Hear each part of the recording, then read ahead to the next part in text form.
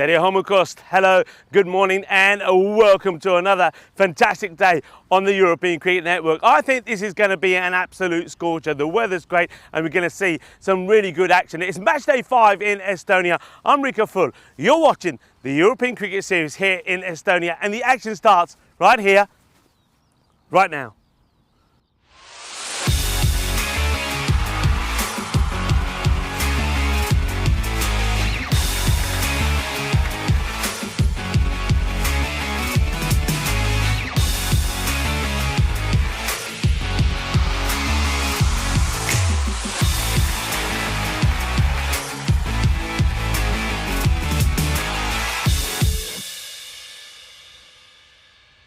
This European Cricket Network event is proudly brought to you by HCL Software and Paramatch. The start of match day 5 on Peacock Friday on a beautiful day in Estonia. The weather today is going to be absolutely fantastic. Currently not a cloud in the sky. Temperatures around about 14 degrees. We're going to get the highs of 20 again. It's going to be a great day.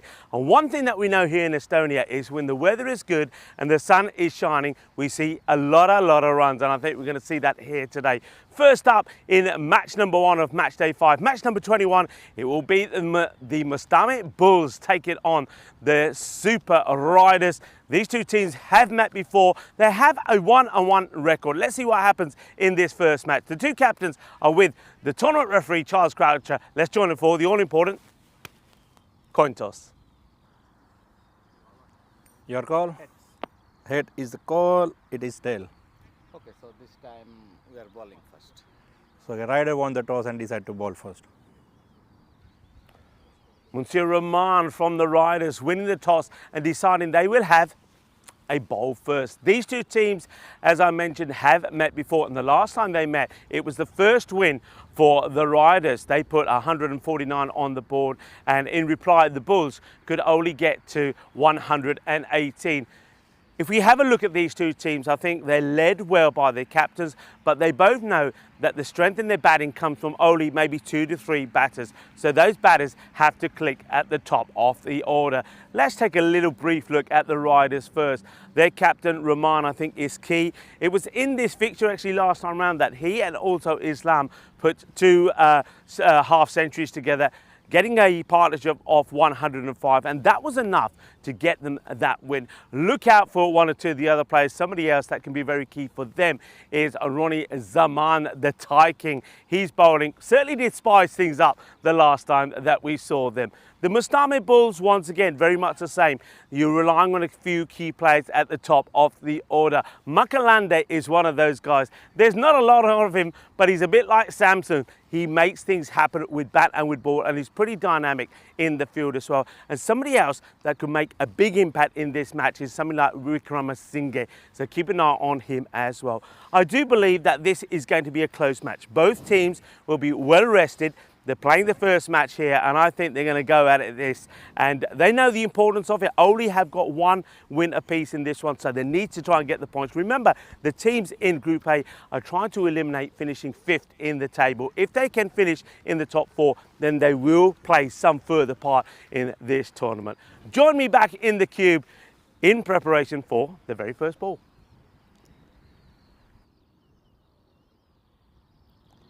Tere hommikust, hello, good morning cricket lovers around the world, wherever you're tuning in from, and welcome to match day 5 and happy Peacock Friday to everybody. What a day this is going to be. It's got an absolute scorcher out there at the moment. I think we're going to see some very good cricket. Let's take a look back at what we saw happening yesterday. Yesterday, match day 4, was a good day for Tallinn United. It was a big day for Tallinn United, and what you will see is that in the 3 matches they played, they were victorious in them all and are sitting pretty at the top of Group B. They started off with a win against the Tallinn Rising Stars, 151 to 106. Good performances there from Ali Masood, but a player of the match performance from Ashish Rana, who took 2 for 10 and a win by 45 runs. So it's a good start. Nanria was in good form there as well. And then also we saw somebody like Anurag Singh get to his best as well. The Stallions showed their power in match number 17, the second of the day. Now for us, Abbas was on course for a century, which he missed out on.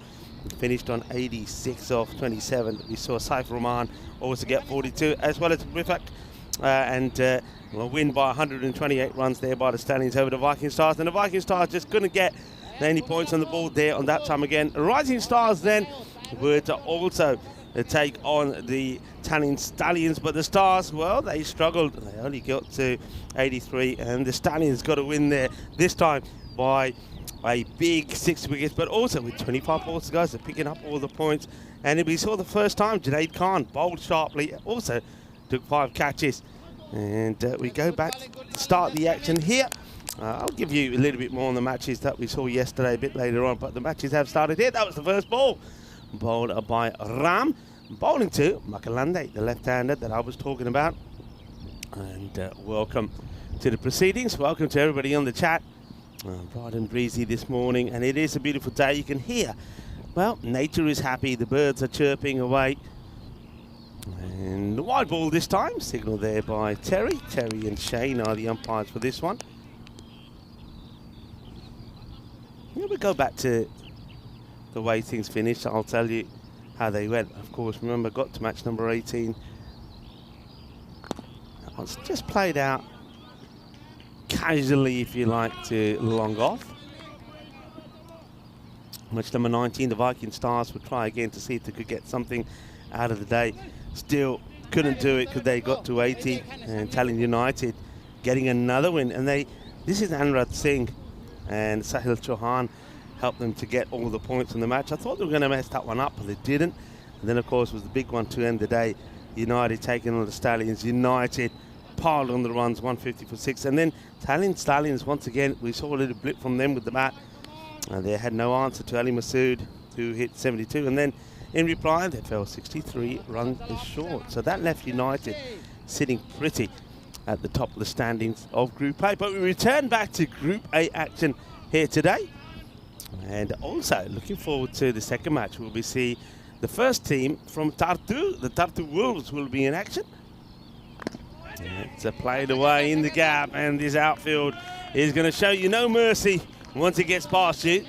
That's going to be 4 runs, beautifully played, nice shot as Vikramasinghe brings up the boundary, and lovely shot, beautifully played.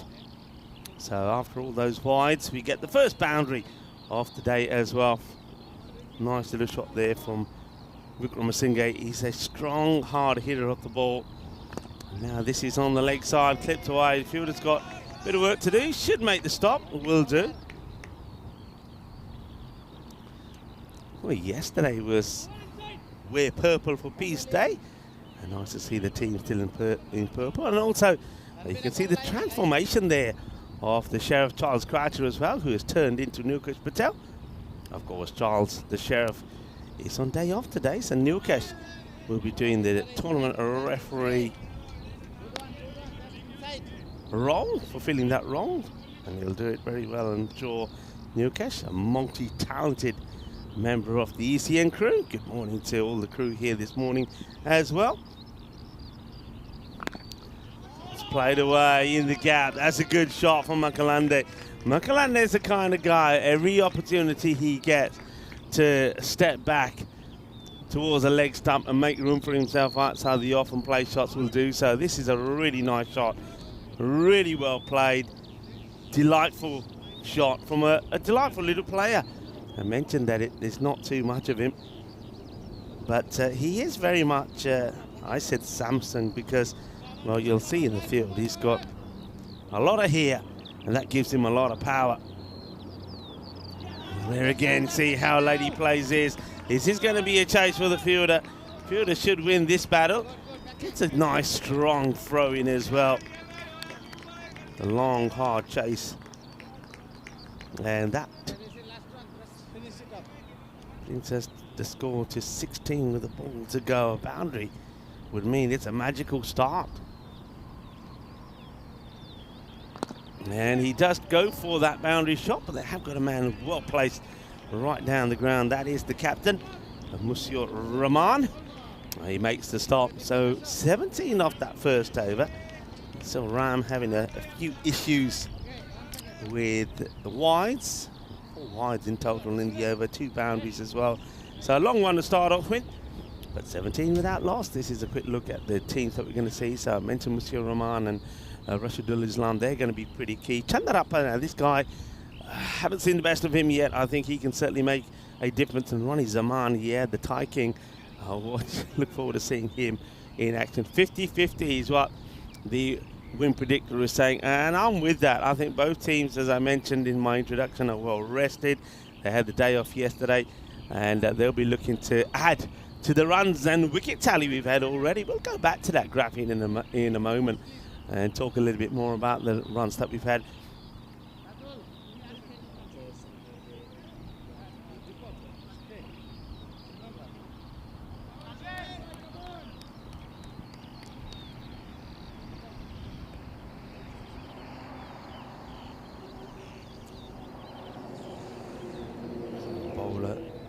Now this is what we went past yesterday. We thought we'd put that up there. 1 million runs in ECN cricket, and we're going to see a few more added to that. We saw a few more added to that yesterday, didn't we? We saw some big scores, and well, thinks about having the throw, and then in the end, you can see that this side's against it. That was a brief look there at Ronnie.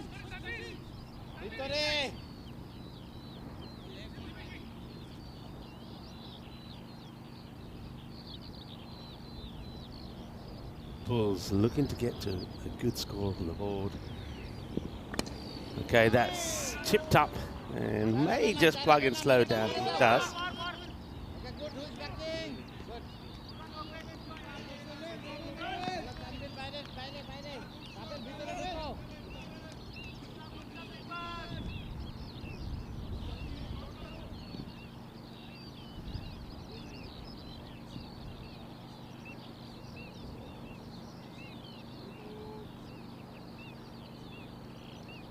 No ball being called here, and I'm guessing that this is because too many outside the 30-yard circle. Let's count them. And yeah, well, Captain Rahman now is being told about this. Now, what is this to do with? What is this? What is the call here? Now, I wonder if that was due to the field, or was this something to do with the action from Kumar? Well, I'll keep an eye on the several screens in front of me to see if I get an update. That's been hit up in the air, and Rahman saves the ball going to the boundary.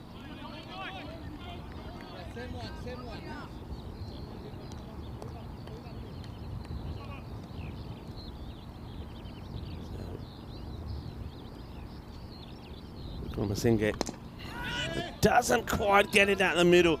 That sounded pretty unhealthy. Now, it was almost like the toe end of the bat, but I've said this before, he's a big old unit, Vikramasinghe, so even though he doesn't get this out the middle, look, that's right off the toe of the bat. He still gets it to go over. Now, following the ball a little bit here is Rahman.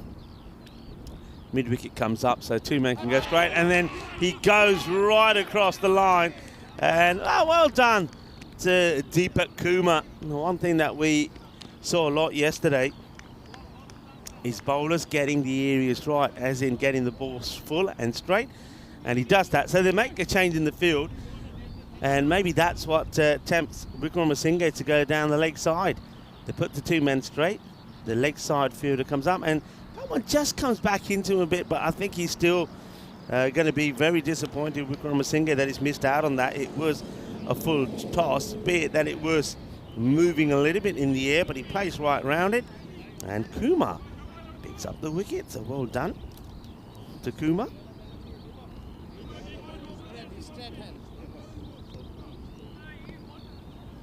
We were having a look at some of the stats, and yeah, there you go. Thanks very much to Alexandra, who I believe is in the injury room today. Just shy of 5,000 runs in this series. Maximum rate really good. Look at that. That's very high, 9.7. Wickets rate is around about 5 wickets per over. Total number of wickets so far, 189. So, and the key one there is the run rate. So we're looking at a par score around about 128. That hasn't changed too much over the last few days. That's well bowled. It just gets played away, and good. That's what you hear here. Good bowling. Yeah, Kumar. It is a good over from Kumar. Deepak.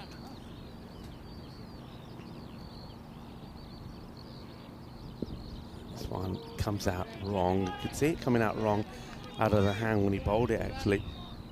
Yeah, I do believe that the no ball was called because of the bowler's action. And so he's got that right here now. That's it. Now, on that note, I think people know that. Oh, that is launched, and that will go all the way. Bullet. Ginna sona shakalagya. Well, Satasivam gets hold of this well and proper, doesn't he? Now, he's a guy that can crunch the ball. We know that. We have seen him hit it around a few times. So it's a good guy to come in at this point. And Satasivam is a hard hitter off the ball. A good strike, good hit. We saw him score a 28-11 deliveries against the Riders last time, but it wasn't enough to avoid defeat, was it? But that's a good shot. It's a good start. Good way to get off the mark. And 2 overs are completed. So despite having lost that wicket of Wickramasinghe, in terms of score, they're going pretty well, aren't they? 32 on the board. Assisted by a few extras, though. Anand Chandrappa. Time to see what Chandrappa can do with the ball. And he'll start with, I think, might have to look at this side on. Can we have seaside? We want to see where the ball bounces, and that will determine whether this is a wide or a no ball.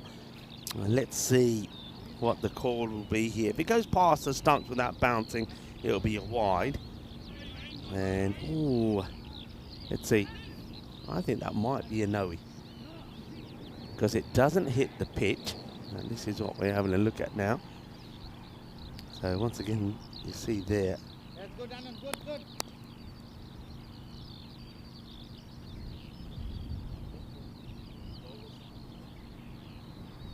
Well, we saw it from side on. I wonder if we're going to have one more look from behind the bowler's arm as well.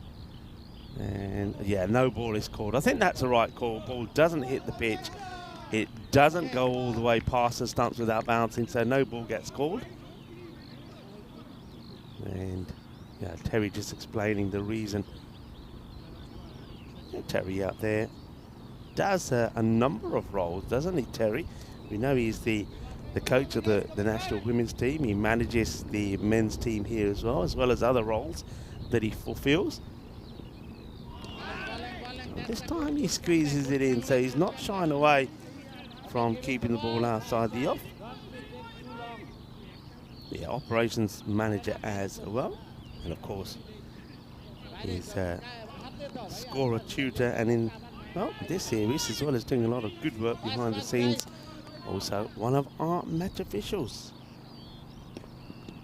As well as we've seen Sathakuma here, we've seen Venkat. It's nicely played, delightful shot.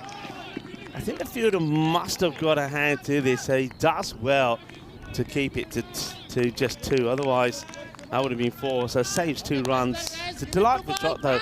Once again, Makalanda, we know he does like to go out on the offside. Safe travels, by the way, to Vinny Sandy, who probably has got to Netherlands by now. He left very early this morning. And of course, he'll be starting the array of events happening in the Netherlands. T20 action from there. Well, he will take this on. A little bit sloppy first thing in the morning. It doesn't look like he's quite woken up there, does the fielder. Of course, Mars Wolfie is here. Joe Foster, Jaron Newton, Andy House, Dan Oros, Nilkaj Patel, who's the tournament referee today. And Charles Croucher having a well-earned day off today, the sheriff. Once again, just sneaking this in, so he's been good at this. Chandrappa comes over the wicket now to the right-hander. And yeah, I mean, look at the blue line. And look at the white grizzly. Yeah, right on the line. That's the change to the rules. That's a good example of it now. Any part of the ball hits that blue line, not a wide.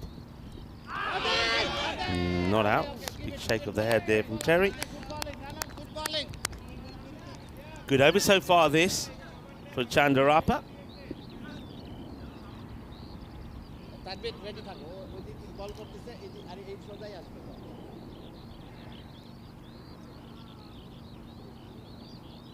Just the fall from it and whatever comes of this one. And once again, after toying with the line on a number of occasions to both batters, the next two he gets a little bit closer and he's a little bit unlucky not to find the edge there of Sathasivam. 3 overs complete then, 36 for 1. As we have a look at, remind ourselves of what Group A looks like. Remember the Italian strikers after a fantastic day. Last time we saw them, day 3, they are at the top. They have played that one match more than the Italian Hippos, so the Hippos will be making to make some inroads today and get a little bit closer to them. And they've got matches coming up today. I'll give you an update on what we're going to see here today. So after this match, as I mentioned, we will see the Tartu Wolves for the first time. Well, if you want to know what happens when the Wolves come up against the Bulls, well, no, this is up in the air and it's been grabbed. Catch has been taken. Makalande, that's a big wicket. He was looking like he was setting himself to put a good innings in here, but it's the unlucky 13 for him. And gets caught well. Goes for the big shot, doesn't get it right. Top edge, and it's taken by the fielder. The wicketkeeper probably loses this a little, I think, Syed Ashkar, but the fielder has got eyes on it and takes the catch. And it's our man, the Thai King, Ronnie Zaman, who comes in and picks a wicket up of his very first ball, courtesy of that catch. So Makalande departs 13. So now you've got 2 big hitters out there. So Muthu Krishnan can give the ball a bit of a blast, can't he? But that's a nice catch taken there by Suresh NV to remove Makalande. So both the openers on the way back, 36 for 2. Full toss, hit hard, but to the fielder, who does well, puts the long barrier down, no mistakes. Looks very calm out there, doesn't he? Doesn't get flustered by that ball bobbling on its way there to, I think that's Islam out there. He's going to have to play a big part with the bat in this one. All right, it's up in the air, it's catchable. Fielder comes across and can't get there, and the ball won't go to the boundary. Oh, well, that is Rahman, who he goes at this a long way around. He runs in, then tries to come back, sticks a hand out. And you can see disappointment there from Ronnie Zaman. No noodles for his captain later today from the Thai King. You've got to catch those, says Ronnie. Oh, that's an absolute jaffa. Absolute jaffa. Probably should have had another. Happy Peacock Friday to everyone. Rob Thompson, hello to you, sir. And a lot of people in the chat early this morning. Terry, Richmond, I hope you're well as well. So the Thai King making things happen as this one gets pushed back onto the stumps by Syed Ashkar behind the stumps.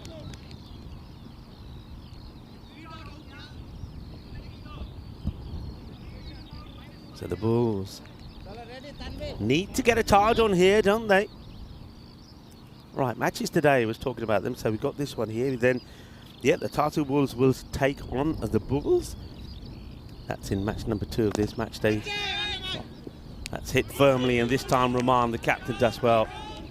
So it kind of makes amends for the one that he probably should have caught. It's the end of the over, and Zaman comes on and makes an impact straight away, doesn't he? 1 for 4, so the last 2 overs just going for the 8 runs.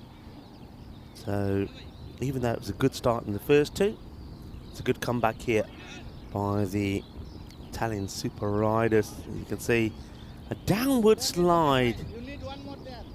40 for 2. Approaching the halfway mark. Vikramasinghe went for 10, Makalande went for 13. And now Sathasivam and Muthukrishnan trying to make things happen. I still think they want to see the back of these two. These two, if they get going. Muthukrishnan is just a genuine hard hitter. And Sathasivam is a good cricketer. And that's what he can do. This one has been mullered. That is a big hit. Oh, that's gone a long way. Sensational strike. That's a blast, isn't it? It's a monster hit from Sathasivam. And that's what he can do. Rajiva Haran, Sathasivam. He's a hard hitter off the ball. Clobbers that away. It gives us an opportunity. We were mentioning the Hippos who were sitting second behind the Strikers. Well, the Hippos will be in action in match number 3 of the day, match 23, taking on the Italian Super Riders. The Riders then will be up against the Tartu Wolves, and we will finish with the Hippos against the Wolves. So we're going to see the battle of the Wolves versus the Bulls, and then the Wolves taking on the Hippos as well. Let's see how they go.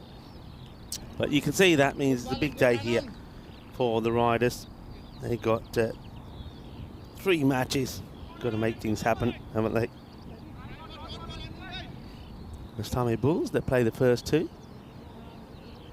Hippos have got 2 matches, and then of course the Wolves making their debut on the network. Got 3 matches to start with as well, so a long day for them. Chandarapa on to bowl the 5th. Yeah, this is the line. Run is a bat from the bat.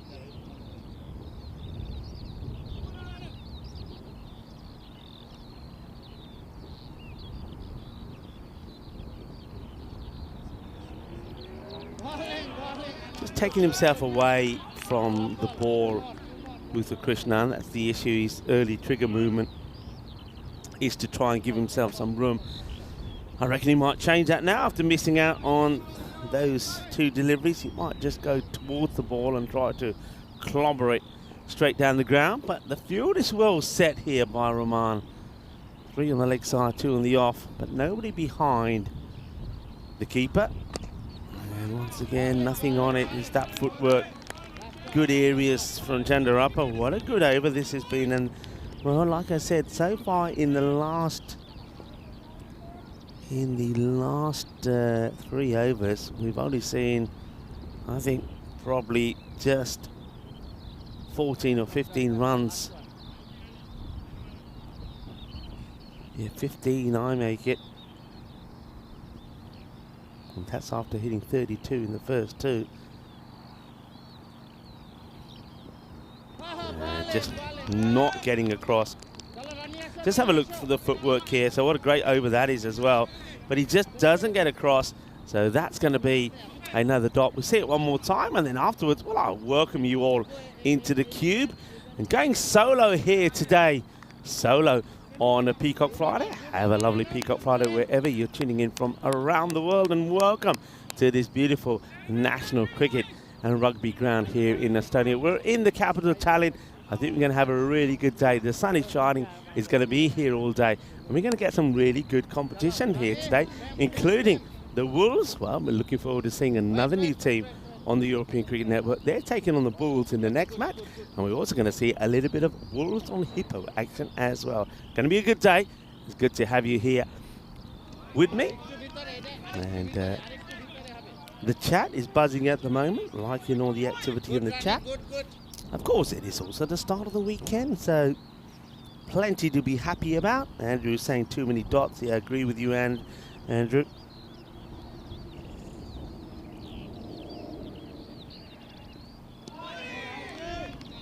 A little bit too wide. Good thinking, Rani, good thinking. भीतर यहाँ पे shooting. ओए ऑफे फारना खेलते हो, हाँ? Drop लेंगे। Thinking, I think, getting good encouragement. That's one thing I like here. What I'm hearing is good thinking, plenty of encouragement. not trying to encourage the bowler to do well. That one is, it's going down on the leg side for me. Well, he's almost walking. It's almost like Satha Sivam thinks it's curtains for me, I'm a goner. Well, he's not, because this one, though it's beats him all ends up, it's going down leg side. Look, he's just walking there. He's just walking. He thinks he's going to be given. He thinks he's going to get the finger. All right, gets a bit of this. They will take the single. Oh, it's a real struggle from these two batters at the moment. Sath has added one more to his tally, 17 of 13. Muthu Krishnan is at the moment just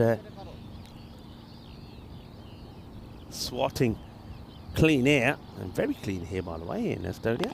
All right, he does get hold of this one, but it will go all the way. Just for a moment there, the fielder, they're at sort of second mid-on. They've got a line of 3 up there. Thought he was going to be in with a chance of a catch. See, it wasn't clean out the middle, but he's a powerful man, and I can tell you that. Muthu Krishnan, if you get close to him, you want to see his arms. He's certainly got some laddus there, so when he hits it, it stays hit. That's going to be a wide. It's a good take. Oh, yeah. Well, I thought for a moment there that I wasn't going to be given, but thinks long and hard about it, does Shane, and then gives the call, and it's the right call as well. You can see that Zaman thought for a moment he got away with it, because he looks back at the umpire, and the umpire says, "No, not yet. Now I'll give it when you're not looking." Ha ha. Short, hit hard, and it will go all the way. Boom shaka, balle, balle, balle, boom, boom. Ginna zona. That's a big hit. That's a hard hit, and the man who's got the laddus is starting to show you the power he possesses. The story here is, keep it outside the off, he swings and misses. Anywhere near him, he clobbers it away. He's got to go outside the off, as Ronnie Zaman. That was his original plan. That's why I think he went too wide. But since then, he's gone too straight. Zaman needs to try and get it back outside that off. Muthu, though, has started to find his range. Okay, there you go. That's all you need to know. A little bit of coaching there from Rico Full. Yeah. No issues, no charges, free of charge here today. It is Peacock Friday. Peacock Friday, some of the days to mention today. A day that we take very seriously here on the network, as this one is walloped, and this will be 6 more. There's a good way to end the over, as Muthu Krishnan takes himself to 19 of 9, and it's 69 for 2 at the end of the 6 overs. So that's after 3 overs where not a lot happened. They needed that one. There's a good over.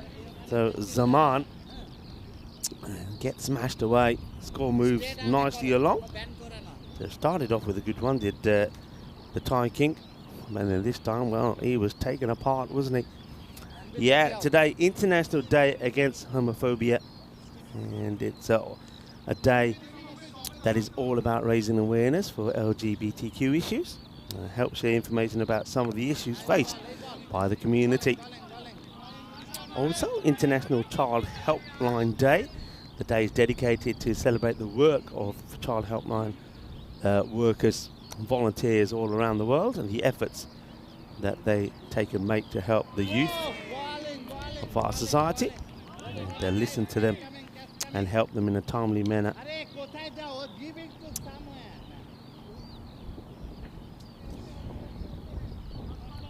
Udin comes into the attack. Not a bad start from me as well. Mufiz trying to get his team back on top here. And now, well, it's almost like the batters are having this issue where if one hits the ball, the other forgets how to. And now you can see this time it's Muthu Krishnan who's saying to Sathasivam, just get back onto it. I'm coming, let's take a single. You can see he's ready to go. And that's well hit. That's more than a single, though. That's a good shot. Satasivam is a good player for the Mustami Bulls. We have seen him score runs. And when Makalande and Wickramasinghe don't perform, he can be one of the key players for them. And that's a nice shot from him. Well timed, well hit. We've seen him with a 28 of 11. That was against the Riders. Well, this very fixture, and it was when the Riders were victorious. Remember, both teams have only got just the one win to their name. And this one gets played out, trying to get it in the gap. He won't do. That's well fielded. Well backed up as well by the captain, Mr. Rahman. Nicely done by Deepak Kumar. Yeah, match number 11 was the first one on match day 3. The Italian Super Riders, thanks to a 105-run partnership between Rahman and Islam, they got to 149. That's hit well, but again, not able to get it past the fielder. It will just be another single. In reply, on that day, the Bulls got to 118, so Satasivam made 28 and Makalande 24. But Ronnie Zaman took 1 for 12. Good over. And not only is it a good over, it's a quick over. Only the 6 come off that one from Wooden. So once again, they go back in front, I think, in this rate. So trying to keep it to less than that 120. And at the moment, I think they're doing that just perfectly well. But one good over can change everything here. I think the Bulls themselves will know that. I mean, past score, we know from looking at those graphics earlier, has been around about 129, say. So you're looking at you're wanting 130 here. Right, that will help. That is brutal. That is brutal. That has gone a long way. That's, well, a shot like that signals car trouble for me. What a hit. Well, watch this one disappear. Oh, it's a Bizaway Super 6, this. What a blast. And look at the reaction from the non-striker. Muthu Krishnan is saying, that's what we're talking about. We need a few more of those. Well, there you go to Tanveer Ahmed. I don't know about this, you know. You've got batters, you've got bowlers there you can go back to. Why try something new? Well, it's only the first ball. You can't judge the over by just one ball.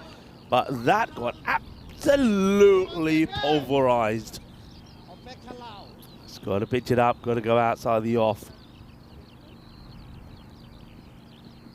And he does go outside the off, and it's instant success, because Muthu Krishnan has missed too many balls in this department. He just doesn't move his feet. He's such a hard hitter. And the thing about this pitch is the ball does hold up, so he has time to make the movement and wait and hit. They have set the field well on the off. This one might be too wide, it is. It's the right plan, but you don't mind giving away 1 or 2 being too wide if it means that the others can be singles or dots. Yeah, you got sort of a wide long off and an extra cover, and then you got 3 men on the leg side, all in that V. Well, nobody's stopping this, because this is, well, I talked about the fielders being in the V. Well, those fielders in the V, one of them has to go fetch this, because this ball was in the arc, and the hitting arc of the powerful Muthu Krishnan. Simple game, really, isn't it? Put it sort of outside the off, sneak it inside that wide line, you're guaranteed more or less a dot. Put it anywhere near the batter and short, it's going to be 6. That's the game here at the moment. All right, I was saying they want 130. With those Maximos, makes the score, or the expected score, around the 125 mark. But thing is, with this sort of innings, because it's been so inconsistent in the hitting, I mean, those 2 hits there, the next 2 balls could be dots, and all of a sudden we're back to that 115, 118 sort of expected score. I hope everyone's doing well. The chat. Namaste. Salam alaikum. Sasriyakal. Aibawan. Vanakkam. Hope everyone out there in the Indian subcontinent is having a great time and watching via fan code. Lovely to have you with us. Hello to everyone watching via YouTube, wherever you are. And also, a lot of people are watching via the on Facebook, on the website as well. Lovely to have you all with us. That's hit. That's crunch. That's going to go for, 4, says the fielder. I think it is. But hit flat, hit hard. There's more Laddu power from the man who's got probably amongst the biggest arms that we have on the network.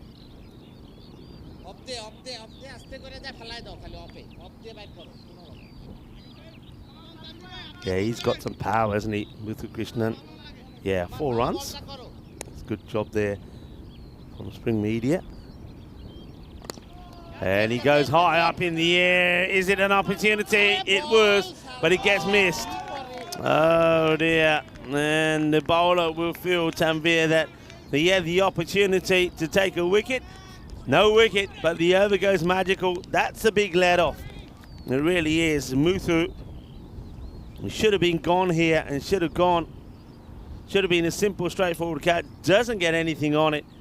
And, well, that's Zaman who gets this completely wrong. And now this one's hit down the ground. On the Iba. Can't get there. Cuatro más. The over will go for 25. It's just what the doctor ordered.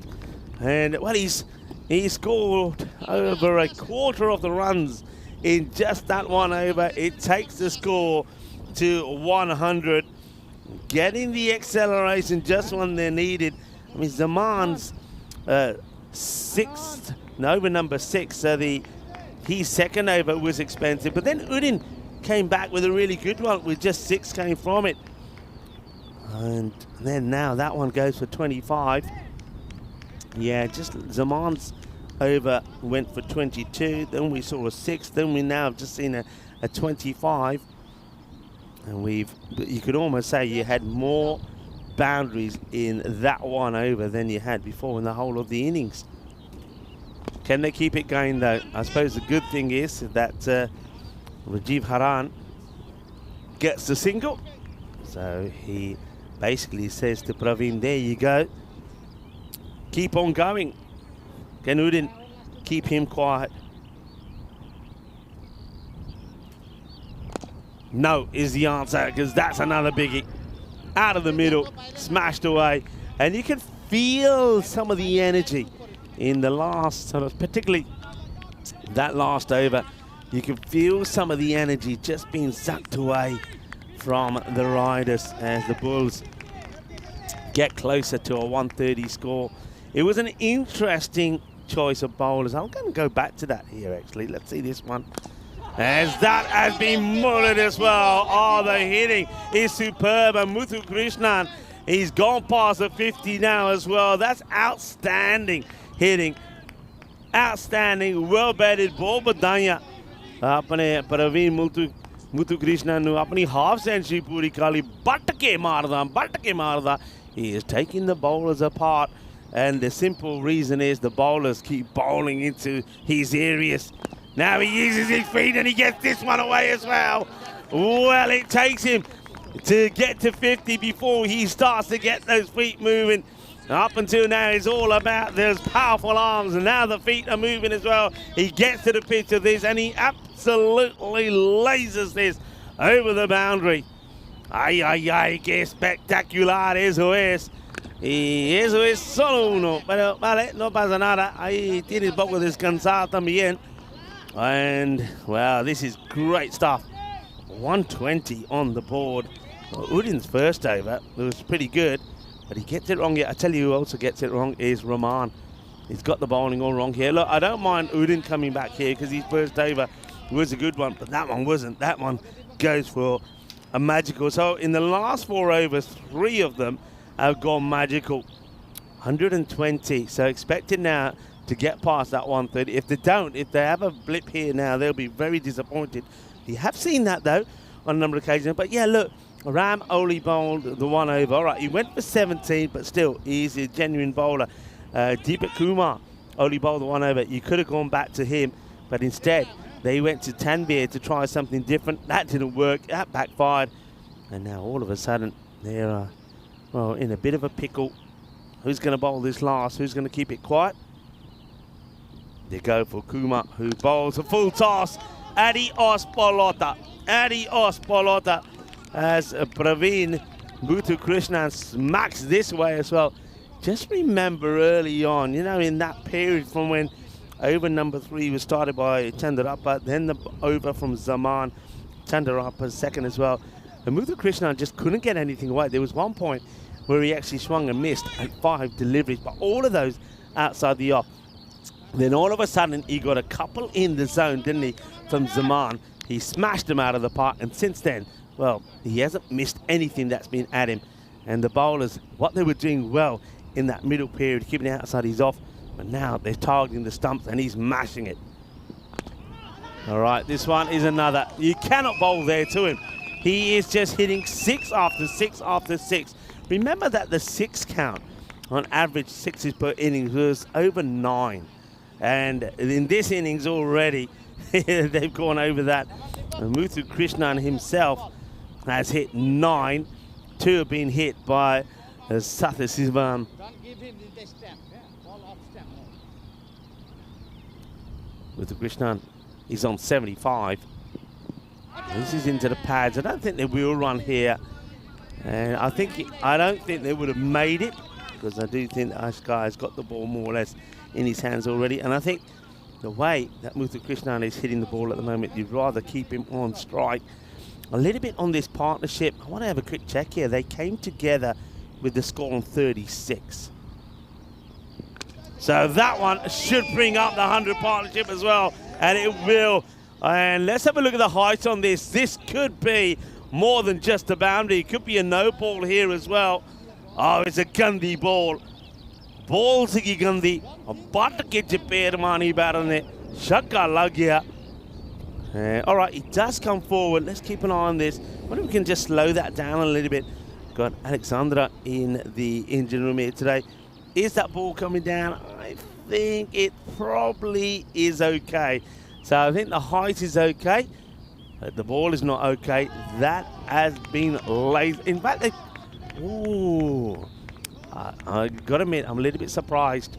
I thought that one, because the batter did come out, and I thought it would have got to below the waist, but I see that Venkat sees it differently. So the third umpire, free hit. So that was a 7 up. And this is going to be 6 as well. Let's have a quick check at what score he's on here. So he smashes that away for 6. He moves to 87. 2 balls to go. Oh, well, he would love to get another 7 up. And then you know what I'm thinking, folks? You know what I'm thinking? Kumar has gone for 40. I'm surprised they had to go back to somebody. If it wasn't Kumar, it would have to be Ram. Ram went for 17. And if it wasn't either one of those, it would have to be someone like Tanvir to come back. Oh, well, what are we seeing here? What a change round. 48 was the score after the first 5 overs. So they're looking to score 100 in the second 5. And, well, with that one, they will. That is going to be 6 as well. Muthu Krishnan, I tell you what, the change around in him has been quite incredible.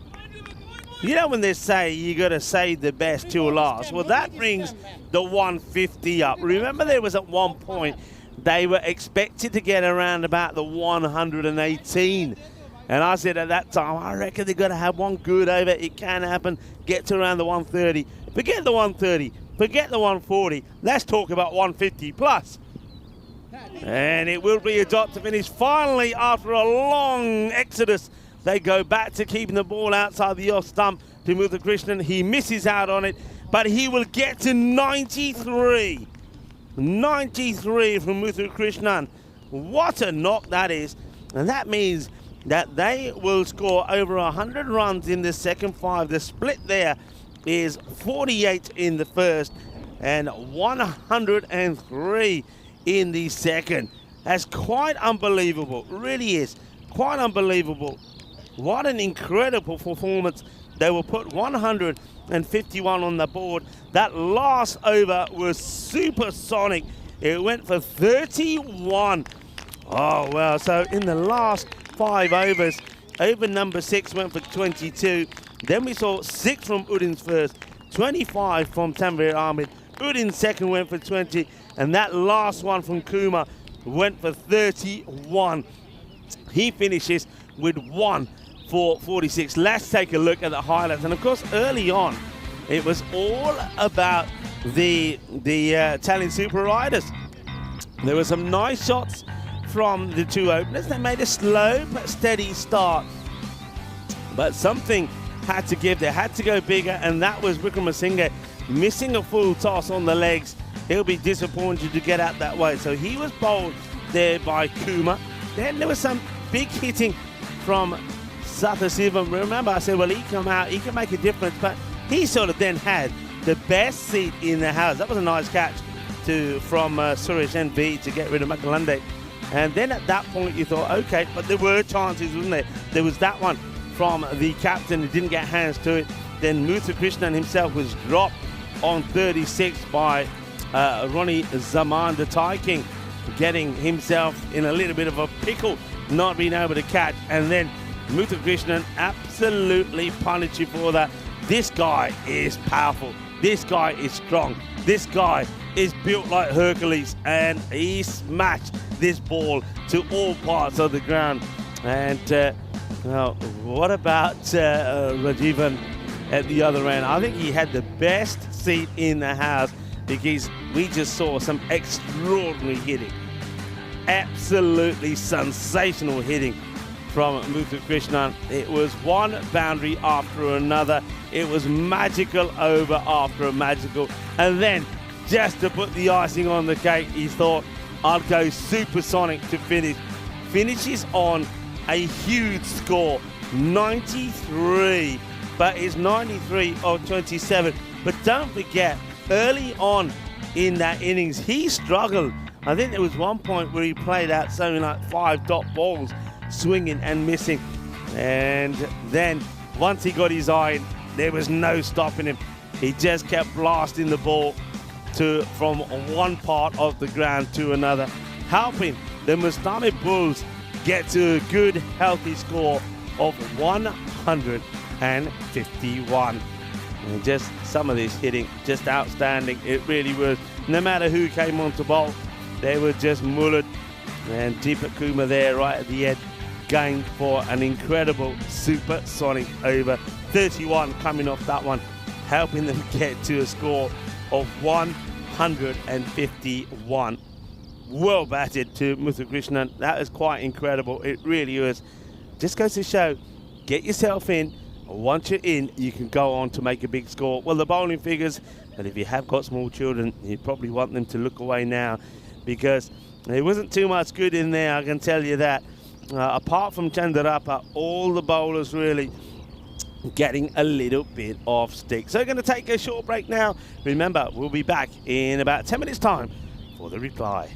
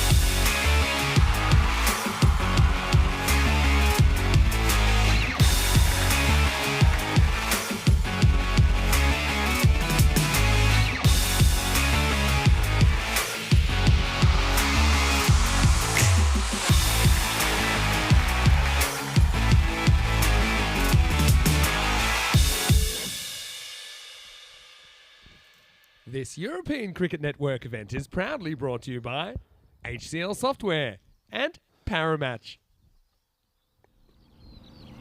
Greetings, viewers, and welcome back to, well, a high-scoring first match, it looks like, on match day 5 on this Peacock Friday. Match number 21. The Stummy Bulls, they took a while to get going, but then, boy, did they get going, hitting 103 in the last 5 overs. And it was an incredible striking we saw there from Muthukrishnan, making 93 not out in a partnership worth 115 with Satya Sivam. And that means that, first of all, let's have a look at the bonus point equation. 105 becomes the bonus point score to restrict to or less, and you can get all the points there. With the batting side, well, if they want all the points, they've got to try and score 152 in 7 overs. And that ain't going to happen. And this is a good start. It's not out the middle, but it's going to be 4 runs. So Mushir Rahman and Rajdu Islam, these two can make things happen. I just mentioned that the partnership there between Muthukrishnan and Satya Sivam was worth 115. These two, not too long ago, put a partnership together against the same opposition for 105. That was in match 11, start of day 3.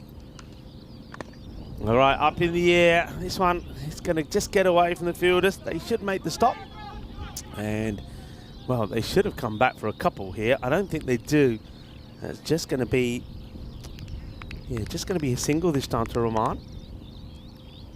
So Rahman and Islam trying to make things happen. Rahman, he didn't have the best of times in the field, did he? Did have the opportunity to break that partnership. Wasn't able to. That's a good delivery from Manu Priyal.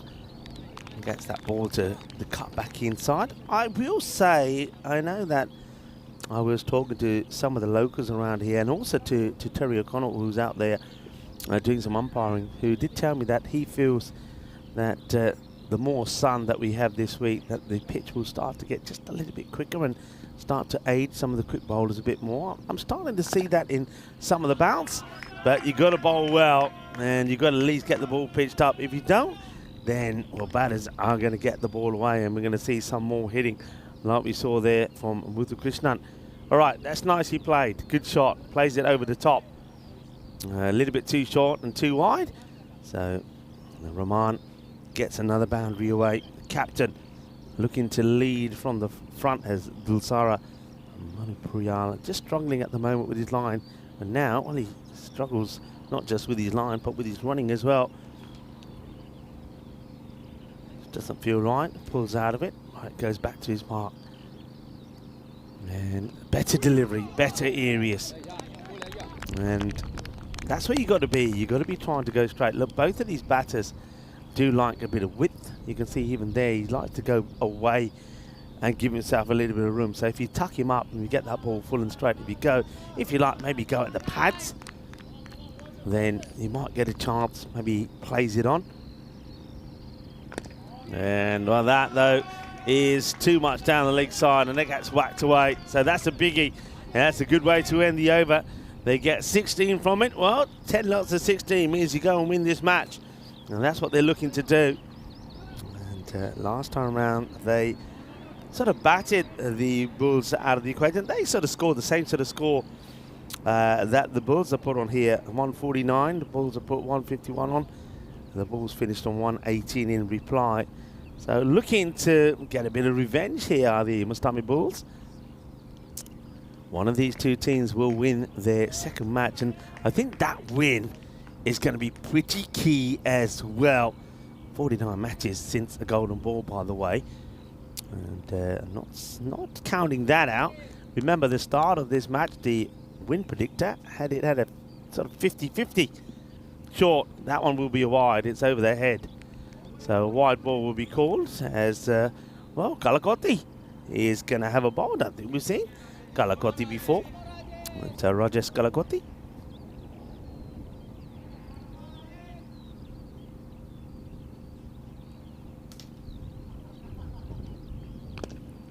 Drag.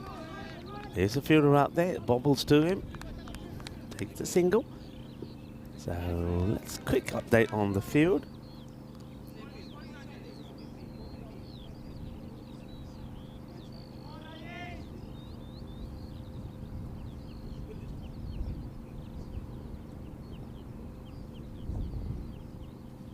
So Kalakoti wants to come around the wicket. This one gets played and they will take the single. So I was talking about the field here. They've got a fielder by mid-wicket, and then you got Makalande, who's very straight in front of me. So he's sort of covering long off and long on. And then you got a third back there as well.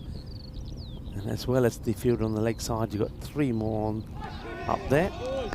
It's a good delivery. So Kalakoti seems to have a plan in his mind, and good length, a better length this time. Good delivery.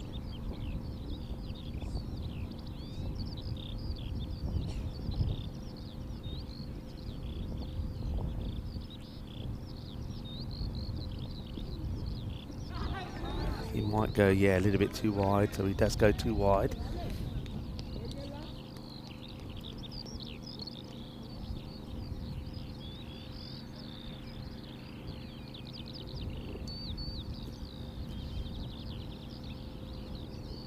Few people saying, please do some Punjabi commentary. Yeah, I always like to get a little spin, a bit of Punjabi, a little bit of Spanish. चलो पंजाबी च बोल लेंदे आ ball चंगा मारिया मकलिंदा आ गया फिर चौका लग गया ट्राई तो कीती सी फील्डर मकलिंदा ने पूरा सीधा रखिया एदा मतलब ना ऑफ साइड ते भी जा सकदा लेग साइड ते भी कवर कर सकदा पर ये शॉट यार फिर थोड़ी हुन ना थोड़ी हुन बॉल थोड़ी जल्दी तुरदी है आ देख लो ट्राई तो कीती है पर पैर दे नाल मेरे ख्याल जे स्लाइड हो जांदा ना तो शायद स्टॉप हो जांदी पर चौका लग गया ਹੁਣ ਫੀਲਡਿੰਗ ਨੂੰ ਥੋੜੀ ਚੇਂਜ ਕਰ ਦਿੱਤੀ ਮਕਲੈਂਡ ਨੂੰ ਕਹਿ ਦਿੱਤਾ ਤੁਸੀਂ ਹੈ ਨਾ ਲੈਗ ਸਾਥ ਚੱਲ ਚਲੋ ਲੌਂਗ ਔਨ ਤੇ ਜਿਹੜਾ ਮਿਡ ਵਿਕਟ ਸੀ ਉਹਨੂੰ ਜ਼ਿਆਦਾ ਥੋੜਾ ਵਾਈਡ ਕਰ ਲਿਆ field change Rajesh to ball and oh he smashes it onto his foot and I think he's a bit fortunate that's gone onto the heel. It's not bad over this from Kalakoti, just 8 from it so far, and well, one of those wides have cost him because he's going to have to bowl 2 extra balls. One's gone for 4. Can he get away with it here? And no, because that has been lasered, and that's over the fielder who stretches out a hand to try and stop it. That's Seaver out there. It's a decent Seaver. And he can't take the catch. The ball will go to the boundary. So that over goes for 14. So they're right on cue at the moment with a 16 and a 14. They're where they want to be, keeping this match very much alive. 30 without loss after 2, and that's the important thing. I think whenever you got a run chase like this on, if you can win the power play and you keep those wickets in hand, it's always a chance. And at the moment they are winning that power play. At the end of this over, we'll show you the like for like. There's the field. I'm liking this shot from Spring. Hello to Spring Media. We've got Alexandre in the engine room here today. Then we've got Ballantyne and Chris Tapps, who are doing a sensational job. And those two are on site. I think Ballantyne is, up in the tower at the moment. Okay, Makalande. All right, high up in the air. Makalande should take this. Hang on, he's been called off it and taken. Good cricket. And there he is. Ah, dekh lo. Mere laddu dekh lo. Chagde phatte. Well, that's Muthu Krishnan. Well, if you want to see the man who's probably got the biggest arms on the European Cricket Network, there he is. Muthu Krishnan, after smashing the ball all over the place. He says to Makalande, Pari ho ja, main aa gaya. And if he says Pari ho ja, you get out of the way because you don't mess with Hercules. Look at the laddu. Jagde phatte. Makalande comes on and takes a wicket from his very first ball. Well, that's Samsung and Hercules combining together. So Samsung is who I call Makalande because of his long hair. Don't mess with the hair. So he does the bowling. Yeah, new batter has to go on strike, by the way. So Samson does the bowling and Hercules says, out of my way. This grizzly belongs to me. Chocolate butte. Job done. Now one of the dangerous batters back. The captain departs for 16. And it's Muthu Krishnan, who did a great job with the bat. Comes in, pushes everyone away, muscles everybody out the way and takes the catch. Magalande makes the breakthrough.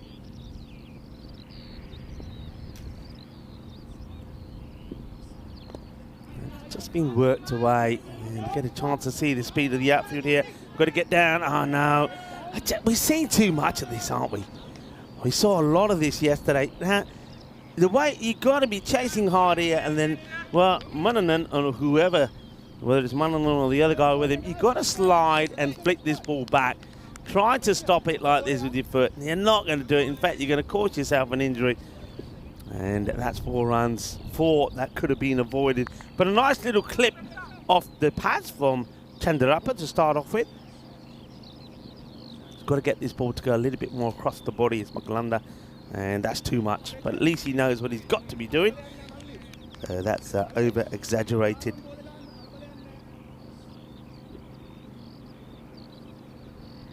Makalande gets a breakthrough with his first. Now needs to just get the line right. So he's okay over pitch, but he gets away with it. And it's a bit of a gentle full toss, but in terms of the area, that's the right area. Pair of scissors, anyone? I know the umpires do carry sometimes all bits and pieces, or you might have a pair of scissors out there. Well, you either need a pair of scissors or you need an Alice band or a hair band. Hits it, but not well enough. Oh no, what has happened here? Oh dear, oh there. That is Wickramasinghe. Now, this is a catching opportunity. What's Wickramasinghe done here? So it's in the air, it's a catching ball, and then he forgets whether he's playing cricket or football, thinks he's playing football, gets it wrong, kicks it to the boundary, chance goes begging. Okay, well you're allowing them to stay in it if you're not taking your chances. Chandrappa will say thank you very much as Wickramasinghe drops him on 4.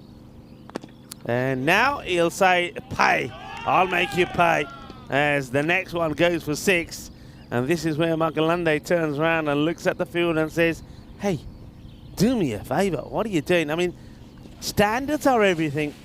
And I mentioned this before, this is in the field, for me, is where the likes of the riders, the bulls, will fall flat. And you could even say maybe sometimes even somebody like the stallions, you know, the standards have to be high. And we've seen good standards from teams like the Hippos. And yesterday, United, their fielding was extraordinarily good. All right. They're definitely winning the power play, by the way. It's a better delivery from Makalande. So 15 just come off the over. So they're exactly where they want to be. They need to go at 15s. They're going at 15s. They have lost the 1 wicket, but they are well ahead of where their opponents are, 36 to 45. Both teams had lost the 1 wicket at this point. But look at the way that the Bulls finished. Well, 4 of the 5 last overs went past the magical mark. 1 of them went for a supersonic 31. You can see that the captain of the Bulls is knowing that 1 good over could make the difference. That's the Mukti Hetarachi, who's not behind the stumps this time. He has gone with Chevron Chandra behind the stumps. The umpire just helping the batter there with his laces. Thanks very much. All right, there he is. Interesting, because he normally we've seen him wearing a support on his arm, but he takes it off to have a bowl. So Muthu Krishnan, who so far has been the main man of the moment. 93, remember. Takes a catch as well. Now gets the ball. Captain says, well, you've done nothing wrong so far. Hetarachi says, here you go, have a bowl. All right, this gets dragged out. Makalande now has taken over from Wickramasinghe in that key catching area. And who's he got there with him? Looks like it's Papage. Dilchan Papage is at mid-wicket. So we're going to miss Muthu Krishnan. Muthu Krishnan has an interesting start to his action, the way he holds the ball. He, up until now, has probably bowled 2 or 3 wides per over, and he strays them down the leg side. Let's see if he gets that right here today. So far, it's good. This one won't carry, but it's a better bit of work from Wickramasinghe this time. He keeps his eye on it, stops the ball going past him. So well done to Wickramasinghe. That's better. Keeps it to a single. There's those 2 fielders that are straight. Then on the leg side, look, 1, 2, 3 more. So 4 on the leg side. And basically, they believe that's where the ball will be going. Right, the wicketkeeper decides he'll stand up. So Chandra up to the stumps here to Islam. Islam now changes his guard to adapt. And let's see how Muthu does here, because sometimes bowlers can be put off by the keeper standing up. Worked away, gets past the infielder, and once it gets past here, that'll go all the way down to the boundaries. Well, that looks like the Wolves, the Tartu Wolves. They're here having a little bit of a practice, and welcome to the Wolves. First is a little bit of the in the shot, the old MJ swivel, and then there's a little bit of the whereas the Wolves are there in the background, in those magnificent nets, by the way, having a bit of a warm-up. Looking forward to seeing them in their first match, but they are up against the Bulls, who have got a bit of a fight on here. They need a few wickets to secure this. Well, this one could go anywhere. I think it's going to go back, and it will go for a... Well, as this ball touched the rope, only one man who knows that is the fielder. He's, well, 4 is signalled, so he probably has said it's 4. I see umpire Shane signalling the 4. We will see it again, but I think that's the fielder who's probably said, yeah, that's 4. Once again, it's foot fielding. Why field? I mean, I've seen this outfield. Why are you not diving and trying to flick the ball back? But I think that ball, yeah, just there touches the line. And the fielder throws it in, and then afterwards says, yeah, that was 4 runs. So, 4 más. So, Muthu Krishnan, if you can avoid going for a boundary here, it'll be the first over that's not been tied, if you like. It'll be the first one where it'll be won by one team outright. 10 off it, you take. Even 11, as long as it doesn't go for a boundary. If it's a 4, it could be a tie. That's a wide, so yeah, that's a good call. Muthu Krishnan wants to sneak it in, wants to catch a bit of that line, but he misses it. Good call by the umpire. Umpires have been great. Terry, Shane, Venkat, they've been very good. They've been on the ball. Now that one will be nothing. So that is a win for the bowling side. Minor, but it's a win. They get 11, not the 15 that they want. And the score at the end of 4 overs moves to 56. 56 for 1.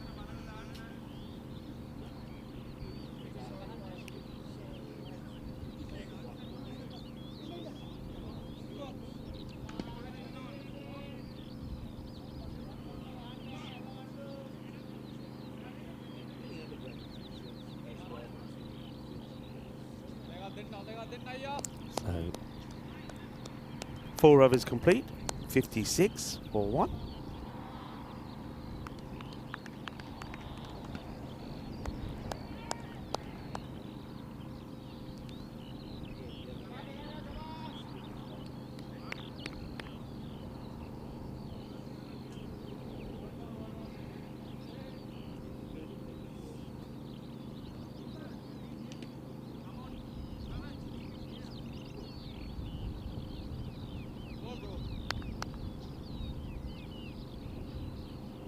Starts with the wide, does Wickramasinghe.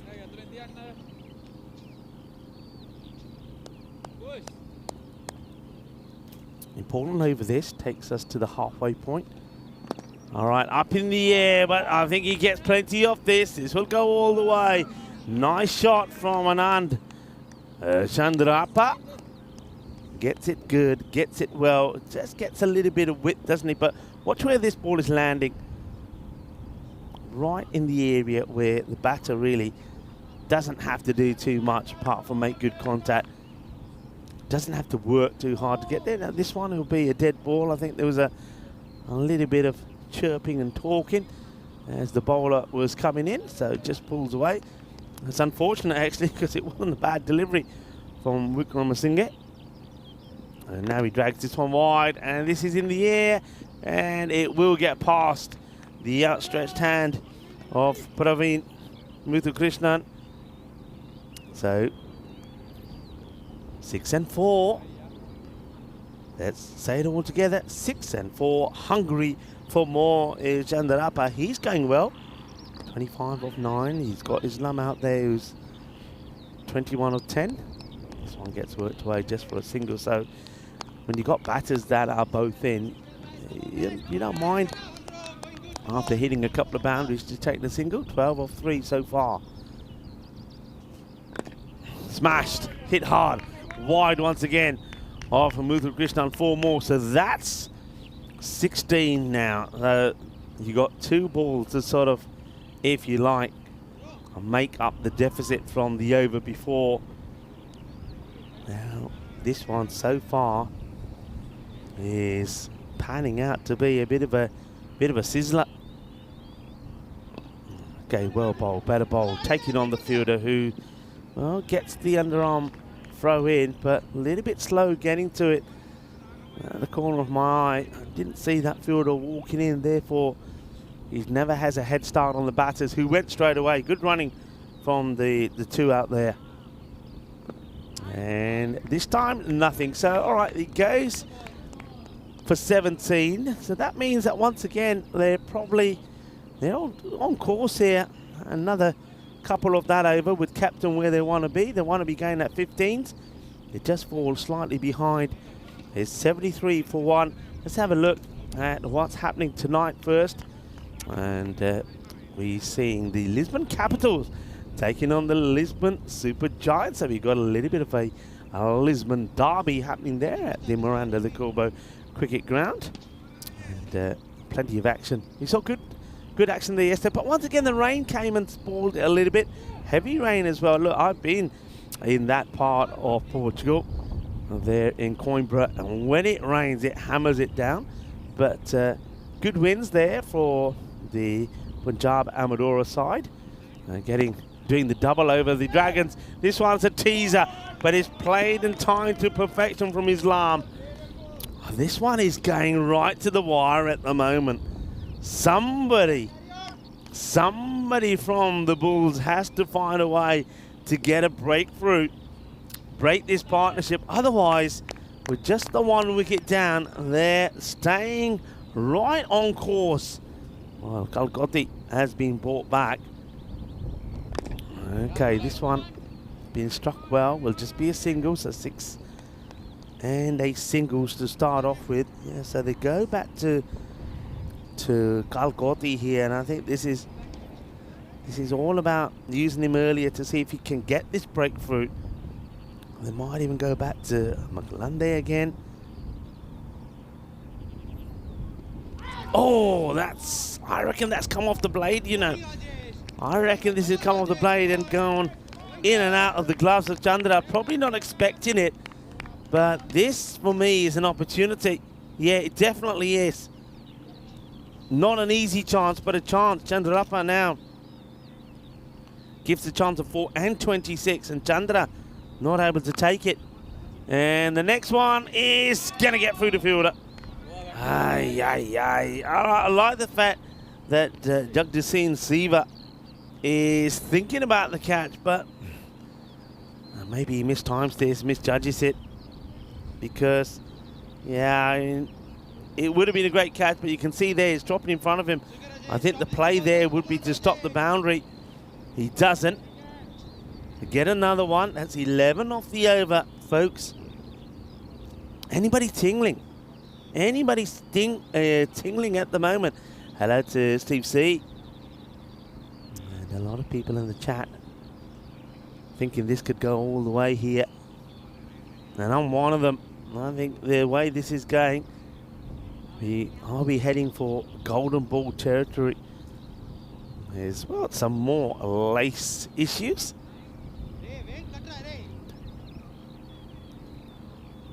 Chandrappa gets some assistance there from Chandra, and now Chandra has to Need some assistance to get his gloves on. Maybe the wicketkeeper is not the best of guys to do the laces up of a batter. I think another fielder who then doesn't have to get the gloves on probably could be the best bet. Okay, Kalakoti is over the wicket here now to Chandrappa, who's 30 of 13, both batters in the 30s. Beautifully played, delightful shot. Really is a lovely cricket shot. He knows where the fielders are, 3 on the leg side, 2 out there on the off, nobody back at third, and he just guides this away quite beautifully. Well played, 4 runs. Just having a look at this field actually. I'm trying to see, yeah, I don't see unless somebody's camouflaged, and I only see the 4 out. This one, he tries to get it away, a little touch. Once again, he's trying to expose the field. Yeah, I'm just looking again now. So I'm seeing 3 on the leg side. The long off was back, but I didn't see anybody else back. So I only have the 4 out. The over comes to an end. It's 89 now for 1. Now this is of course where the acceleration came from the Bulls, because at this point, or at the halfway point, it was 48 to 73. This next over 6 went for 22, but still it's 69 to 89, so the Bulls still in front. But remember that the Bulls really had a cracking finish. Wickramasinghe comes on, is this a teaser? But he gets it right. It's over. Makalande just haven't been able to change or get that change in the bowling. They haven't been able to get something that does anything different. And that's one thing here that I'm noticing about the Mustami Bulls. Whoever's coming on to bowl is no different to the bowler before. So it's very much the same. Right, that's a little bit fuller. So gets a dot ball in here, Wickramasinghe. So they need something different. It's been the same, no real pace on the ball. The bowler's just trying to get the ball in the right length, but batters seeing it well. Okay, that's one option though, isn't it? A little bit fuller with the wicketkeeper standing up. Chandra, that means that Chandrappa probably a bit reluctant to use his feet to get to these. Up in the air, and it gets over the infielders. Only one, they're saying. In comes the throw, but they won't get more than only one. Just going to check this field again now. So I'm having a look. I see, unless the fielder at square is outside the circle, but he's, yeah, that's what I'm thinking. No, I don't know here. That one's pretty close. So I'm just having a look. I've got definitely 3 on the leg side. Now, there's a bit of an appeal gain on here now. Now, has this come off the keeper and gone on? We're going to have a check on this now, side on. They're liking this. The batter, Chandrappa, seems to be happy. Let's see if we got a side of that last one. Let's see. Here we go. So let's see what happens here. No, foot is down, not out. And no issues there. You can see why they're asking. Right, back to this field. 3 definitely out on the leg side. Now, I'm looking at behind square. Behind square possibly is outside the circle, but he's in between the circle and the boundary. I don't know. He's in no man's land. I think he's your 5th fielder. He doesn't look to be in the right position, and that's why. Because if he's in the right position, he might get a chance to catch this. That's going to be put away. I think we're going to have a look at the height on this as well, because the umpires were waiting for it. Mind you, having said that, Terry's now given a 6, so maybe they're saying that the height is okay because it was a slow delivery. I don't know, you know. I want this slowed down. It's coming down. The batter's gone down as well. I think if he's standing up, it's going down. If he's standing up, it should be okay. But mind you, I was wrong once before when I thought one wasn't, and they gave it. And if they gave the last one, they might even give this one. No, they call it over. So it will be a 6. That takes the score to 103. for 1. 49 in 18. Diana Ora's wearing her Peacock Friday outfit. Oh, Diana.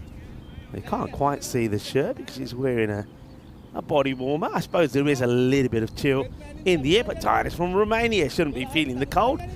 I reckon this is a nice summer's day if you're used to the climate in Romania. Right, the Tartu Wolves. Welcome to them. Of course, the wolf is the national animal of Estonia, so I wish them well. They're up against the bulls, and the bulls here, though, they've got a bit of a fight on. Makalande comes back, and he's going to get whacked away, and it's going to be 6 to start. That one gets past the logs, multi-purpose logs, mainly used for stopping balls going into the road, but a nice picnic area as well. Not a good start for Makalande. His first one gets blasted away. Did start with the wicket of his very first ball. Oh, they need to break this partnership big time, don't they? It's a game of partnerships. This one came together with a score on 30.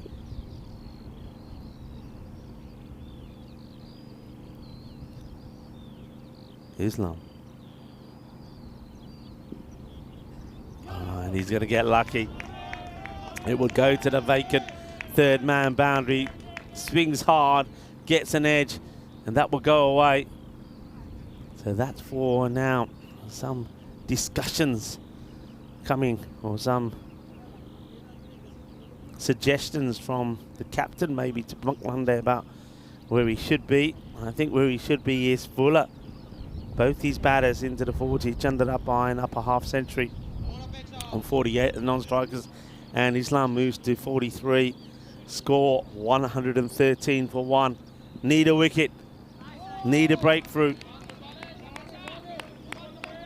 Or need at least a few good balls. I mean, it's one of those contests you think, well, if you get 6 balls, say, that don't go to the boundary, it can make all the difference.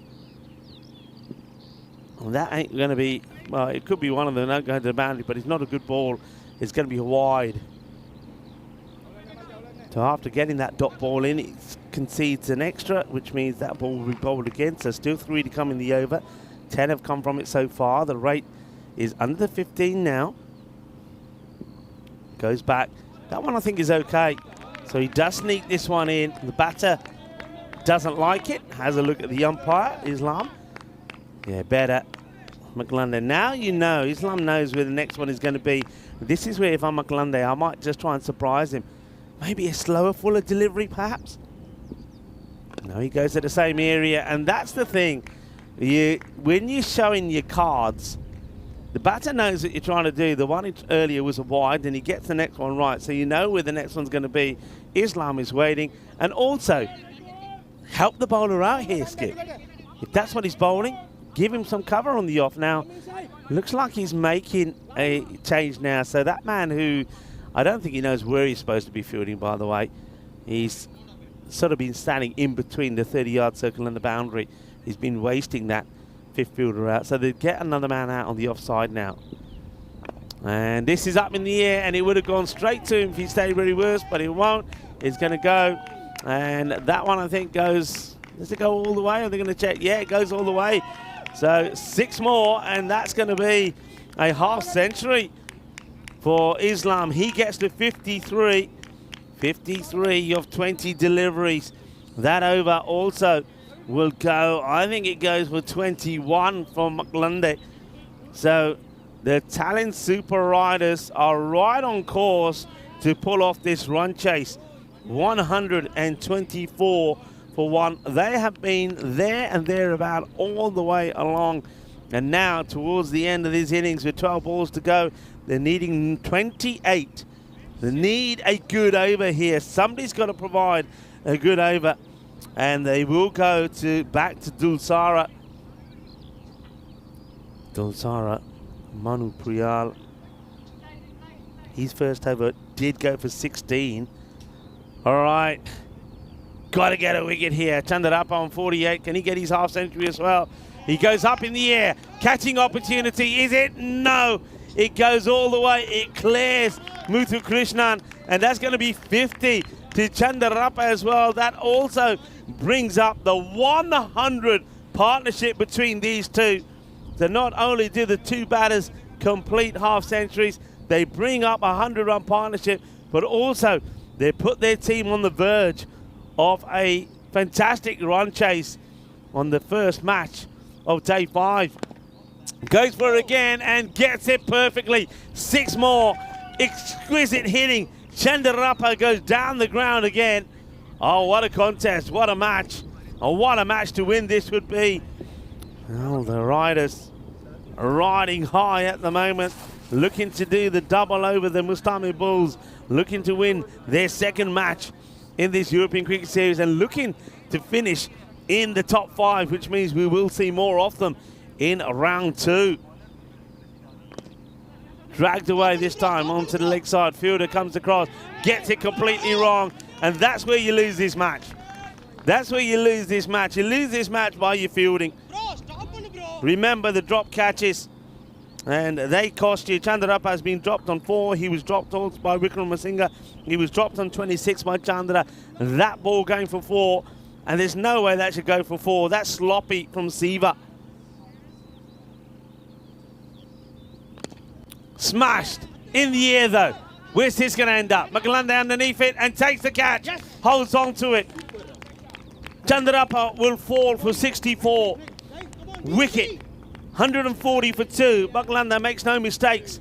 They still needing 12 for victory. And a new batter will go on strike. That could change things. These next 3 balls or whatever happens in this next ball, I think is so important. The new batter going on strike doesn't want to just swing and miss, needs to probably look to get a single. You've got a set batter at the other end in the terms of Islam, who's batted beautifully, 53 or 20. But what a knock that is from Chandarapa. Incredible knock. Timed to perfection, but just not able to stay in there to complete the job. Has he left the door open for the Bulls to charge back into this contest? He'll go for 64. It is Magalande that keeps his cool to take an important catch. Zaman is the new batter. Ronnie, the Thai King, places away. They just want to get a single. That's frustrating, really, from the Bulls. You would have thought they would have put the field a little bit tighter just for that delivery. New batter first ball, not to allow a single. They've allowed the single. Manu Priyal checks his field. Wants to get a good ball in here. 11 or 7. Smashed. Big 6. And that will do nicely. Islam not messing around. Moves to 59. The score moves to 147. That over, despite a wicket falling there. Also a win, really, for the Super Riders. So another magical over. That one goes for 23. The one before, remember, for 21. So the only chance really you got here. I mean, if I'm the captain here, if I'm the captain of the Bulls, if I'm a Hitarachi, I'm having everybody up here. Everybody up. They only need 5, and you know, one big hit does it, but you got to try and keep the main batter off strike. That's Islam. He's going to be at the non-strikers. Then Ronnie Zaman is on strike. You got to have players up. I'm just having a look at this field, and you got Muthu Krishnan in the ball. Players have to be up here. You got to be thinking about stopping the single, but they're not. They don't seem to be interested. All right, up in the air. Catch this. Could be interesting, and it's dropped. Well, that sums it up for me. That sums it up. You cannot win matches if you field like this. The fielding has been awful, has to be said, and that's been the issue. That has been the issue for the Bulls. I've mentioned this before. You may be able to compete like for like with some teams with your bowling, with your batting, but if you can't catch, if you can't field, if you don't stop boundaries, you're not going to win matches. This is down the ground, and Matulunge, well, not quite a catching opportunity. So they're still in this match, unbelievably. Islam takes a single. I'm not sure if I'm taking that single. 3 of 4. Muthu Krishnan was the hero with the bat. Up in the air, once again, fielders are too deep. If you had somebody in there in the circle, that would have been a catch. They haven't read the script here. And Hetarachi, who we haven't seen him with the bat, we haven't seen him with the ball, but he is the captain. Too many mistakes, too many errors. All right, allows the key batter on strike again. Surely now he'll finish off the job. Just 2 required. Well, they're going for this. Can he hit the target? And they're asking the question. I don't know how he... I mean, this could be pretty key. If this is out, a new batter comes out to face, and also it means there's no run. I wonder if we can see this. Let's have a look at this side on as well. Side on is what we want to have a look at here. Let's see how much of this we can see. Hope that fielder doesn't get in the way. Well, he gets out the way. Here comes the throw. Oh, where's the ball here? I don't think he has the ball. Look at the right glove. The ball for me, where is it? Is it in the glove that takes the bails off? I don't think it is. That ball is in that left hand, isn't it? Yeah, that is not out. The ball is in the left glove. All right. 1 to win. Scores tied. Plays it out, and that will be it. That will be it. That's the victory with the ball to go. It will be a win for the Italian Super Riders. They chase 151 to be victorious. And I have to say, the Bulls, yeah, we see improvements from them. We saw them bat better, and especially there, Muthu Krishnan, he certainly tried hard, but in the field, they let themselves down badly. Too many drop catches. Chandrappa, who ended up scoring beautifully and putting 64 on the board, was dropped on 4, was dropped on 26. You got to take those chances, but how many times did we see fielders not stopping the ball that should have been stopped going to the boundary? We saw some errors in the catching as well. Too many catches being dropped late in there, and the fielding was not very good. And if you don't put good performances together in the field, it doesn't matter how many runs you got on the board, you're not going to win matches. But you got to take your hat off to the Italian Super Riders. They had this run chase to perfection, and they get an outstanding victory here. It's a fantastic run chase. The Mustami Bulls, well, we'll see them in the park again. They're going to be taking on the Tartu Wolves. The Wolves, we're going to see them for the very first time. But the Bulls are going to be hurting. The Bulls are going to be sore because they got themselves back and they got themselves in a winning position in this match by getting 150 plus on the board thanks to some outstanding hitting from Muthu Krishnan. But then in the field, they let themselves down badly. This is what's coming up next. And I think the captain, Mubasha Iqbal of the Wolves, will be hoping that his Wolves perform here today. They've got 3 matches, so plenty of time to do so. And good luck to them. But the Mustami Bulls, they've got to sharpen up in the field. They've got to be more lively. They've got to hold those catches. And if they can do that, then maybe they can win their second match in this series as well. But the team that does win their second is the Talent Super Riders, and they win it with 1 ball to go, getting to the target of 152 of 9.5. Well done to them. But we saw some good batting, didn't we? A good half century from Chandrappa, and also a 61 not out from Rashidul Islam, who I think batted beautifully. A great knock from him. Bats all the way through and does what batters have to do. When you get going, you gotta go all the way. There was the wicket that was taken there. Muthu Krishnan takes the catch and does the chuck their foot celebration. But it's fielding like that I'm talking about. We saw that too many times. You can imagine if all of that, and that's another one there. If all of those were stopped, that one should have just been a 1. The one that was chased down and should have been stopped should have been just 2. There was drop catches in there as well. Any one of those little blips, that one again, maybe the fielder needs to get to that. But any one of those, if they're taken, it makes a difference and makes immediate impact in the match. There was also a point there where the Bulls only had really 4 men out. One of the fielders who should have been on the boundary behind square was standing in between the 30-yard circle and the boundary. That's a wasted field position, and on 2 occasions the ball actually went above him, and Hetarachi, the captain, not once picked up on that. So little things like that, you've got to make improvements. The Bulls, well, they haven't got a lot of time to change things around. They're going to have around about 20 minutes before they take on the Wolves. That's another one there. Look, smart play there is. Never mind the catch.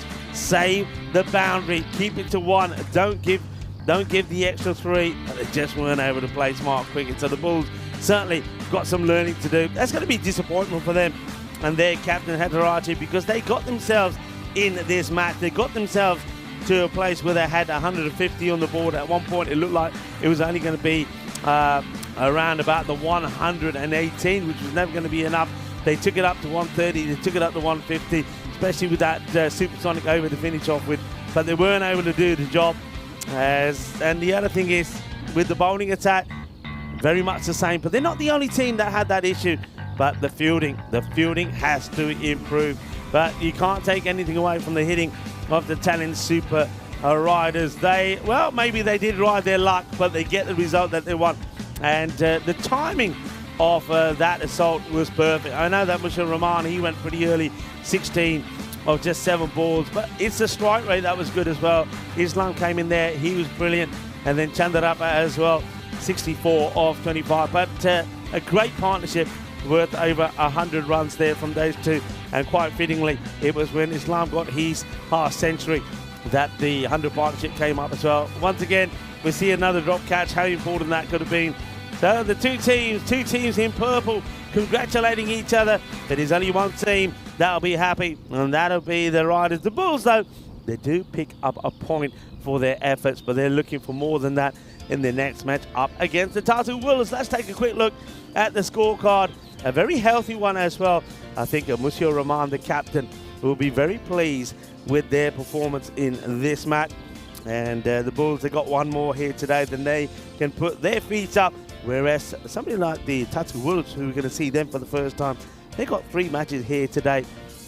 More about them in a moment. But there's that partnership between Islam and Chandarapa. Chandarapa played beautifully. He would be very disappointed if they went on to lose that match, because once you get to that point, you don't give your wicket away. But fortunately for them, Islam didn't give his wicket away and finished his 61 not out. The bowlers, well, what can you say? I mean, I suppose Muthu Krishnan he's definitely the player for their side, isn't he?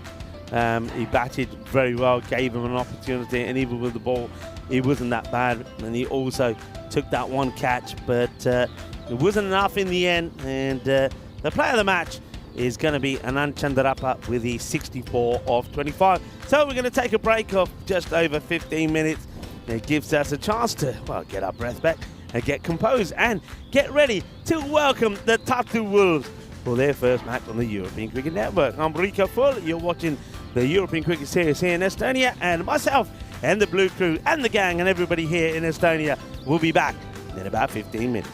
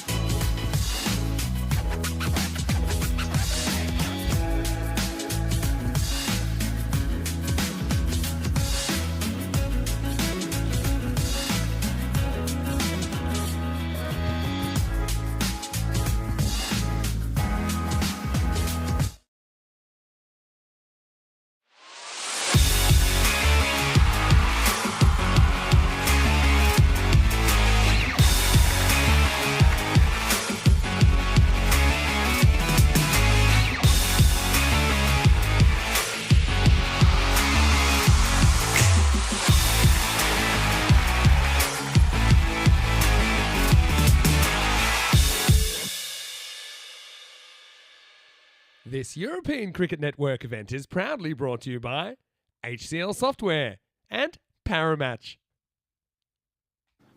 Hello viewers and welcome back. Match number 2 on this match day 5. Match 22, and it's time to see the last new team that we're going to see in Group A.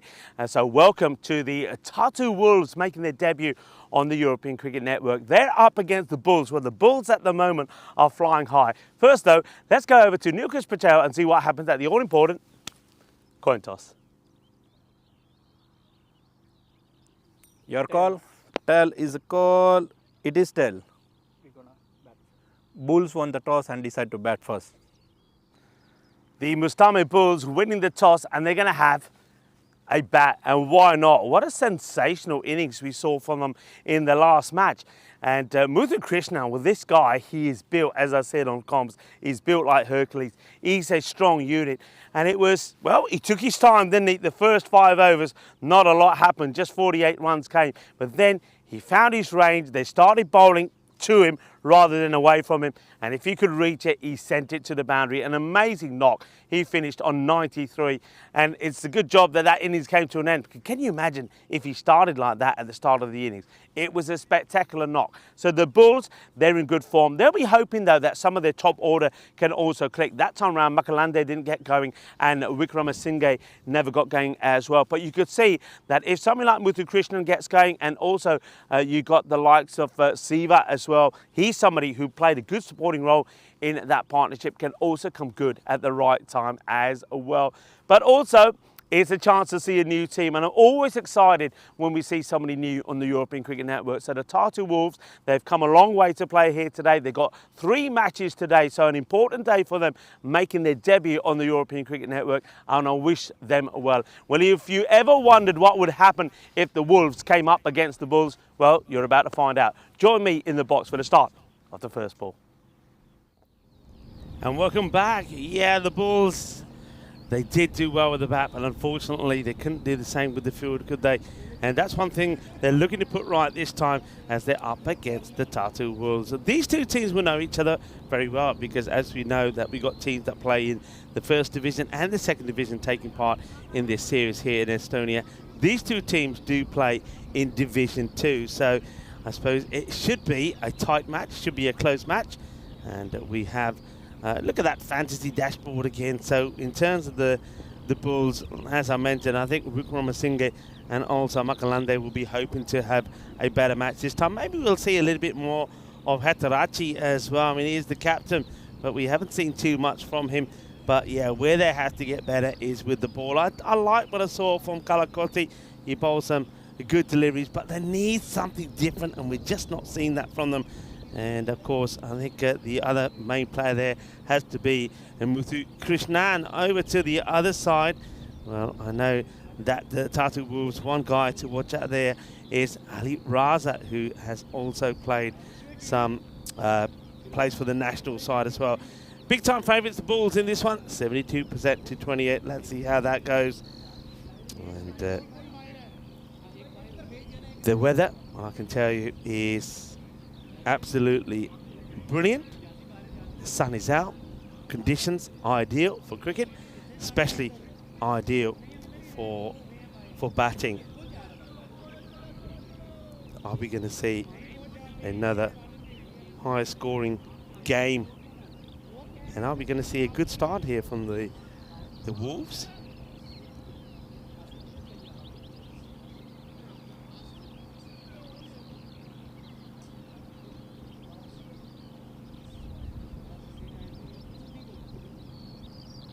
Umpires for this one, it's going to be umpire Venka, umpire Terry out there again. Shane is going to be the third umpire, and of course today Nilkesh Patel is leading the umpires. That's going to be just down the leg side, and well, it looks like first thing I noticed is that Makalande has got some competition. We have Makalande too. They're very similar, aren't they? As well, we know about the hair of Makalande. And this is Asif Sata. Sata's he's got some good hair as well. Well, they obviously like the long hair, the men here. That one's straight to the fielder, makes the stop. And Makalande, the two men with, well, quite dashing long hair, are battling it out there. Hello to everybody in the chat as well. Hello Shohag, hope you're well. Sachin Singh, Sat Sri Akal Sachin, ਕਿੱਦਾਂ ਠੀਕ ਠਾਕ ਹੈ? ਕਿੱਦਾਂ ਪਰੌਂਠੇ ਖਾਧੇ ਅੱਜ ਕਿ ਨਹੀਂ? ਮੈਨੂੰ ਵੀ 2-3 ਭੇਜ ਦੇ, ਇੱਥੇ ਪਰੌਂਠੇ ਨਹੀਂ ਮਿਲਦੇ। ਚੰਗੇ ਚਾਹੀਦੇ ਆਲੂ ਵਾਲੇ ਦਹੀਂ ਦੇ ਨਾਲ। ਉਹ ਯਾਰ ਆਲੂ ਦੇ ਸ਼ਾਰ ਆਲੂ ਮੂਲੀ ਵਾਲੇ ਬਣਾ ਦੇ ਮੈਨੂੰ। ਭੇਜ ਨਹੀਂ ਹੈ, ਭੇਜ ਨਹੀਂ। ਪਰੌਂਠੇ ਚਾਹੀਦੇ ਆ। Yeah, a few aloo paranthas in the morning would be nice. Mind you, I'm being good at the moment. I'm having me muesli with yogurt. Nice to have so many of you in the chat enjoying the cricket here. And also enjoying seeing for the first time the Tapta Wolves looking to make a good impression. Makalande rotates the strike, so chance to see if Wickramasinghe can have a better game this time. Sata taking time to get his field right. Idhar. Remember that it's a time game, boys. I know the Bulls are new to the format. I'm liking the colours of that kit. A little bit of the white, the blue, the black. Nice ball, good movement. And there we go. There is the wolf. The wolf. Of course, we are in Estonia. These are the wolves, and Estonia has, of course, plenty of wolves. We do know that the wolf is the national animal of Estonia, the symbol of Estonian nature and culture. No footwork, that's okay for me. And so far, I'm liking this. A little bit of movement in the air as well. Yeah, I mean, where the wild things are, it's fair to say that Estonians have a particular tree-hugging spirit. Over half the country is covered by forest, we know that. And that one will be a wide. Good take behind the stumps there from Manzoor. Yeah, and almost a quarter is protected by nature. As a result, Estonia has the 4th best air quality in the world. And have a very special connection with the outdoors. Do the Estonians? Sata. Oh, no ball called. This has to be a foot fault. He's just saying, Sata just saying, can you tell me how far the umpire says? Yeah, let's see if we can pick this up in the replay and how far he goes. And let's see. So it's called straight away by the umpire. Let's have a look. Yeah, I think he seems to be maybe an inch or two too far. Inch? What are you talking about, Rico? Inches? A lot of the youngsters will be thinking, what are you talking about? And Wickramasinghe here, well, he gets apologies from Wolf Sata, probably because he's sort of in his way. But I reckon if this hits, Wickramasinghe, who's not so quick on his feet, and look at the way he runs here, though. He's running very wide, and in the end, he almost, well, we wanted to see the battle between the Bulls and the Wolves.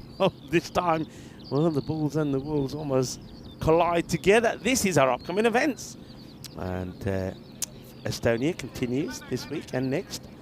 We'll finish the European Cricket Series next Friday, week Friday, and then we've got ECIs here. Women's and men's. Portugal has started in the nights. Good action coming from Portugal. Hopefully the weather plays ball. And Phil G is doing the World Cup there. Continental Cup from Romania. And also, where Vinny, if he gets to Netherlands, haven't heard from Vinny just yet. He's probably still travelling. A lot of T20 action from Netherlands, Continental Cup as well. England T10 series, the first one ever coming from Wimbledon. And action from Cyprus and also from Czechia. A lot of things happening in Cyprus. T10, internationals, T20s. A lot of good cricket, folks. A lot of good cricket. And I'll be going to Czechia for the first time as well. All right. 4 of the first. Good over from Asif Sata, even though he got that a wide and a no ball in there. He does well. Let's see what Sumran can do. Well, this is called a wide. It does catch some of the... I just think this one, normally the rule for artificials, if it hits the edge, is because this can happen. It can go anywhere. Now, I think that's a good call. I don't think that... I think the umpire's just checking. I would go with the wide call. Yeah, that's good. I mean, I can understand why Terry wants to check this because it does deviate a lot, and he just wants to make sure it's more on the pitch than off. So wide ball has been called. So Makalande now goes back on strike. It's Mohamed Sumran comes in again. And that's a good delivery. Yeah, that's nicely bowled to the left-hander. I don't think Makalanda was quite expecting that, because he is a good player out on the offside. He strokes the ball quite nicely. I think he probably thought that maybe that one was just going to be a little bit too wide, but it was spot on from the bowler. Oh!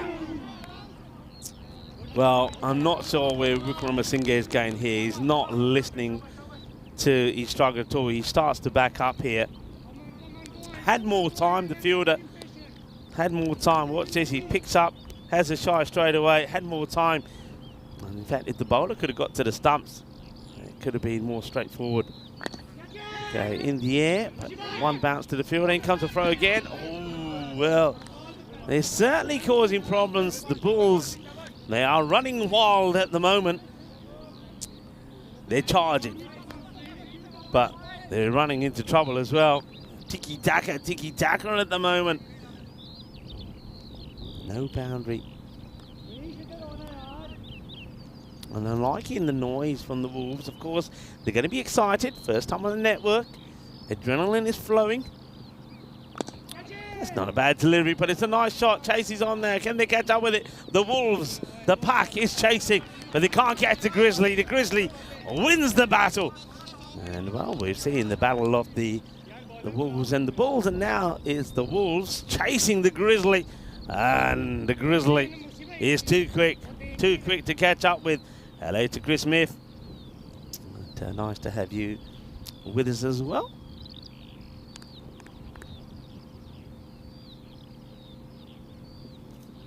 Slightly slow delivery, well struck, but no run.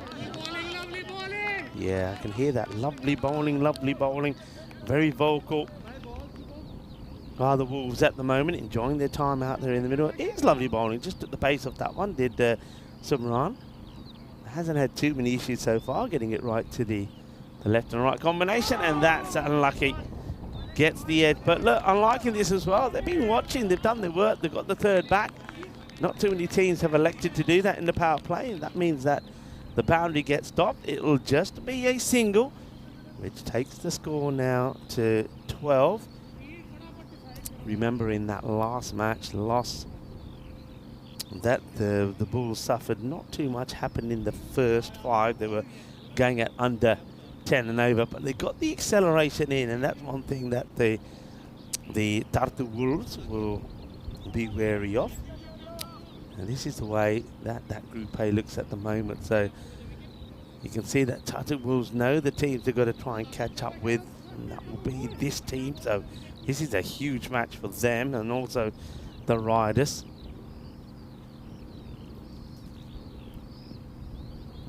So just leaves that one, doesn't really fancy it. It's a good start also here now from the man with all the threes on his back, is Zakir Ali.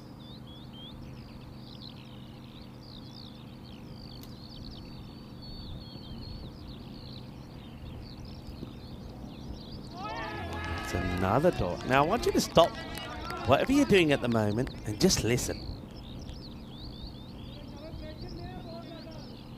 Isn't that beautiful? Nature at its best here in Estonia. And I said before, Estonians love their nature, which means forests, bogs, and all the creatures that live there. This one is a little bit too wide though. The country's wildlife includes lynxes, brown bears, wolves. Well, we've got the wolves out there in the middle, foxes, rabbits, and deer. In the spring and in the autumn, bird watching is an extremely popular pastime, attracting people from all over the world. In the air and taken! Wow, the Wolves, no howling today. And there's the Tartu Wolves, a nice catch taken by Timur. And that will be the end of Wickramasinghe. He'll go just for 6 of 9, so he's not having the best of days. But the Wolves, liking what I'm seeing so far, first opportunity that comes their way, and it has been taken. And Feridudin Timor takes the catch, and nicely taken as well. Well-deserved breakthrough for the Tatu Wolves early on. And that means the new batter makes his way out there. They'll go as they did in the last match. So Satha Sivam comes in at number 3. So Rajiv Haran, similarly as he did in the first match, comes in pretty early to see if he can get things going. Hits it and hits it well, and that is going to be 4 runs. And just bounces before the rope. So Koi baat nahi, don't worry, doesn't matter. Second boundary of the innings. Wickramasinghe hit 1-4 before he departed.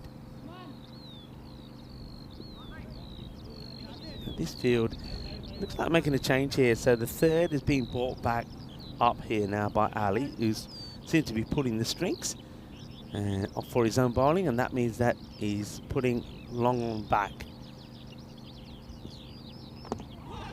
Good bit of swing. You can see this again one more time. When Ali bowls this ball really is swinging away. You can see the field.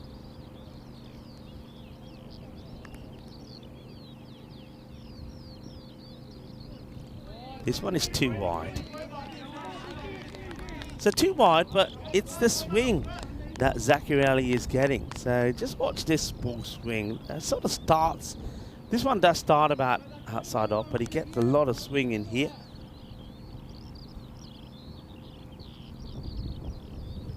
Yeah, there's that swing again. Wide ball signal. Yeah, liking that Valley Raza. I mentioned him.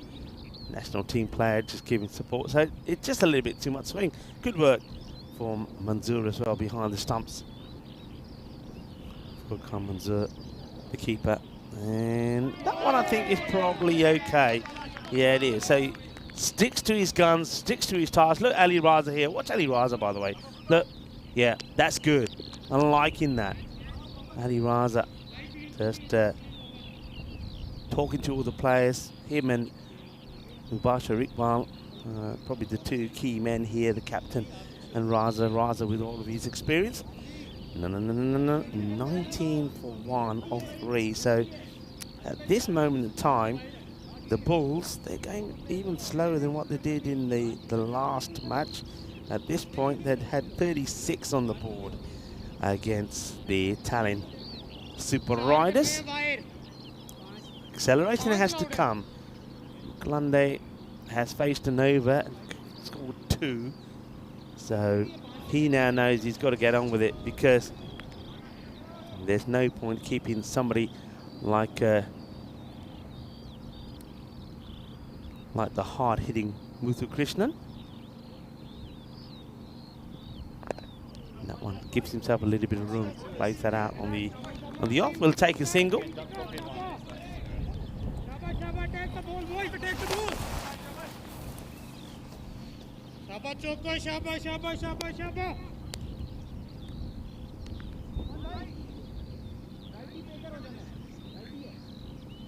Sata now coming back onto bowl. Like this move, he bowled a good first over.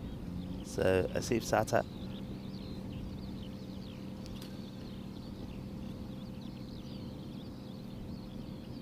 A little bit too much movement. Good early call. All the bowlers, though, are getting the ball to swing around.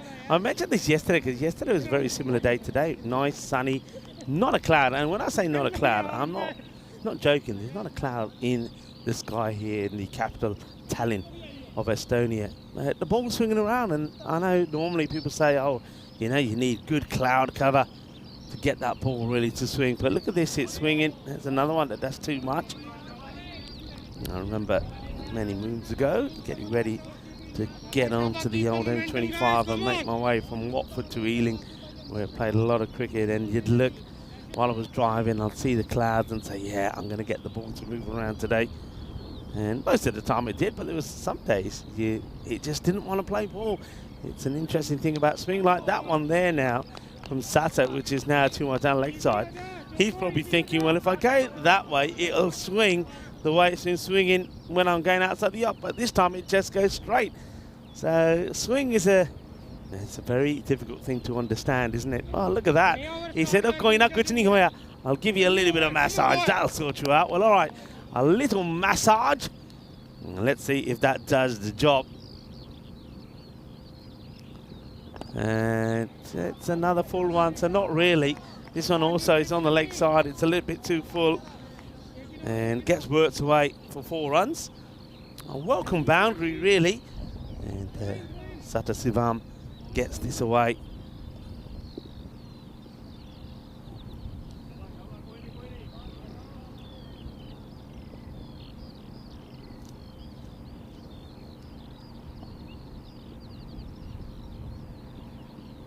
Now that one's been clobbered straight down the ground.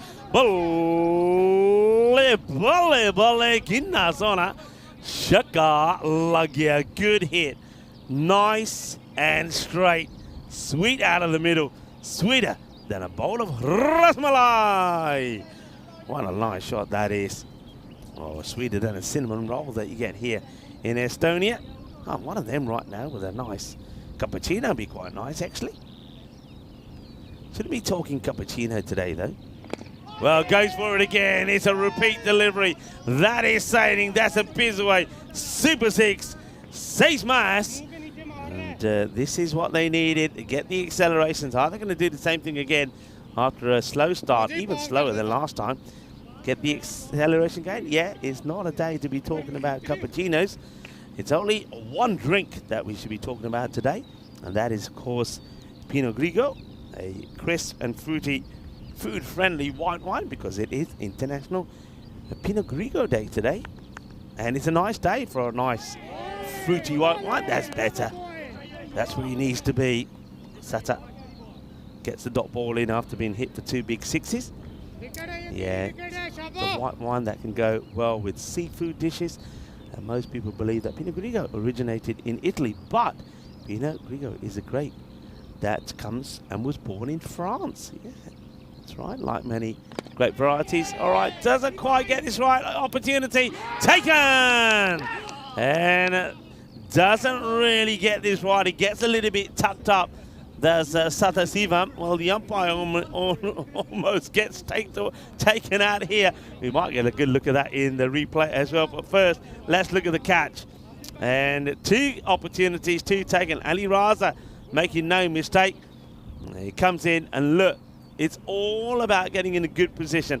He gets there, feet are nice and still, takes the catch. Raza holds out onto it. 2 out of 2 so far. So well done.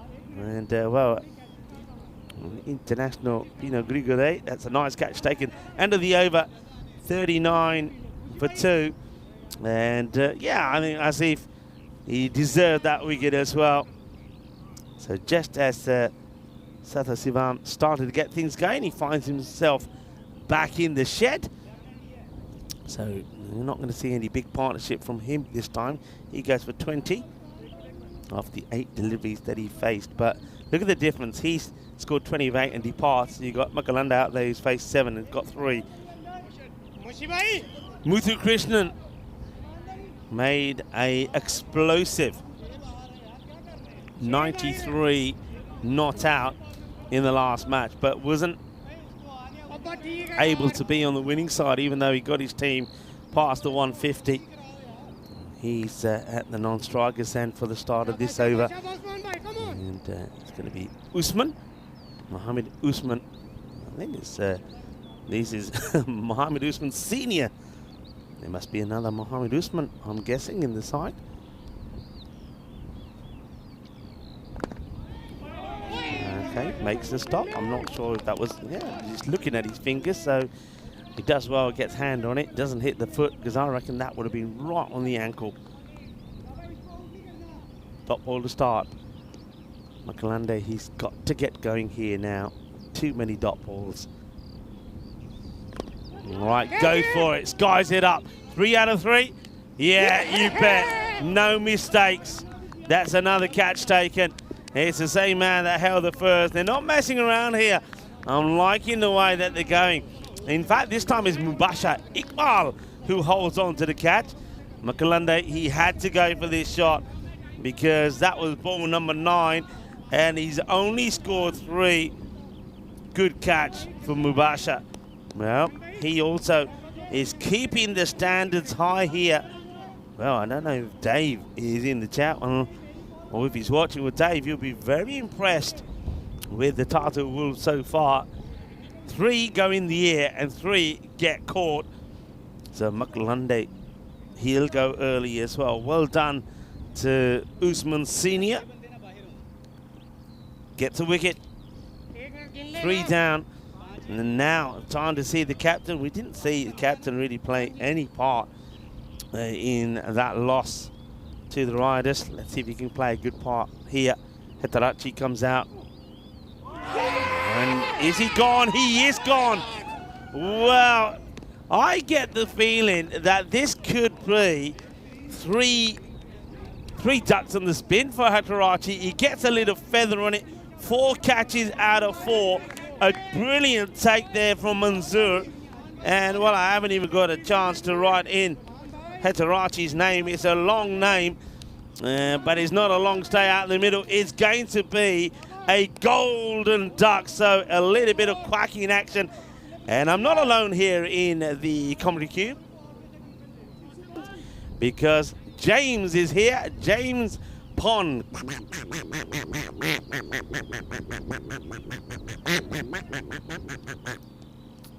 Yep, James Pond in the house as we see a golden duck. And that was the ball. It was an absolute beauty. This is up in the air. Could it be? Oh, I thought for a moment. Could it carry to Ali Raza?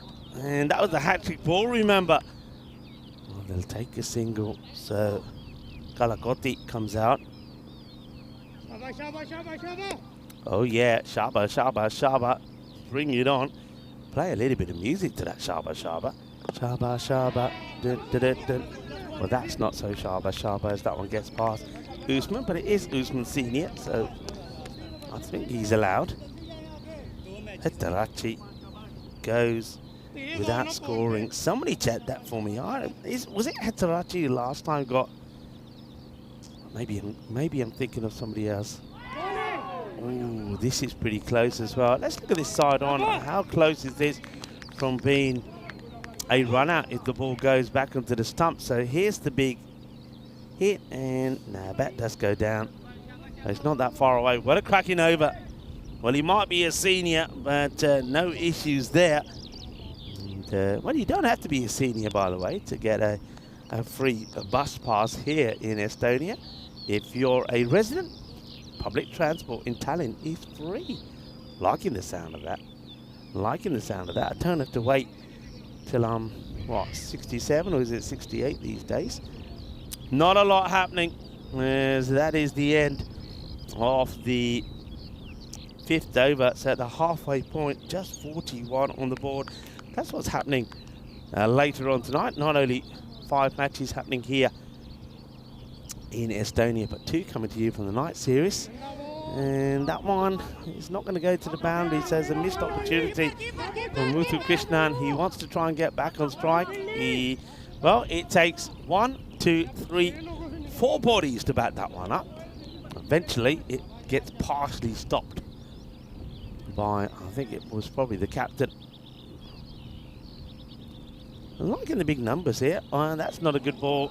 That could be a Minimo. Yes, it will be. Minimo, 5 wides. I need something to go their way, Bulls. That will help. That will certainly get the acceleration gain, and maybe from here on, that could change things around. As this is Sanu Maji who's doing the bowling. I like the fact that they're giving most of the bowlers a bowl here. They're not tempted just to go to the same bowlers again, but at the same time, though I like it, And I like it because it's the first time they're playing, so maybe the captain, Mubashir Iqbal, wants to see how all of his bowlers sort of perform in this first match, because they've got a big day today, 3 matches, but he's got to also know that one over that goes badly could certainly allow the Bulls to get to even if they get to an average score from here at 128, there's been sort of par, it's going to be another wide. So 10 off this over of just 2 balls so far. We've seen a leg by, 5 wides of 4, and now another wide. So Sonny Maji needs to get this right. That's better. And, oh, well. Well, I must admit, there's no hesitation here from the umpire. Terry puts his finger up straight away. I mean, he's going forward. Question is this ball going to go and hit the stump? It's going to go over. Have a look at this. Oh, I reckon that's... Oh, if I'm looking at that again, I think that's probably too high. It's going up from there. Let's have a look. Look, it's probably on the way up. Wonder if we can have a look at this. Alexander is in the engine room. Maybe side on, a quick look side on, because I don't think he's a long way forward. You can see that the finger goes up pretty quickly.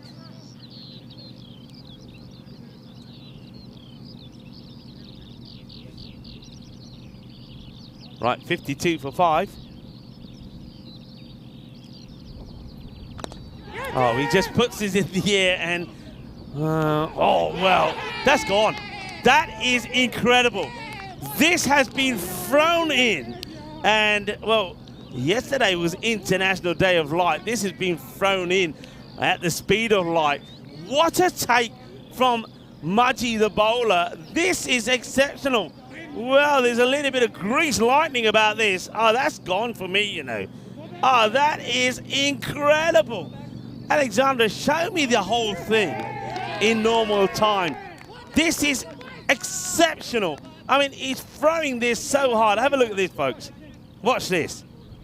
Watch how quickly this comes. I mean, that is, well, we talk about supersonic overs. Well, that's a supersonic wicket. Oh, that is just incredible. What a bit of fielding that is. What a bit of fielding. I've never seen a ball thrown any quicker. Let's have a look at this from this angle. Watch the work here. Watch the throw. Oh, you can't even see the ball. That's unbelievable. Unbelievable. So that is Chandra gets run out, and he gets run out for a golden. This gets played away, and it's going to be just a single. Wow, what is going on here at the moment? And Pravin Muthukrishnan just can't get on strike. Manan now has joined him out there. Our wickets are falling like anything here. But that run out was exceptional. Who threw that? It was, well, Usman Senior. Well, that certainly wasn't a throw of a senior citizen, was it? And just Manan looking to see that his role is probably to try and provide strike here now. But Muthu, well, he probably thinks, thanks very much, buddy. And you know when I said to you, get the single, I didn't mean of the 6 ball. That's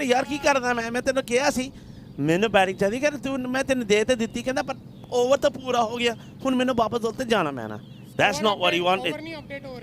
So 54 on the board, 6 wickets down, and once again, I think Muthu Krishnan has got to try and get them to somebody. Expected at the moment 95. Look, I can't get too excited, I suppose, because though this is so far it's a perfect performance in the field from the Tatu Wolves, but we don't know how they bat. So, you know, we've got to be a little bit calm here. We don't know if, you know, if they get to the 95, you know, they should be favourites, but we haven't seen them bat yet. Okay, that gets whipped away, and he's, all right, does get now Muthu Krishnan on strike. The thing about this is now, this can be interesting because unlike the last innings, Muthu Krishnan hasn't got time to play himself in, and he did play himself in the last innings, no doubt about it. It took a while to get going. There was a little bit of tiki-taka. There was some swinging and missing. He's got to go straight away. Usman bowling. And he gets it in the right area. This is where the issues were for Muthu Krishnan last time. So Usman keeping it outside the off, getting that ball to be swinging away a little bit as well. Oh, this one goes through him. It should maybe, yeah, I think you've got to run those ones quick. He knows he's got to be the key. He knows he's got to want to get back on strike, but at the same time, do you do it at the risk of running out Manan? Probably not, because Manan does look like he can handle himself with the bat. He's managed to get with the Krishnan on a strike. And once again, gets bat onto ball. He'll take the single. Thing is, though, with the Krishnan, all right, he hasn't had a lot of strike. He's getting ready to face his 6th ball.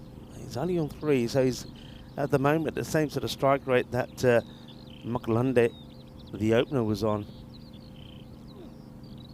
That's the first one that sort of gets drifted down the leg side. They're liking it. They're asking the question. Umpire Venkat says no. And he lets it go through him, though, doesn't he, Muthu Krishnan? That's one that he's missed out on. We see that again. This is the sort of one that he normally catches onto. Right, played down the ground, but it's all tiki-taka, tiki-taka. The Wolves are howling at the moment. And, well, the pack from Tartu are doing the job, restricting. 7 completed now, 58 on the board for 6. 18 balls to go. That expected score is, well, it's looking less by the over. It's not going well here. Well, the Bulls, they would have been disappointed with what happened in the last match after batting well. Well, this time, well, they're not batting well. It was only the Satha Sivam who, of 8 balls, scored 20, but nobody else really has got going as yet. So they're going to go back to Maji. Dot ball. That run out from Chandra, by the way, that was crazy.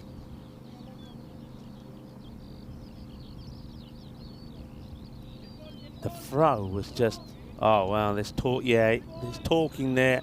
And you can see the umpire straight away having a chat with the fielder, who's all the way at the square leg boundary. But you can hear him. Well, of course, it's the Wolves, they howl. Ooh, and that's enough to put the batter off. Well, it'd be enough to put me off when the Wolves are howling. I tell you what, Marzi's probably shivering. We know Marzi doesn't like the Wolves. All right, a boundary, a rear boundary. And I'll tell you how long it's been since I've seen this boundary. Well, Marzi, he hears the cry of the wolf, and he's shivering already. He comes into the box, and he's cowering behind me. All right, let's have a look. I'll tell you how long it's been since I've seen a boundary. And the last one was actually off Sanu Marji's 3rd delivery. But I'll give you the over by overs at the moment. So, all right. So Marji has gone for 2 boundaries now in his spell. Muthu Krishnan. That's where you don't bowl to him. This one should also get to the boundary rope, and it will. So that's 4 more. So 66 now for 6. All the 6s on board. Here's the over by over. First over 4. Second over went for 8. Third over 7. So 19 was the power play score.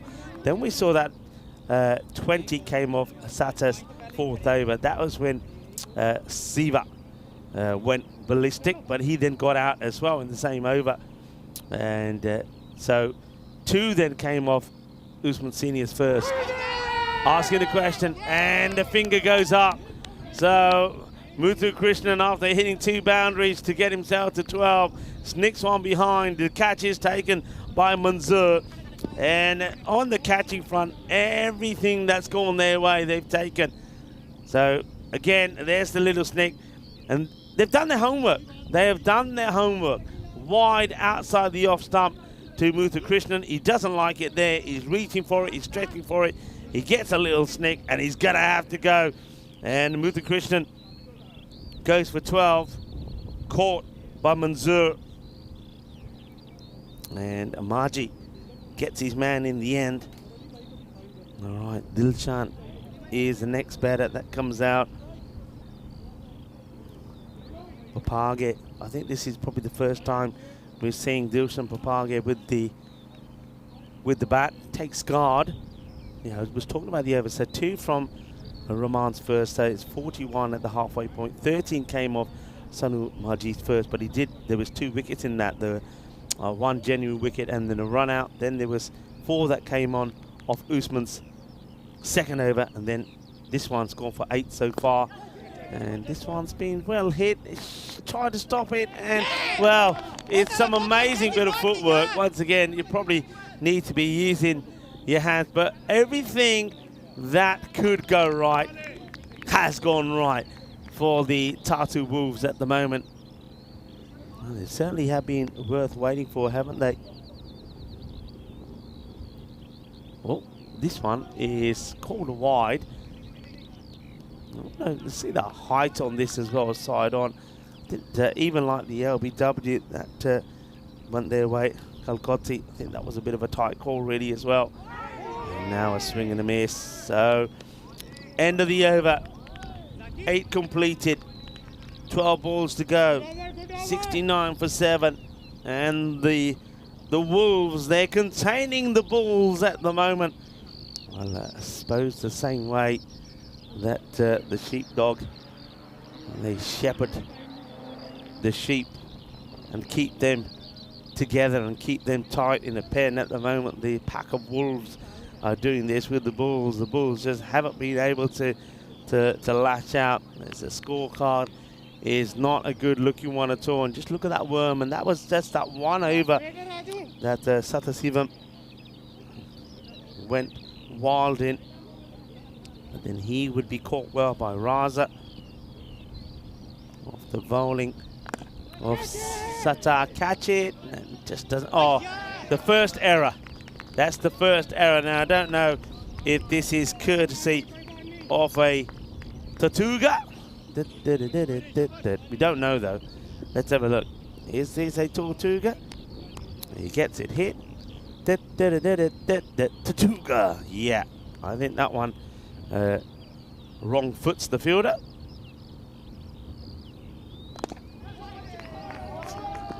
Hits this fairly well, but down the ground they'll take a single and, well, want to challenge. I like the fact that they are trying to challenge. Manan does hit a boundary now. Papage sees what he can do.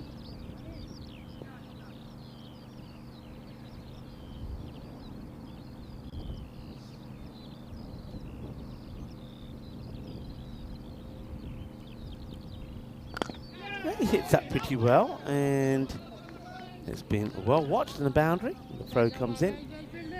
Just wonder if they're the ones that you got to try and push at. I suppose they're going to be a little bit wary of not wanting to lose another wicket at this point. Gets them wide, but anything on this, anything on it, bat or pad would have sent it to the boundary, because it would have been a fine tickle, and the man on the 45 at fine wouldn't have stopped it. All right, he'll take the extra ball, but the thing is, they haven't had too many balls that they've been able to latch onto. Well, that's been latched onto. Finally, we get a big one out of here, and Manan goes boom blastic. Big hit, 6 runs, and well, they needed that, because other than the 2 sixes that were hit by Sathasivam, nobody else has really got anything away. So that last over from Margie, a couple of boundaries came in that one. Now Zakarali, a couple of boundaries in this one, 4 and a 6. Can they finish with another boundary and sort of try and push? All right, hits it well, and he will get 6 here as well. So Manan making the difference. Oh no, Wolfie. Does Wolfie go for the catch and get this wrong? Oh dear, let's have a look at this. Alexander, show me this again. Well, this is Mars Wolfie. Well, all the Wolves out there apart from Marzi. Yeah, Marzi gets it wrong. Oh, Marzi. Well, the Wolves out there have been perfect, Tartu Wolves. And Marzi, you're not going to get in. The Tartu Wolves will turn you down, because they have caught everything. And this one gets blasted big as well. So The big finish here. These are very important runs. Very important runs coming late on. That over will go for 25. What a huge over that is in contrast to what we've seen. Marzi, where's Marzi? Marzi will be hiding and he will not come out now of the shed because, well, he's let himself and the crew down. And Marzi gets a little bit of shubalitis as he thinks he's going to take a catch. And that didn't look good, Marzi. It didn't look good. 94 for 7. Well, that's starting to look a little bit better. Remember, I said that the expected score was getting lower, lower, and lower. At one point, it got to about maybe 83. But they've changed that with that one over. Okay, got to go for the single. Got to go for it, and we'll get it. But it doesn't matter. Papage here sacrifices his wicket. He does the right thing. I'm going to give him a lot of credit here. I know I've been a little bit critical at times with some of the strategy of the Bulls, but this for me is very good cricket. I know it results in the run out, but this is all about Papage in this last over thinking, I've got to get him on strike. I've got to get Manan on strike because he can make the difference. He can take us to maybe, I mean, the way he's hit in that last over, maybe he can take us to a 110. You'll take that. All right, let's see how that run out, that sacrifice works. Well, so far wide, so that's okay. You get that ball back. So the ball that takes a wicket, you get it back and you get a run from it. Mohamed Sumran. You can see he's getting a little bit of advice. Manan looking to get them past 100 mark. Into the pads, spoils it. That's a horrendous appeal, by the way. He should be fined. He should be fined. We should have a fine box for any horrendous appeals like this. That's a fine. Put €2 in the kitty. Thank you very much. That's an awful appeal. And have a look at this. If there was another set of stumps, maybe. Oh dear. Forget it. €5. Put €5 in the tin. All to go to charity. High. In the air. Opportunity. Keeper's got to want it. And takes it. Huge moment. Huge moment. Look at Sumran there. He is pumped. So the sacrifice of Papage doesn't really work. They'll get a wide and then going for the big hit. Mananan will go and departs. 26 of 9 though. He's given them something. Only 2 main contributions in that. Other than that, really sad scorecard. So 26 of 10. No mistake there from Manzoor. So once again, the only Wolf that's dropped a catch here today so far has been Marzi. Oh. Look, you can't be too critical. Dulsara Manipriyal now coming out here just trying to get something going. He's the number 11. So what do you expect from him? Any runs that he can get could be huge. 2 balls to go in the innings. They love him just to get a little snick and get the ball to go to the boundary. 20 extras, by the way. You'd like to have some of those back as well, wouldn't you? And that it gets even closer. So Sumran. Well, after the last over went magical, this one so far, just a run from it, and that was a wide. So it could be one of those sort of fake maidens, 2 wickets. One of those was the run out, direct hit by him. Can they get anything on the last ball? You've got to be running here though, haven't you? And no, they can't. They're going to be bowled out, all out for 95. A tremendous performance from the Wolves. And, well, we're going to have to search long and hard to see the last time a team made their debut and bowled out the opposition. I can't think of one. And it's been a good debut. I have to say, all right, this was a couple of overs that didn't go your way, including the 9th. Well, we say it all happens in the 9th, and it did. Zachar Ali did go for 25. But other than that, this is a perfect performance. And if you was to say to the Tartu Wolves, right, you're going to be chasing 96 to get your first win on the network, you think they're going to take it? Oh, yeah, they're going to take it. So once again, a perfect performance, great bit of fielding, great bowling most of the time, great catching, and the Wolves caught everything. The only Wolf not to catch a ball here today is, of course, Marcy, but otherwise the catching was absolutely perfect. Let's have a look at it again. They put the squeeze on from the start, didn't they? Wickramasinghe, nothing really worked for him. And then, well, Sathasivam, we know what he can do. He was pretty aggressive. He played some nice shots. He got to 20 of 8, but then he departed as well. And then we had to wait a long time before something else positive came out of the bat. And only Rajiv Haran was able to get things going early on, made some good hits, some clean strikes. But apart from that, it was a lot of pain, wasn't it? And the catching, though, you got to say, was really good. Well, this was one big shot that was played out by Muthu Krishnan. You know what he's capable of, but he wasn't able to keep it up. That was another very good catch taken there by Ali Raza as that ball was stumped. The catching was the key. They caught so well, and most of the time they bowled well. And then there was this sensational, just drawing the batter out, good catch taken. But then one thing to see there also was the run out of Chandra, where it was Usman Senior that threw in the ball, and Marzi, the bowler. Well, there he is here. That's Sanu Marji. I was really concerned for him because I thought he was going to have his head. No, this is it here. Watch this. The throw was like a laser beam. Somehow he's taken the catch and he got the run out. Chandra probably can't believe it. What a throw that was from Usman Senior. Well, that certainly be up in the highlights as well. One thing that won't be in the highlights, or Marzi will be hoping it won't be, was the catch that he dropped. But the Wolves just kept it nice and tidy. That one, that's the way you got to bowl to Muthu Krishnan. Would have been a wide, but he gets drawn to it. Doesn't move his feet, does he?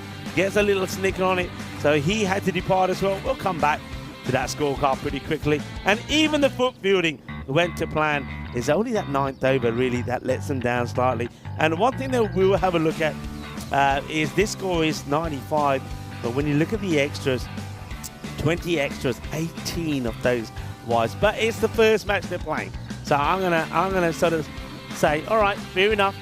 I'm gonna give you these, but that's one thing that they will have to improve on going forward. And where would they have been without Manan? Now that was Papage doing the right thing. I think he's thinking, right, 5 balls to go. I'll get him back on strike, but he goes for another big hit. Manan, but he gets it up in the air. The catch taken by Manzura. Of course it was. And high fives all around. And then right at the end, it was the wicket full straight. Thank you very much. And I just love the passion. I love the desire. And the Wolves, certainly, they've come out here to make a point. And so far, so good as they bowl out the Bulls for 95. And, well, that means that 96 they've got to get. That's that scorecard, 2 20s in there. Sathasivam, 20 of 8. And then, well, a very important 26 of 10 deliveries for Manan. And the thing that worries me at the moment is Mustami Bulls. The last time we saw them in the very first match of this, match day 5, match 21, the batting was okay against the Riders, but their bowling and their fielding was not particularly their fielding. So they really are going to have to change things around big time if they're to get a win here. Okay, let's have a quick look at those bowling figures. Just look at some of those. I mean, 2 for 9, Sumran. 2 for 6 from Mohammed Usman. 2 very good overs from him. And then even the others, all right, look, I know that Zachar Ali, one of his overs goes magical there, but the other 2 you take, 1 for 24 and 2 for 23. So good performance in the end there from the Tartu Wolves. Question is, and the question that everybody wants to know, all right, they can put a very good shift in with the ball. What's their batting like? Well, there's only one way to find out. Join me, Rika Full, and the rest of the gang here in the European cricket back when we return in 10 minutes' time.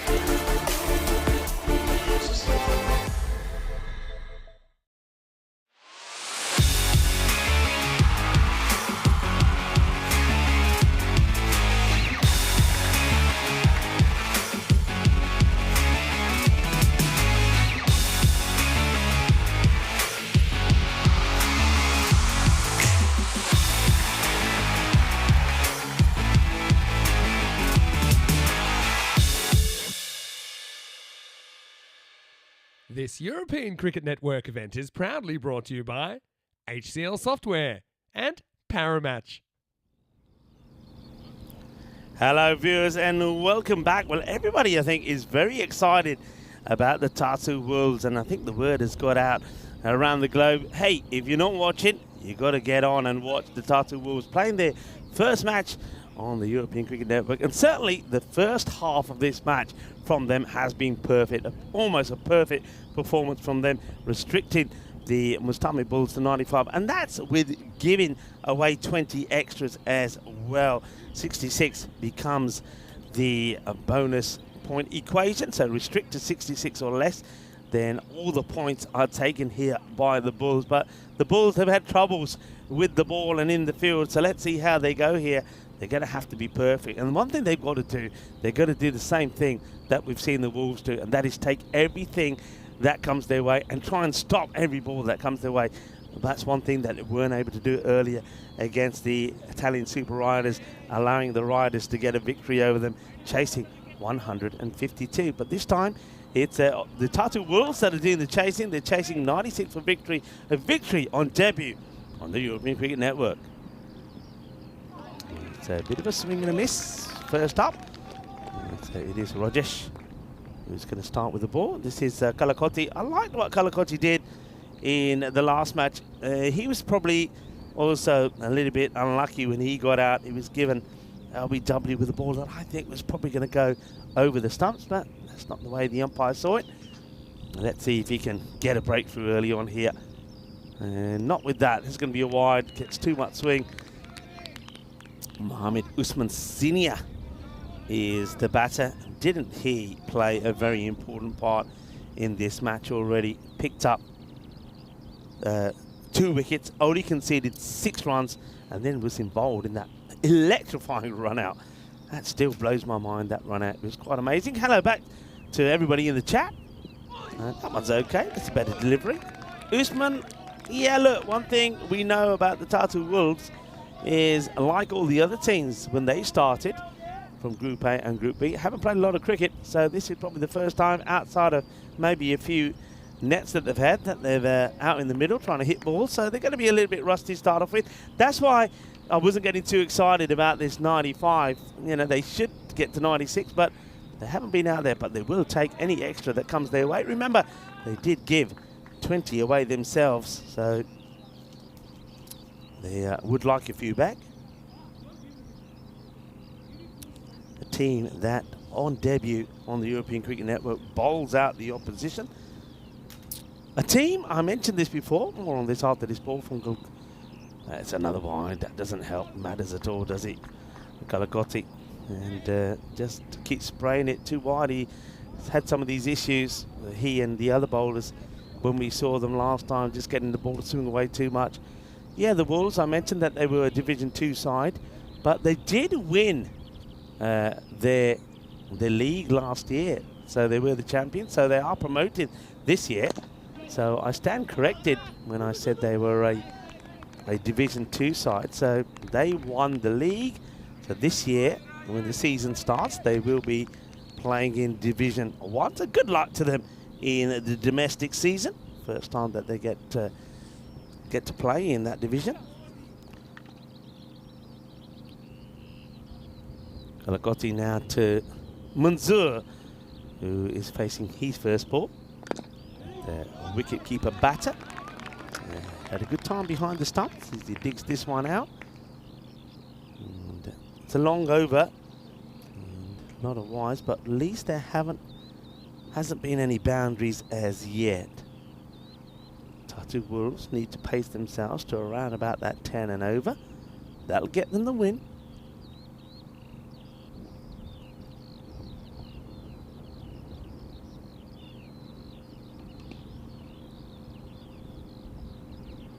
Oh, this one I don't...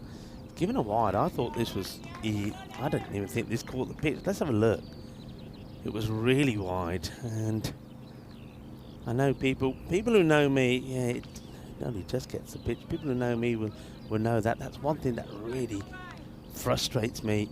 I can understand 1 or 2 early on, and maybe if you haven't bowled at all, but yeah, that's better. That's full and straight. They're taking it on. In comes the throw. I think this could be out. I reckon this is out. I reckon Usman, who was key in getting a run out for his side, is going to be run out here. It's hit straight to the fielder, and it's a good pickup, a good throw to the gloves. And I think when we look at this side on, that's gone. All we want to do is just slow this down a little bit here, Alexandra, because we want to make sure that the wickets are broken fairly. So let's see. In comes the throw in the gloves. Yeah, I see no mistake there, but that's expertly done by Alexandra there of Spring Media. So that will be out. And it's nice to see the old sort of rock band splits done there by Usman. He's going to be gone. So the first wicket, I did say the Mustami Bulls have to have a perfect time. They're in the field, got to hold their catches. If they get an opportunity, they've got to take it, and they have taken the first. As a Mohammed Usman Senior will have to go. I don't think that run was on, you know, and didn't need to take it. Look, the rate is under 10. You don't have to take suicidal runs. So that's the end of the first batter. And it's actually not, it's Usman that actually survives. It's the other opener that will go. It's a swing and a miss as Sawa comes in. So yeah, that was the end of Manzoor. So Manzoor gets run out, just faces the one ball, so he'll go for, technically, you've got to say, a golden duck. 50 matches since a golden ball. Yeah, Manzoor going without scoring, so it's going to be a duck for him. Run out, doing the splits, trying to get in, and it was Manan who got the throw in. So hasn't he had so far a very important role to play here? The first over gets complete, 6 for 1. There's a few spiders decide to descend on me, SAS style. I just remove those. They've been pretty good actually in the cube up until now. The creepy crawlies have stayed. Oh, well, this is a moon ball. Well, I was talking about the spiders descending on me. Well, now it's time for the grizzly to descend on the batter. Well, Usman, he is still there. And now he's going to have a chance to have a free hit. He's been joined by Jazib Sawa, who's at the non-striker's end. All right, so here we go. Free hit, the license to go the full Monty. We haven't seen a boundary from the Wolves as yet, and we will see it now. That's the very first in their ECN history. 6 runs, and Usman's Senior, who's already played a huge part in this match with 2 wickets for 6 runs, involved in a, well, electrifying run out, now smashes the ball for 6. And that's the first boundary that the Wolves, the Tartu Wolves, have hit on the European Cricket Network. And it's a blast. And that's one way to deal with the free hit. And Manan, who's himself trying to do it all, isn't he? I mean, they've only got this a score to defend, really, because of his 26 of 10 balls. Oh, that's a nice hit as well. That will probably go all the way too, you know. And just dropping before the rope, says the square leg umpire, as Venkat signals to Terry. Says, izquierda derecha, porque eso es una Nelly. So 4 runs, picked up beautifully. Let's see where this lands. And yeah, just bouncing before. And well, into the banner there, the banner of the Federation of Cricket here in Estonia and the European Cricket Network. Let's play cricket. Let's play cricket indeed, because it's a good day for cricket. Oh, goes for it again. Balle, balle, balle, kinna zona. Shakalagia.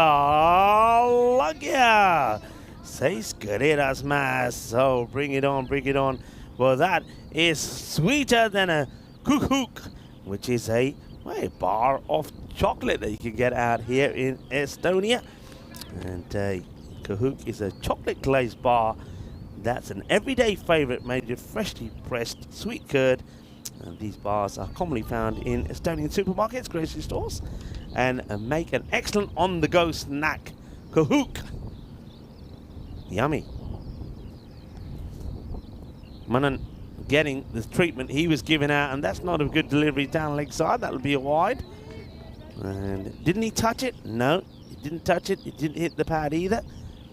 So a wide ball. A little bit of deviation there, but might have been just the swing on the ball. smashed. Big. Adios Bolota is who is 6 mas. And this over is hurting them big time. That takes that to a magical one now. 24 from it. Well, he might have scored 26. He's given away 24. +2 so far to Manan. And this over ain't done yet. There's still 2 balls to go. The Bulls, well, they're being charged down here by the Tatu Wolves.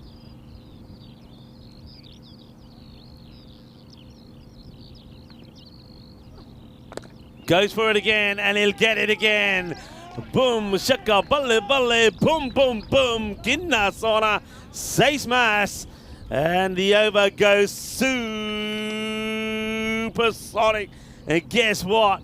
It ain't done yet. And well, a lot of talking there from Chandra behind the stumps to Manan, saying, "Oh, yaar, kitne bowling karda hai? Me pehne te mari janda, ite bahar outside the off the kar de."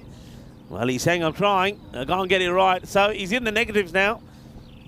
He did score, as I mentioned, 26, but he's given away 30 with still a ball to go. And Usman, he's having a good day, isn't he? Maybe he's the pack leader. All right, this is going to go for 4 as well. It's a miscue. 30's up in the circle. 34 off the over. And the score races to 40. And the Tartu Wolves, if anybody said to them that against the Bulls and in their first match on the European Cricket Series that they could take all the points, they would think they were in dreamland. Well, maybe they are in dreamland because they certainly have the opportunity. And can you imagine if in match 1 they do take 4 points?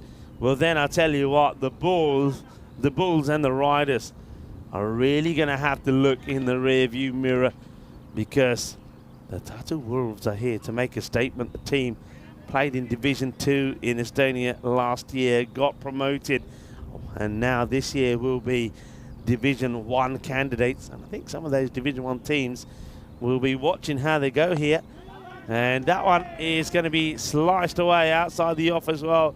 So 4 runs, the first runs on the board for Jazib Sawa as well. And he opens his account with a 4. They go back to Rajesh. And I just wonder if this is an opportunity to try something different. I suppose even though he had issues with wide, he only conceded the 6 runs. That's why the captain has gone back to him. It's down the leg there. It can't be appealing there. Come on. Well, the one that I said was a fine for which went from 2 to 5 euros. But if that was 5 euros, that one has to be a 10 euro fine. And well, maybe all the money should go into the kitty for junior cricket here in Estonia. And that's better. You don't have to appeal for that one. And well, maybe he hears me. Kalakoti, he gets this one right and he knocks the stumps over for Sawa. So Sawa, it'll be 1-4 from him and an out. I think this is, if you're going to come round the wicket, that's where you got to be. And even that, all right, it's a tad leg side-ish, so good batters should be able to work that away. But you've got to be trying to get that ball to be going wide off the right-hander. If you're not doing that, then you're just going to be bowling runs. All right, the wicket goes down. There's the second. Sawa just 4 to his name. And gets cleaned up. So, Kalakoti rewards the captain for faith in him to bowl the second. Tarachi, though, here at the moment, he must be thinking that they've got to do something quite supersonic themselves to avoid defeat. And also, I suppose at the moment, to avoid losing all the points. They've got to try and get a point out of this. Got to take it over 7 overs. Okay, defensively played by Ali Raza. So Ali Raza is a player that a few have talked about and mentioned to me. Said, yeah, watch out for Raza playing for the Wolves. He is He's also part of the Estonian national team setup, so he'd be looking to go well. Certainly could see the part that he played in the field. But, this one just tucks him up a little bit. I think it's one of those where you know, if you played and seen a few more and had a few more throwdowns, you just look to just turn this onto the leg side and take a single just to get off the mark. He plays it quite square, doesn't he? And though he would like to get off the mark with a single, he wasn't able to that time. So Kalakoti, good from him so far. Can he finish well? Yeah, he can, because there's no run. 10 off his 2 overs. He picks up a wicket as well. So he gets them back in this. So 44. 44 for 2 at the end of 3, but you can see the difference. That one supersonic over there from Manan. But just have a look at the top there. Just look what happened. Just 2 overs that went in the 20s. 1, 2 that went into double figures. Beautiful shot there off this ground. We're at 20 minutes outside of Tallinn, the capital. It's a lovely drive here. And let's see some very historical sites and some beautiful architecture on the way here. And we're in the middle of this fantastic forest. Papage, short. And it gets played away. Can the fielder make the stop? And yes. And that's a vast improvement already from what we saw from the Bulls in the field against the Riders. Liking that this time from Siva, who, yeah, goes with it with his hands. That's the difference. That's one thing they didn't do in that last match. And this one has gone over the stumps. The batters will run. Wicketkeeper has a shy at the stumps because I don't think the message to Raza gets there till pretty late before he gets going.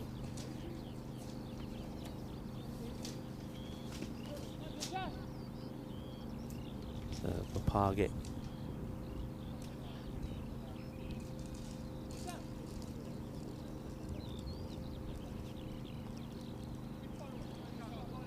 Checks his field.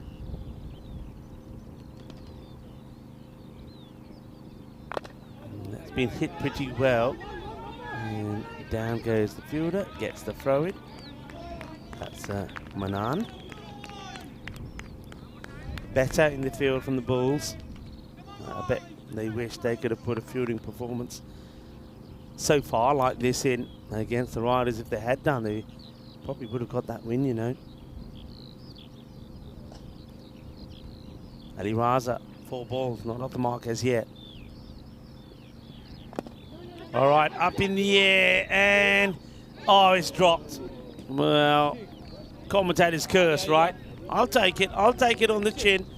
Hatarachi, the captain, he's done and out, hasn't he, today? The only time he's been called on 2 occasions. Once to have a bat, he was out first ball, and once to catch this one. And what a difference that could have made. Ali Raza could have been gone first ball, and he gets dropped by Hatarachi.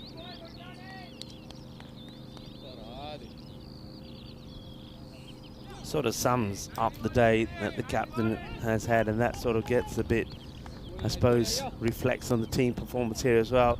It's not been a good one here for the Bulls, who are in danger of maybe not even picking up the point here. Oh no, and then of all people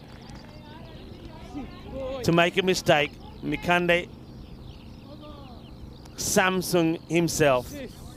As this one just straight in the hands, straight out. The cap always comes off, of course, and the hair all over his face. 53 for 2 or 4. Raza dropped on 0. And then we see a glaring misfield. So just when I was saying they looked like they were at least doing something better, we see a drop catch from the captain. Of course, nobody means to drop them. And then, well, Makalande makes a big error there on the field, and now he wants a little bit of free spray. I think that's really just, there he is, in the top of your screen there, just to make it look like on camera that it was difficult. It wasn't difficult, it was shocking. And that one is partially stopped, but the batters won't come back for another. Yeah, we had a quick look at the standings, didn't we? And the Bulls, 5 points to them. They're only a few behind the Riders. Both of those teams now will be, certainly after this performance so far from the Tartu Wolves, both of those teams will now know that they're in danger territory, because everybody wanted to see how the Tartu Wolves would perform. And maybe they knew, because of course these players and these teams know each other. They knew what they might get from the Tartu Wolves. And though they did get 20 extra, they didn't get too much help from them. 20 came in extras. 75 came from bat. That one gets worked away. We'll go to the fielder, who, well, Manan makes the stop. So they're just ticking away. And just have a look at what they need here. 39. I think that becomes 38 of 13, does it? For all the points. They've got to be seriously looking at that. And yeah, they are, because this will help.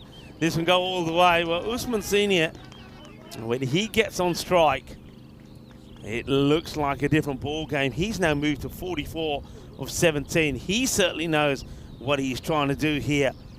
The win should not be in doubt, but to take all the points here and just put themselves 1 point behind the Bulls, who will then be done for the day, and with 2 matches to play, it won't be easy, those 2 matches. We know that. We know that they've got a big day ahead of them. They'll take on the Italian Super Riders, who beat the Bulls earlier and batted well and fielded pretty well as well.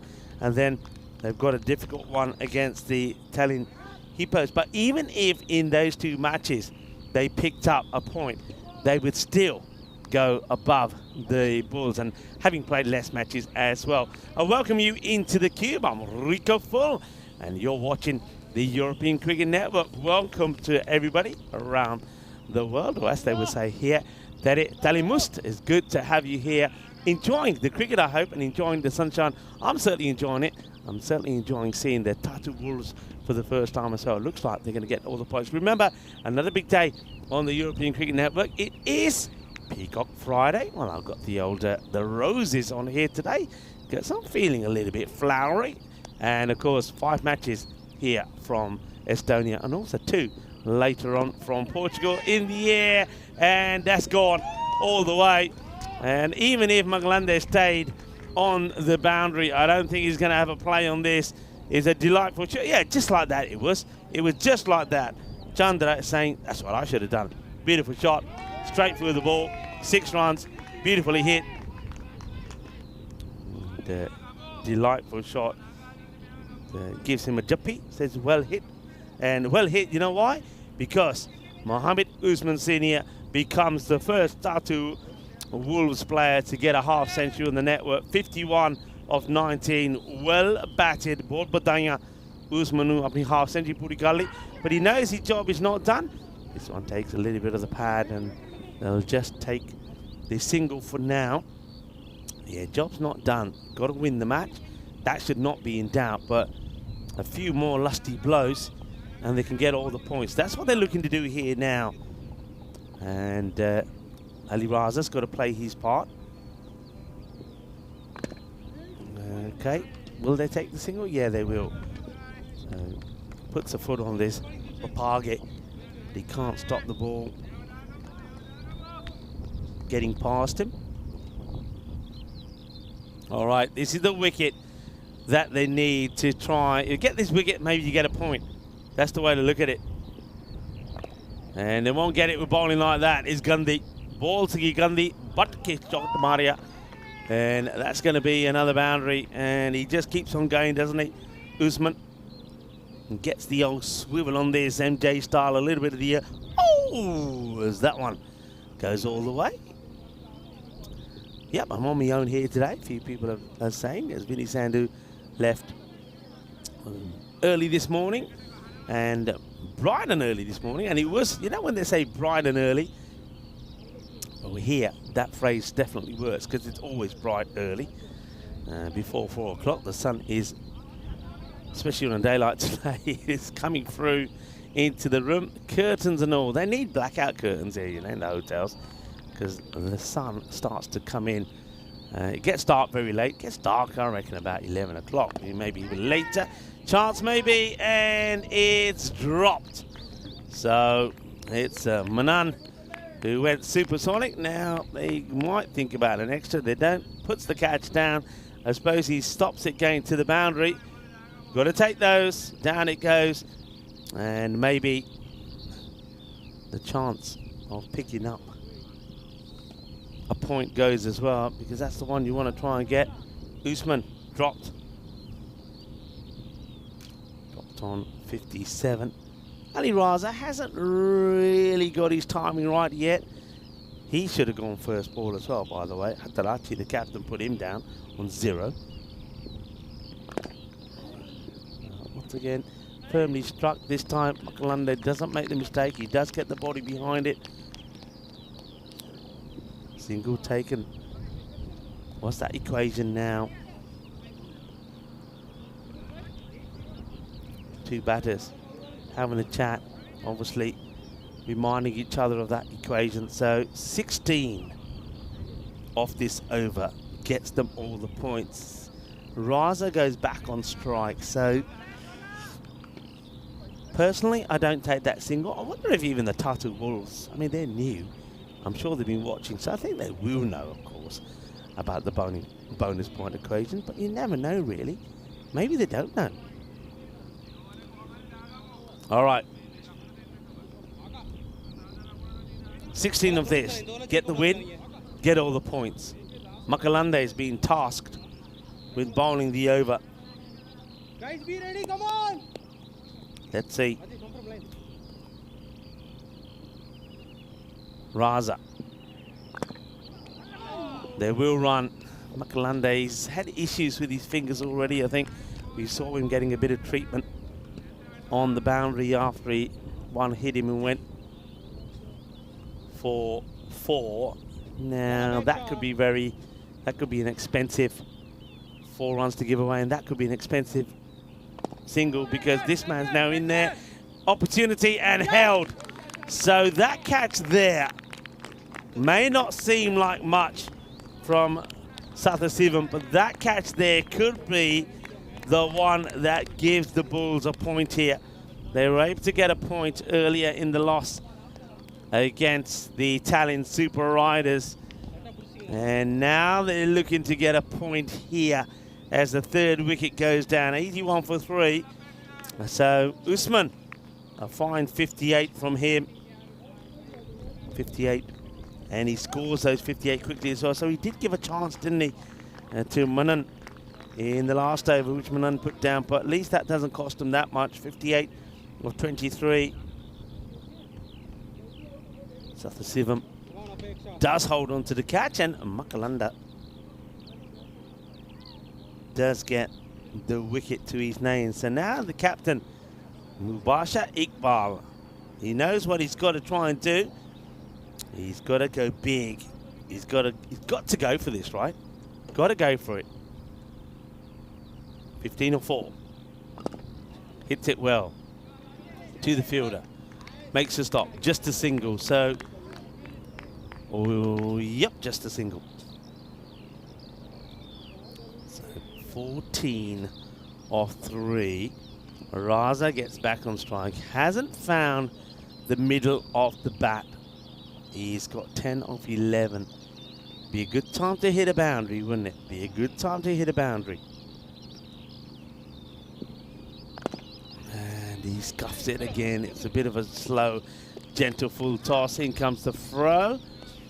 So I wonder if you would have been tempted just to run to there, just, you know, losing another wicket doesn't hurt you. It means that you make it possible to get the win of 2 balls. Now, unless there's a wide or something in this ball, they can't do it. So the Bulls look like they could pick up, or could turn out to be a very important point. And yeah, they will. So they'll get a point. And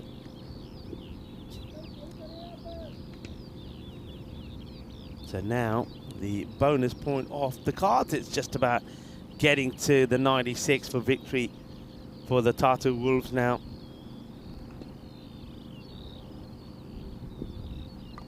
And that's just an easy hit, isn't it? It's a Gundy ball, full toss, down the leg side. Was always going to be a wide, and Iqbal just helps it along the way. So McClunder, he's first over. We'll go for 11. He does pick up the wicket. I suppose what he does do, is he allows his team to take a point or steal a point away from the Tartu Wolves. We'll have a quick look at what's coming up.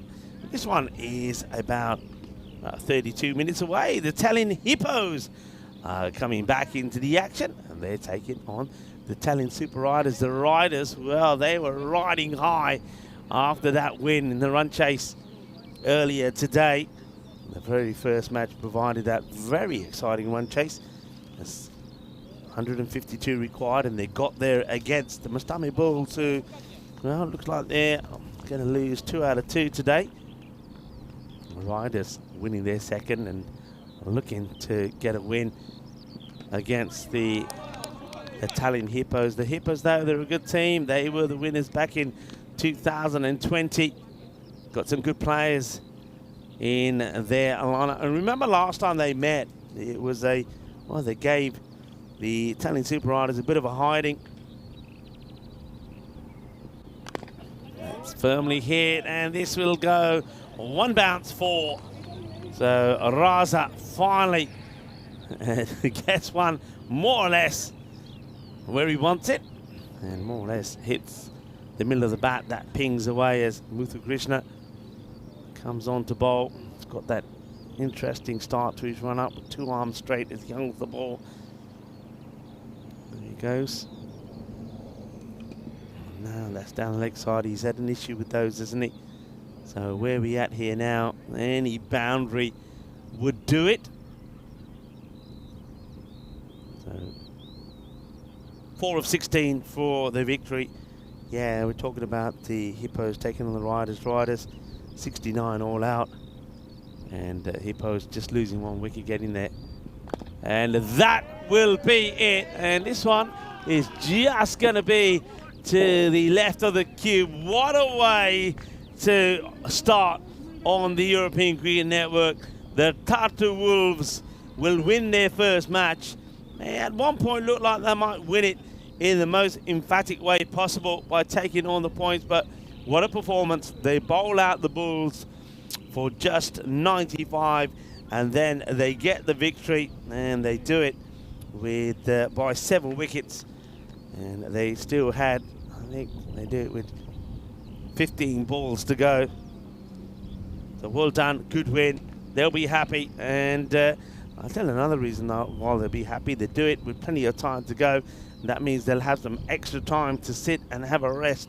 They'll be watching, of course, the Tallinn Hippos taking on the Tallinn Super Riders, and maybe we'll see them in the nets. They'll have a little, they'll sort of turn their arm over and hit a few balls as they get ready to take on the Tallinn Super Riders later on in the afternoon in match number 4 of the day. Match 24 is the next time we'll see them. We'll see them in match number 24 and also in match 25. Let's take a look at the highlights. The highlights that Tartu Wolves fans will want to see, because it was a good start from them. And it started with this run out, which was unfortunate, because one man who never really got an opportunity to get going with the bat was Manzoor. He got run out for, well, you could say a golden duck, because he only faced 1 ball and he didn't get any runs on the board. But, well, Mohammed Usman, he certainly looks like a good player. And with the ball, he was outstanding, only conceding 6 runs and taking 2 wickets. He was instrumental in a run out where he teamed up with Sanu Marji, and then with the bat he blasted the ball all over the place, and Well, he starts the campaign for the Wolves with a half century, 58 he scores on 23 deliveries. And they needed something, didn't they? I suppose there was that wicket there of Sawa by Kalakoti. Kalakoti himself didn't bowl badly at all, did he? It's a nice, tidy spell from him. But it was only a matter of time. And the only big question was, as we saw, this clearing midfield for Makalande. And then there was a drop catch coming up on the boundary as well by Mananan. But the only thing that was to settle was whether it would have been 4 points or 3 points for the Tatu Wolves. Makalande does bowl a pretty tight over.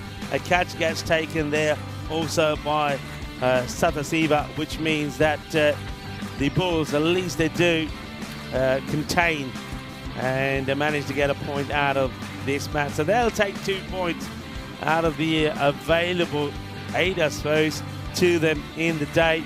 That'll be a disappointment for them, especially losing out to something like the Tartu Wolves and also the Riders, 2 teams that they know could topple them and mean that they exit from this series, finishing 5th in this Group A table. So delight for the Tartu Wolves, and delight, I think, for a lot of neutrals watching and tuning in from around the world.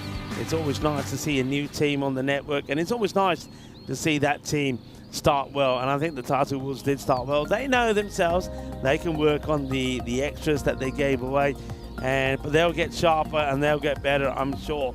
58 from Usman there at the top of the order of 23 deliveries, 21 from Ali Raza. Ali Raza, he didn't look like he was timing the ball well, but early days, like I say, not just for him, but for a lot of the Tartu Wolves. Haven't played a lot of cricket, so the more cricket they play, certainly by the end of the day, we'll start to see who some of their key players are.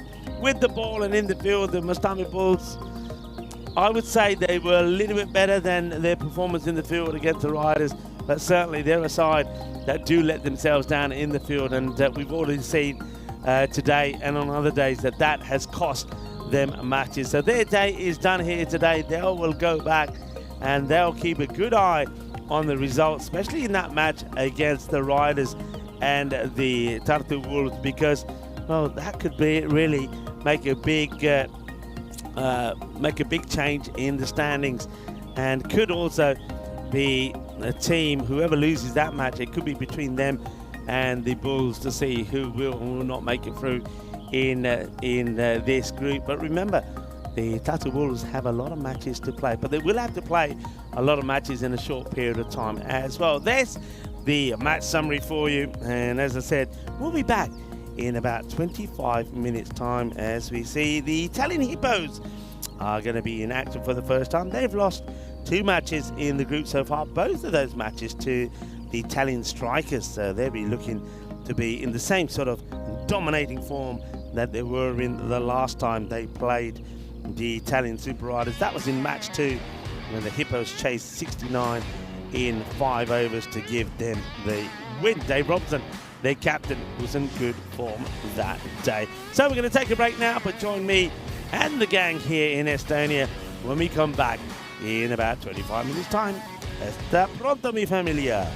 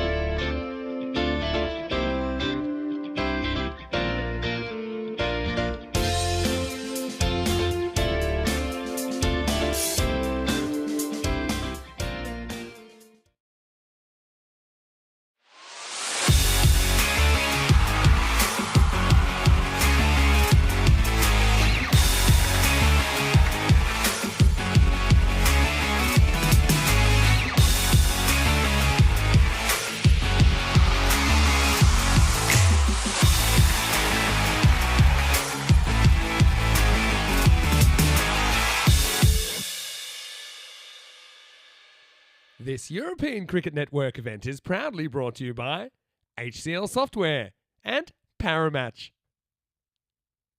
Hello everybody and welcome back as we get ready for match number 3. Not only are we getting ready for match number 3, you can see behind me in that part of the ground we have lost a lot of grizzlies, and I'm pleased to say that the Estonian government are helping us out here as they're trying to recover some of those balls that we've lost there. And somebody said that maybe Vinny Sandu might be in there somewhere, because I hear that he hasn't got to Netherlands yet. So Vinny, are you over there? What I can tell you though is that the next match is going to be an exciting one, because the Riders will remember they'll be very disappointed in what happened to them in the last match that they played against the Bulls.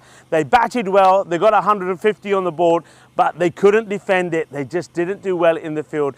It's not going to get any easier for them because they're up against the Italian Hippos, and we know that the Hippos have been in very good form. I'll tell you a little bit more about some of the players that we're going to see, but first let's see what happens at the coin toss. Your call. Tail is a call. Oh, it is head. Have a ball. Hippo won the toss and decide to bowl first. Hippos deciding that they will have a field first. Of course they will. When these two teams met last time, well, the Hippos did a number over the Italian Super Riders, restricted them to a low score, then went out there and gave them a good old-fashioned thumping. But the Riders, they have got better, and we've seen that from them already here today. But good performances from them. They've got that win over the Mastame Bulls. So they've got players in good form at the moment. Rahman certainly got to look out for him. Islam, what a great performance from him. But Chandarappa was the key, wasn't he? He was the player of the match in that last match. Both Islam and Chandarappa getting half centuries and getting their team to a win over the Bulls, chasing 150. So they're better for this match, and I think they'll be looking once again with the bat here to get past that 130 match. That 130 score. The Italian Hippos, they're a side, I think they're very talented. They've got some very good players amongst their midst. So they'll be disappointed that they have had 2 losses. And those 2 losses both came to up against the Italian strikers. They're there looking to put that right here today. I think their captain for me, Dave Robson, I think he's going to have a good day here today with bat and with ball. You've got the likes of the reliable Stefan Gooch in the side as well. And Stuart Hook, well, this guy is due to get a big score on the board as well. And then you've got an array of bowlers that can use as well. But I think Henry, watch out for him. He's a good young bowler. He's certainly got some firepower about him as well. And I think maybe someone like Parkin as well could also put in a good performance. Last time round it was all one-sided, but I think that the Italian Super Riders, I think they play some good cricket. I think they'll be ready and up for this one. Another tight and I think exciting contest coming your way. Join me in the cube for the start of the first ball. Hello and welcome back, cricket lovers, wherever you're tuning in from around the world. Well, it is Peacock Friday, and I think watching the Italian Hippos going out there certainly gives you a Peacock Friday kind of feel, doesn't it? I'm liking the pink. Well, I like my pink shirt on yesterday. I suppose I could have timed it better and worn it today. And looking lovely out there, isn't it? Beautiful sunshine, nice clear blue skies, temperatures in the 20s. And, well, I've said before, it's a good day to have a bat, and it will be the Italian Super Riders being put in there by Dave Robson. I think Dave fancies having a chase. I think he likes to know the number of the runs they're trying to get to, and I certainly think having someone like Stefan Gooch at the top of the order, I think it's the way Stefan likes to bat. He can sort of analyse the situation, know the runs that needed, and then time the chase accordingly. And they've got a couple of good players. Some good ins though as well. I mean, a couple of players I mentioned not playing in this one. So no Stuart Hook playing, but you've got Christopher Garner. A good story about Christopher, him, and also Remo Raud. They natives, and Christopher certainly, the way he got introduced to cricket, he doesn't live far away from here. You can see the cricket being played. You can see some of those houses from the ground. You can see cricket being played. He saw it being played, came down, and he's got involved. What a lovely story that is. And that's how cricket continues to grow in Europe. 78% to 22 in favour of the Italian Hippos. But they're going to be a little bit wary. Don't forget, the Italian Super Riders, even though they didn't have the best of starts when we first saw them, they have got better as this series gone on, and they made a good start here today, doing the double over the Mastame Bulls. They beat them earlier in the series, and they beat them this morning as well when they chased 151. So they're looking to get big runs on the board. Can they do the same at the beginning of the order, what we saw them do when they were chasing? It's going to be Monsieur Rahman and Ronnie Zaman to open up the batting. So no Islam. Oh, that one could have been Curtin straight away. What a start that is from Parkin. It's a beautiful delivery. It really is. Yeah, so no Islam in the side. So if you lost Rashidul Islam as one of your openers. So they're trying something different here. So Zaman, but it's Monsieur Rahman that gets beaten by an absolute beaut. First up from Parkin. And this one is down the leg side. That'll be a wide. You can see what he's trying to do. And he certainly did throw Rahman with that first delivery. Welcome back to everybody in the chat. Hope you enjoyed your little time off on this Friday afternoon. I'm thinking ahead of myself, ain't I? Friday afternoon. It's got a Sunday, you know why? It's got a Sunday feel to it. It's this one gets played out, no run. Yeah, it's a beautiful sunny day. Cricket being played leisurely. A lot of people around the ground watching.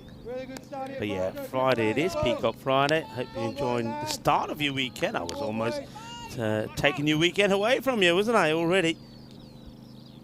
That is nice. The birds are chirping away as well. They know it's the weekend. On it, what? Hit him! Take the single, good standards. Gets down and makes a really good stop. It's really nicely done.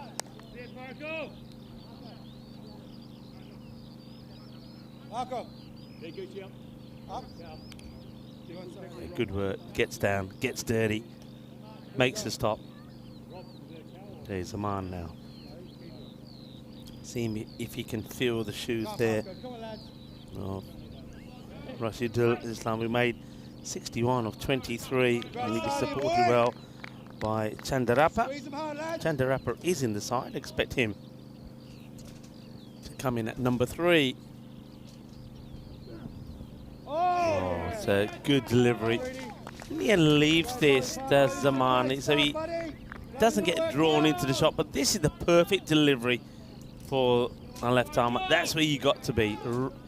Good length, perfect length, good carry through.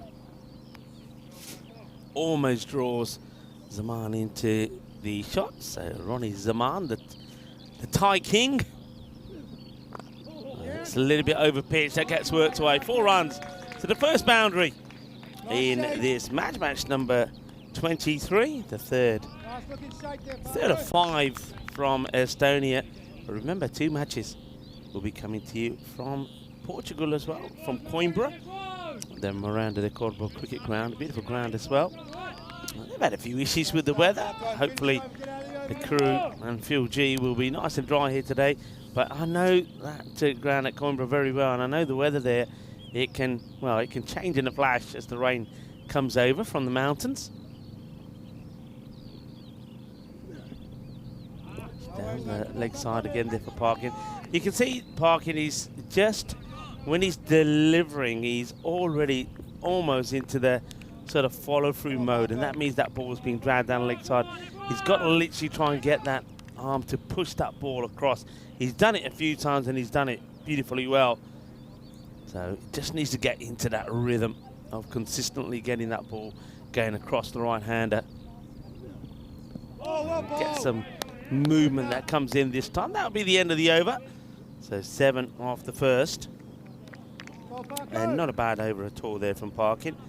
There's the one boundary that got put away, one that was just a little bit over-pitched into the pads of Zaman. Lots of energy out here, boys. Come on, great start, Parko.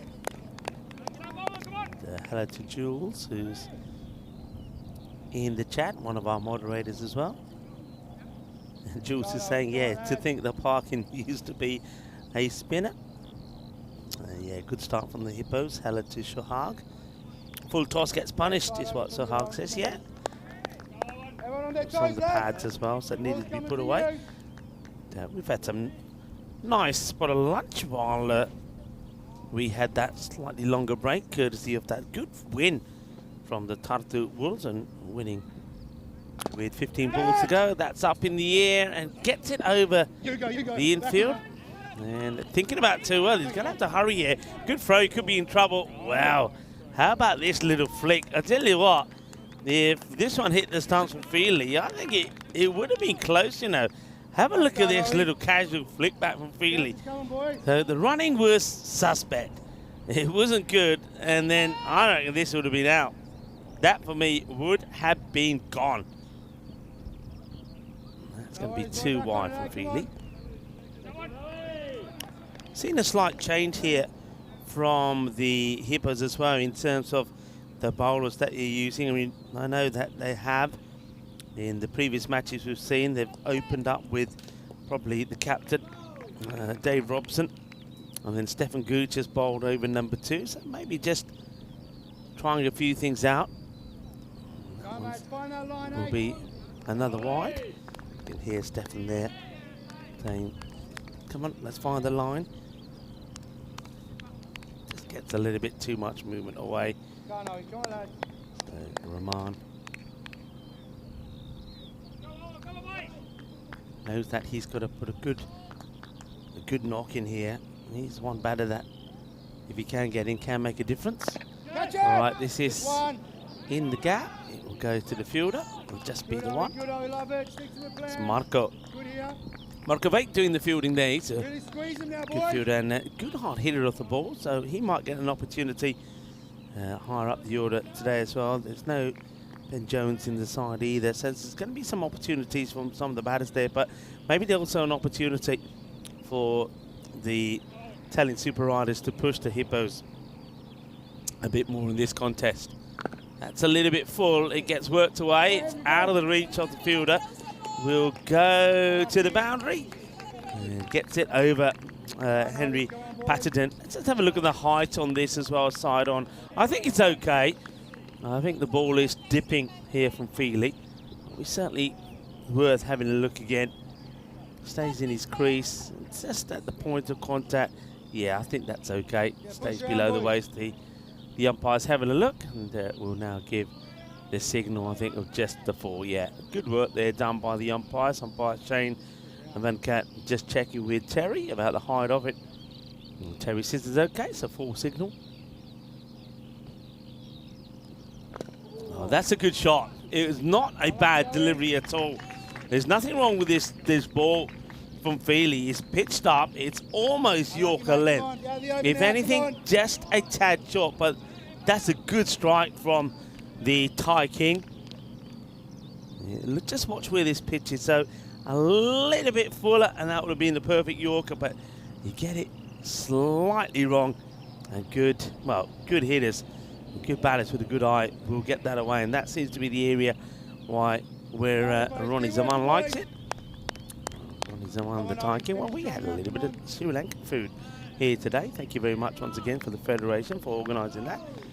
Thanks to Terry, and also, of course, to Tim Cross, the President. We've been well looked after here at this National Cricket and Rugby ground here in Tallinn. I hear there'll be some rugby being played here tomorrow. Speaking of tomorrow, Charlie Hunt will be here as well. Charlie's probably getting ready to make his way. And gone straight through. Well, that's the difference, I told you. And it's Feely who comes back and takes the stumps of Ronnie Zaman, who'll go for 14. It's all about the length, so this time was just a little bit fuller, and then Ronnie Zaman goes for the same shot again. The length is better. Watch the way this one pitches compared to the one he got away. It's just there, look, a tad fuller, hits the top of the stumps, well bowled, a good comeback from the bowler Feely. It doesn't really move, it's just full and straight, and it's a case of, well, if you miss, I hit. And Ian Feely does hit him. 22 for 1. As we see the end of Zaman.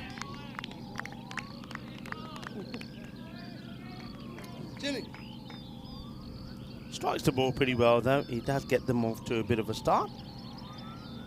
The new batter now comes out is Anand Chandarapa. He was very good. Bang, bang, lads! Chandarapa takes guard, takes his time. I think this is a big partnership now between these two. I reckon that the riders, similar to some of the other teams, not just in Group A but Group B, are reliant a lot on the top three. Oh yeah. It just allows this one to go through, and with no Rushdul Islam in the side, the knock of the captain, Monsieur Rahman, and Chandarapa becomes pretty key, because when you then start to have a look at who else is to come in, and nobody else really comes to mind that has made any impact with the bat, even when you look at that win earlier in match number 21, the first of the day against the Bulls. It was Chandarapa 64 and Rushdul Islam 61 that got them there, really. This is how the tables look, so that the Hippos, if they want to finish top, look, they've got this one match in hand over the Strikers. They would love to pick up all the points here, get the 4 points, and then depending how the final few matches go in the group stages, they have every possibility to finish top of the pack. I'm just played out into a vacant slot from all this. Oh dear, no. Well, I can't believe this from Stefan Gooch. Now, that's a real. Oh dear. Well, he's saying a Tortuga. Well, let's see if there's a Tortuga here. But Gucci, I reckon he just goes into this too casually. Let's have a look. When it comes, do we see the old Tortuga here? Well, there is a little bit of Tortuga. Yep, Tortuga.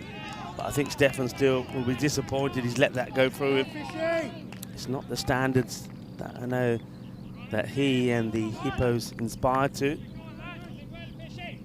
So a little freebie there for Rahman.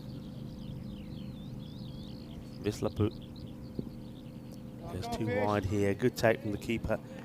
That's Rudesh Sikaran behind the stumps. And you can see that the Italian Hippos, each one of them are geeing each other up to keep talking in the field. You can see that they want to be heard.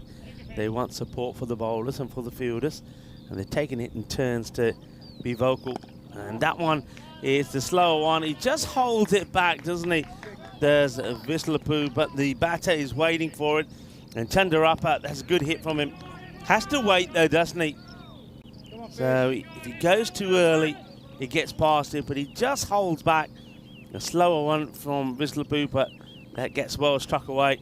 And that one will get Chandarapa off and running.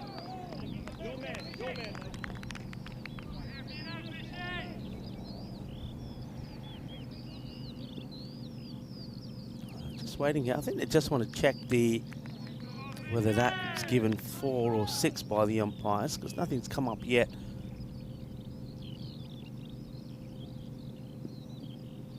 Just tries to work this away on the leg side, but it's going to be another wide.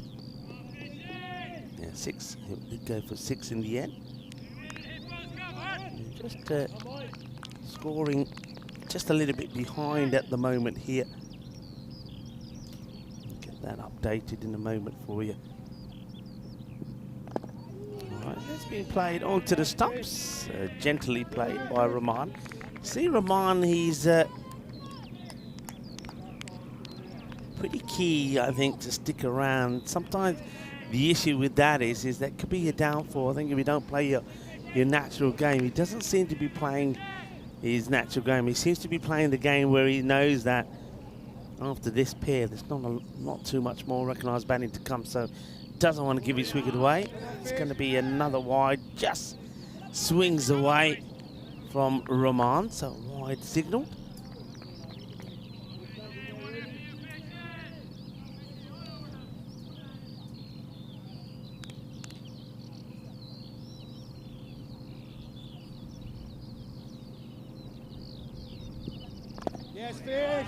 Once again, you see very defensive mode. Here's Monsieur Rahman, the captain. I don't know if that's the way to be. I don't think that's going to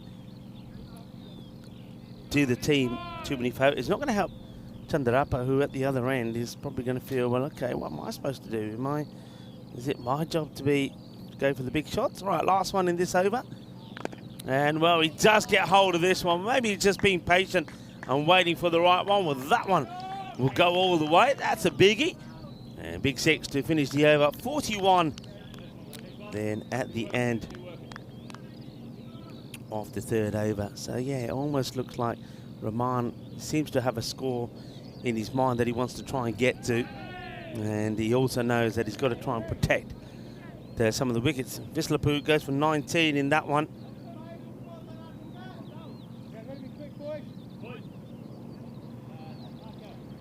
So 41 for 1.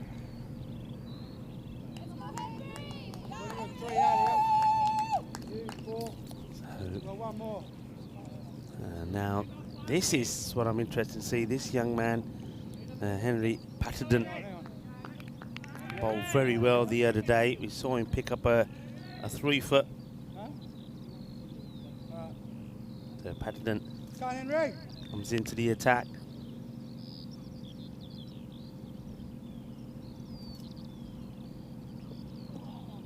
It's going to start with, well, one that's going to be a wide, and it's going to be 5 wide. So Minimo first up, and this one gets past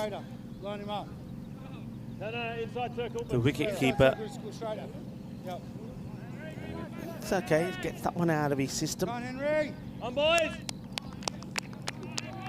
Let's lift it, boys! What's the score say? 40. Off 3. Yeah. 46. He gets on the board. Go on, Henry. Henry, he's got to put that one behind him. Yeah, that's better. Better areas. That's good. Well done. Well bowled. Good comeback. Come back, Henry. I like it.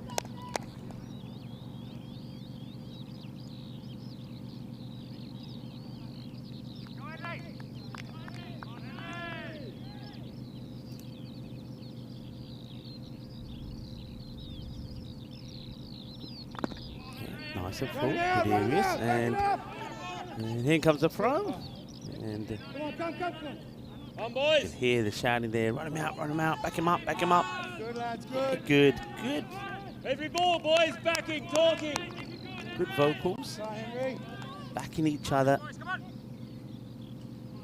Supporting each other. Encouraging each other. Chandarappa is yet to open his account. Yeah, Henry, well ball. It's a bit bad on this. I think that's well chased down. Good speed, good running. And we'll come back for 2 batters, but that's well chased as well. Go, Henry! Go on, Henry. Come on, lads.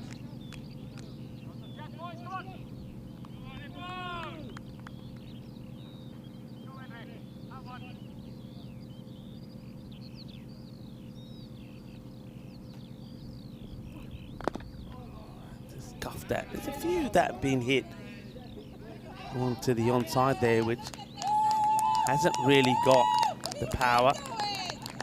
And well, this time, Stefan Gooch, I was waiting for that one. This time it doesn't get through him, so well, he's got the Hippolytes giving him a little bit of stick.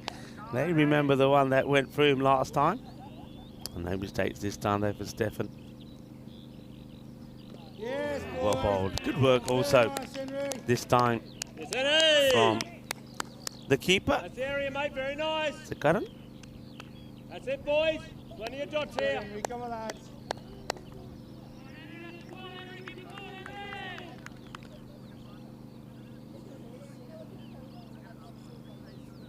Patterson looking to finish well. Just And one. that one gets played out in the off. Got a sweeper out there though, so it's a good. I mean, when you consider it starts with 5 wides, Good. it does really well. Good comeback. Clever, mate. Good finish. So nicely done. 50 comes on the board though. 50 for 1 after 4 Go, overs. Paco.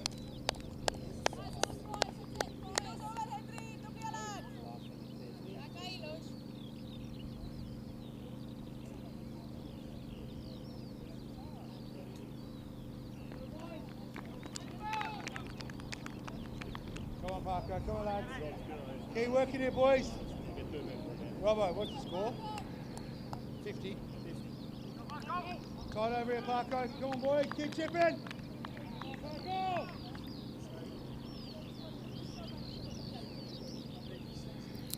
Parkin to come back. The left armour. And to be too wide. But I like the fact that he's going in these areas. I think he's much better to be going there rather than the ones that he sometimes drags down the leg side. So better start. See if you can just bring it in slightly. Hit firmly. Get there, Robbo, down. Oh no, that's... Can you believe this? That's two guys you wouldn't expect to make mistakes. Stefan Gooch first, well, he completely got one wrong, which went for 4. And now we see this one from Robbo. The fielder diving there, slows, takes the pace off it, but it still gets past it.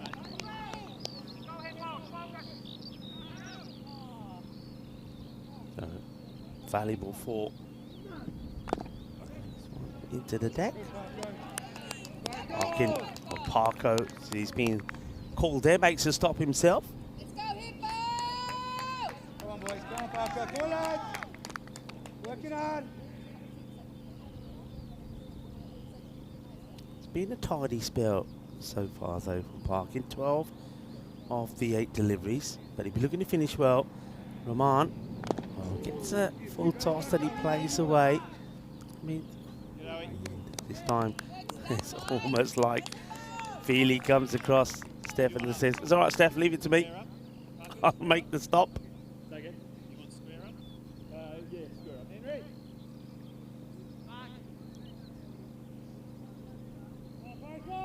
Wait till he's back, Parker. Hang on. Let's go, Parker. Come on, boys. Finer, mate. Finer. Finer. Make an adjustment there, third, yeah. Once he's third finer, yeah, I like that move. Get him nice and fine.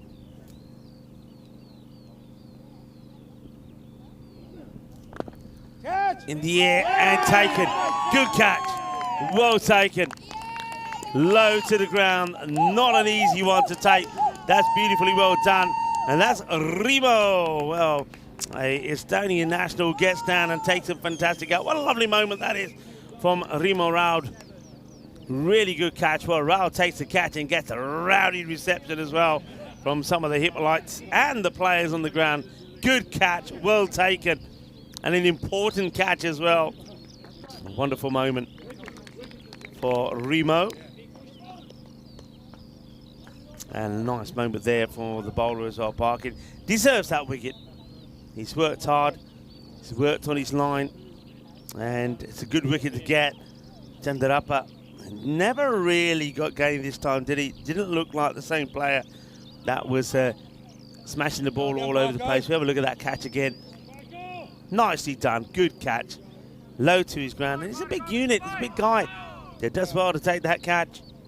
And he gets Parkin the wicket, and that's an important wicket because it removes some of the key batters. Ashkar now comes out. He's placed this quite nicely, but he's not going to get anything from it. Really good here, boys. 56 on the board, we're getting up to this halfway point. Come on, Parker. Come on, lads. Charlie.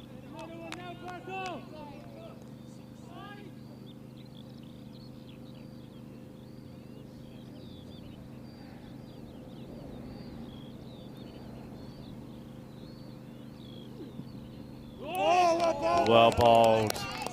See the difference when the left armour gets it in the right areas that it makes. So 56 for 2. What a good over that was. That was a great And over, mate. Awesome good stuff. cricket also from the Italian Hippos all round. Just 6 runs from it, and a very good catch taken by Remo as well. Couple of wickets in the squeeze, lads. That's the look of the field there. 2 men straight, Robbo and Stefan Gooch. And then you got mid-wicket also to the right. Then you got a sweeper out, sort of extra cover area, and then square leg. So you got an interesting field. All right, well that field should work here. This should be a catch. Robbo gets under it. He doesn't drop him, and he won't drop him. So Rahman goes, and that's that field you just take a look at, because you got 2 guys literally on the to my left here. So that's the long off and next to him, extra cover. Then on the other side, you got long on and mid wicket. So you got those four shielding the straight hits, and then only square leg on the leg side. So literally, they're basically saying to the batters, all right, if you want to hit down the ground, you can do, but you've got to clear us.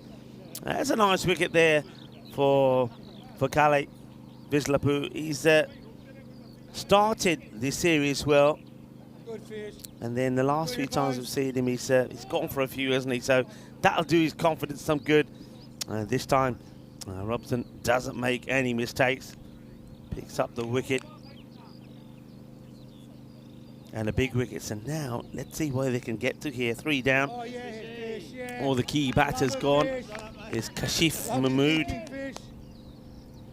who comes out.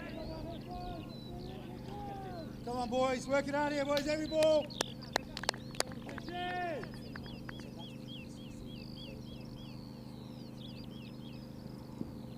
On the pad, liking it. The umpire probably feels it's perhaps just drifting down the leg side. Leg bye will be signalled there, but you can see the difference now already. With the top 3 gone, and with no Islam in the side. Yeah, pretty close. You see there, I mean, seen them given. Gets worked on the side, yeah, seen them given, but I think the umpire just thinking that maybe Vislapu just getting that ball to drift down the leg a little bit, so it gives the batter the benefit of the doubt, but certainly worth a shout. Certainly, when you think about some of the LBW appeals we've had today, that one was definitely worth having a shout and having a look at again. Yes, Fish, that's beautiful. Seems to have hold it, it's the call. And it's a gentle underarm throw, which Vislapu partly stops. Seems like the aggression, very little, I mean, there was very little aggression to start with anyway. I mean, Rahman looked like he was cagey, didn't want to give his wicket away, and then eventually he did just that by changing the way he bats. Chandarupu didn't get going at all. It didn't look like the batter that scored 64-25. And sometimes I think that's all about the mindset. That's another great over Really good here, boys. for the Telling Hippos comes to an end. Only the 3 runs come off that. So if you look at the last 2 overs, just 9 runs and 2 wickets have come off it, and just the 1 boundary, and that's why the Telling Super Riders struggling here at the moment. 59 for 3. So 24 balls to go, and they'll go back to Nice one here. A couple of wickets for you, buddy. to young Henry Patterson. I'm liking his bowling as well. Though he started with 5 wides, how he came back in that last one. Oh, well bowled. Angles it into Good, boys. That's a win for us. Come on, Henry. Keep going, mate. Come on, Henry. into the batter. No runs there. But one thing I've liked all the way through is that they've just been chirping away, backing each other up, even when there's been errors. It's always been encouragement, no negatives. Oh, well bowled. Nicely bowled. He whips this one through and gets past Mahmood as well. Not a lot happening at the moment. Come on, Henry, boy. Come on, lads.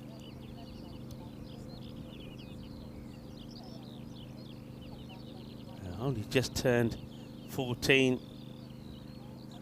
This young man, and that's great delivery. Great delivery.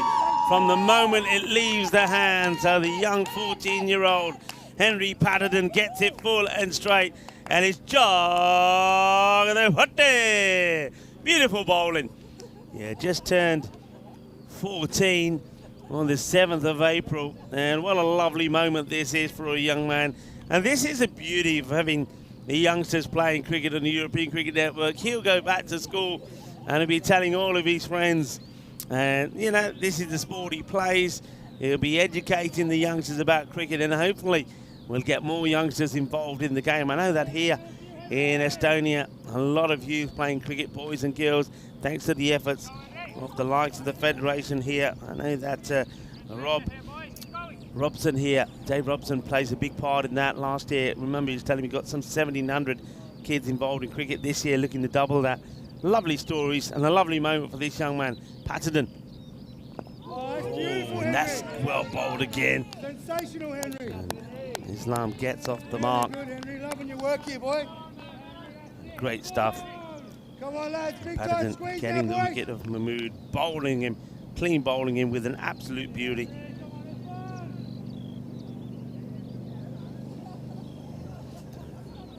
This is now Tajul. Islam just expected to score 90, but really, unless you get some big hits, can't even see them getting here. Another catching opportunity.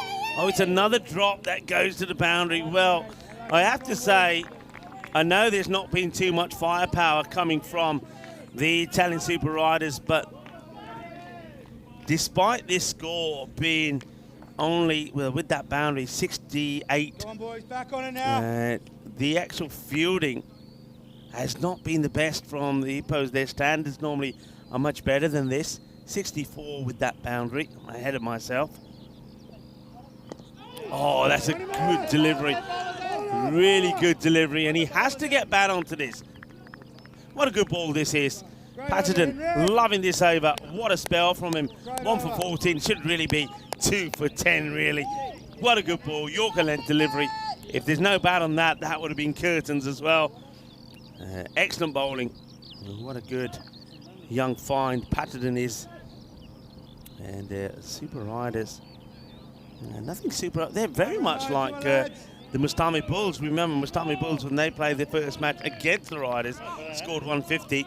Then against the Tartu Wolves, they struggled. They didn't even get to 100, got to 95. And now, well, the Riders doing the same, batted really well in their first match. And this one, they've really got the struggles. Now, this is where Vinny Sandu is off to.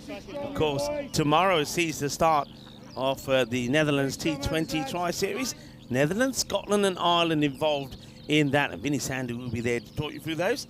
I think Corey will be there as well. This one's down the leg side. It's going to start with a wide here. And big shout out here to Remo. Remo took a great catch, remember. And now the Estonian national, who is given an opportunity of a bowl. See if you can pick up a wicket here as well, bowling to Islam. Just a little bit too wide again. Well, the umpire gives him the benefit of the doubt here. But this one for me, I think, this one does, well, that's a big wide that gets missed. So a little bit of good fortune here, I think, for the bowler. Raud. This is down leg side, gets away, and a good throw here. It gets thrown to the bowler's end, a bit of a wild throw. I think maybe a shy at the keeper's end there. Liking this from Robson though, he's not using himself.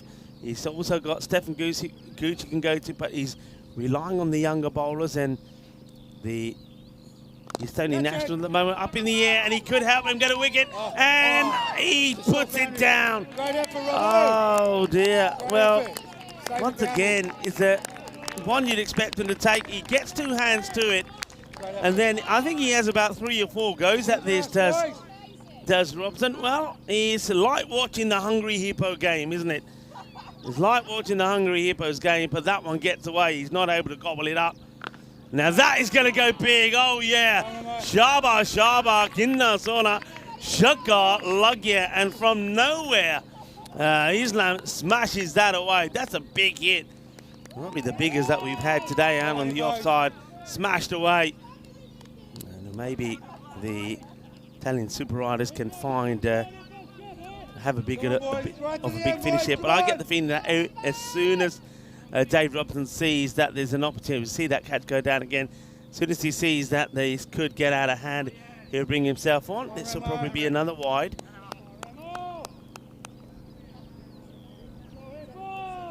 Come on, lads. Pushing out, boys, every ball. Come on. Remo. I like the fact that he's going for the offside. Just going a little bit too far at the moment. Better, but a good pickup. A really good pickup. That's a good hit.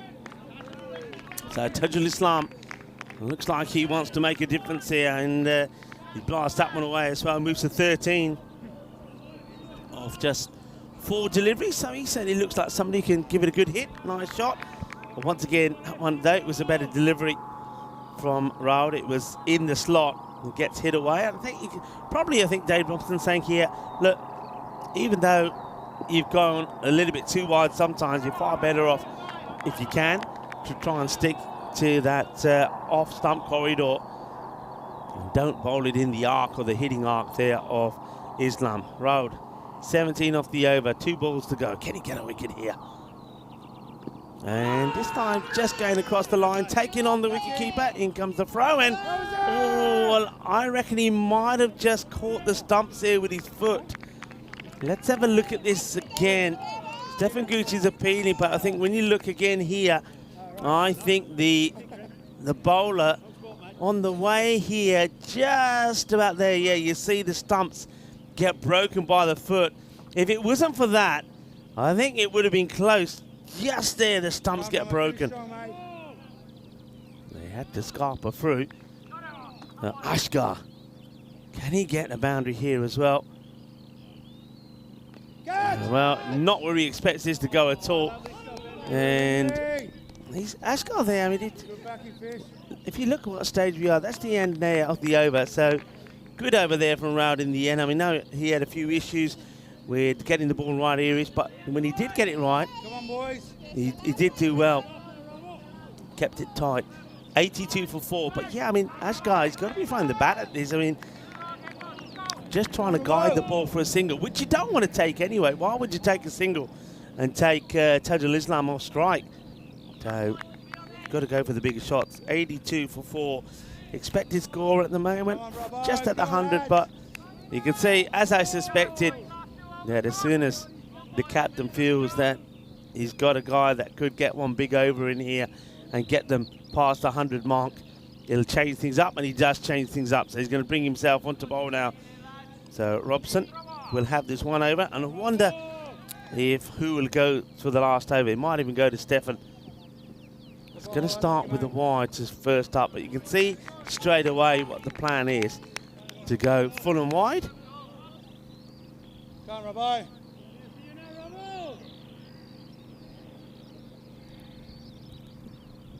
Bowling. And that's what he's trying to do. That's the areas he's trying to go to. Come on, Robert. Come on, lads. Wants to avoid getting that ball in an area where Tajul Islam can get that big shot in.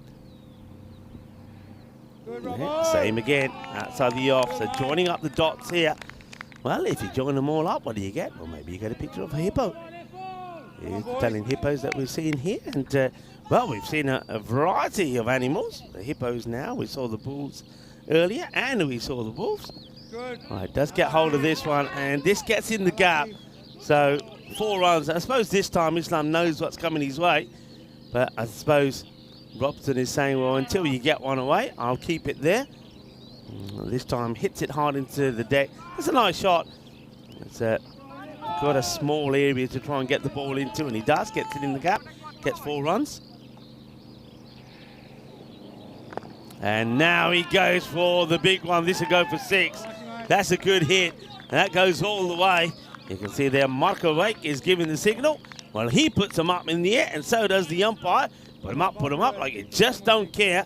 That's a big hit. That's 6 runs. And umpire Shane gives the signal. So Islam, once again, I suppose, a bit like what the Mustami Bulls managed to do with Manan, hitting a few. At least he's given them something to bowl at, and maybe, just maybe, he's doing enough to mean that at least they should get something out of the contest. But that's that slower delivery. Good comeback from Robson after pushing it wide outside the off stump a few times. He then takes all the pace of this one and goes straight, and he's a little bit unlucky not to find the stumps, but he gets a dot ball in. So ball to go, 11 come off the over. And this will be played away. They should be looking for a single, so he gets himself back on strike going into the last, and he will. So 94 for 4. The problem is, it's the start that it had. Remember, 56 off the first. really never got the acceleration in. She saw some very good bowling as well. And Henry Patterson really liked what he did early on. You can have a look at those bowling figures there. Yeah, 1 for 14, outstanding. Vis Lapu, his second over was pretty sensational as well. Right, how will they finish here now? Come on, Owie, come on, boys. Feely to finish the innings. Bowling to Islam, who's on 24. Well bowled, And Owie. was well bowled. Nice, really nice. Islam, I think he's drawn into two minds, and he's thinking about the cut and then thinks he'll come forward and then changes his mind again. By that time the ball's got past him. Good movement from Feedy. I like the way he's got this ball to move away. Sometimes he's gone a little bit too wide, but I like the areas that he, and on most of the time that the hippers have gone for. Well bowled, And it's Owie. another one that's in there. He's just moving around too much. He's moving around too much, and he's taking himself away from the ball. If you have a look at this, I mean, if he stands still and plays the right shot, he'll get back on ball. But look where his body goes here. So straight away, look, he's way down the leg side, and then he's having a little look at the umpire Venkat to say, is that a wide? No, no wide. Yeah, you've got to go the other way. Look where he's standing. So anything, yeah, this time he comes across, and does he get a bit of bat on this? Back it Let's up. have a look. See what the umpire says. Signals leg by or bat? Leg by signal. It's not a bad shout then for me. Let's see. Maybe Right work, going really it's the nice. height. So 3 more, come on, nice and tight, boys. once again, it's definitely worth a shout.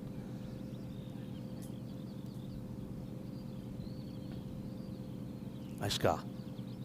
Oh. Yeah, that's good from Ashkar. No worries, mate, come He on. doesn't want us waste it, does he? Doesn't want us ball the wide. Feely goes for the stumps this time. I think Feely, I think Feely here is thinking about, all right, it's Ashkar. Come on, I boys. could go for the wicket here. Goes for the stumps, but I think he's better off just sticking outside the off. Go for the dot balls or just the singles rather than giving away any extras or potential strike from the batter. Oh, that's a good strike, and it's going to go to the boundary, so that will bring the 100 up. Now, boundary check coming up here. Alexandra, over to you. 4 or 6.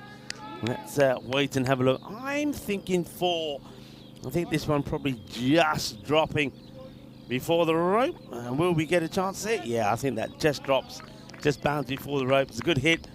So the 100 will come up with 2 balls to go. There we go. That's a good look at that. Yeah, Ashkar finally now this is one thing I was saying about side Ashkar. I don't know why he was looking to just tap the ball around. Hit it, man, hit it. Yeah, ball hai, anda nahi, tutda nahi, bat ke maro. Right, now, will they push hard on it? Probably not. Looks like Tajul Islam is saying, I'll have the last, and he'll be looking to butcher this to the boundary. All right, they've got to be ready to run. 101, so they do get to the 100.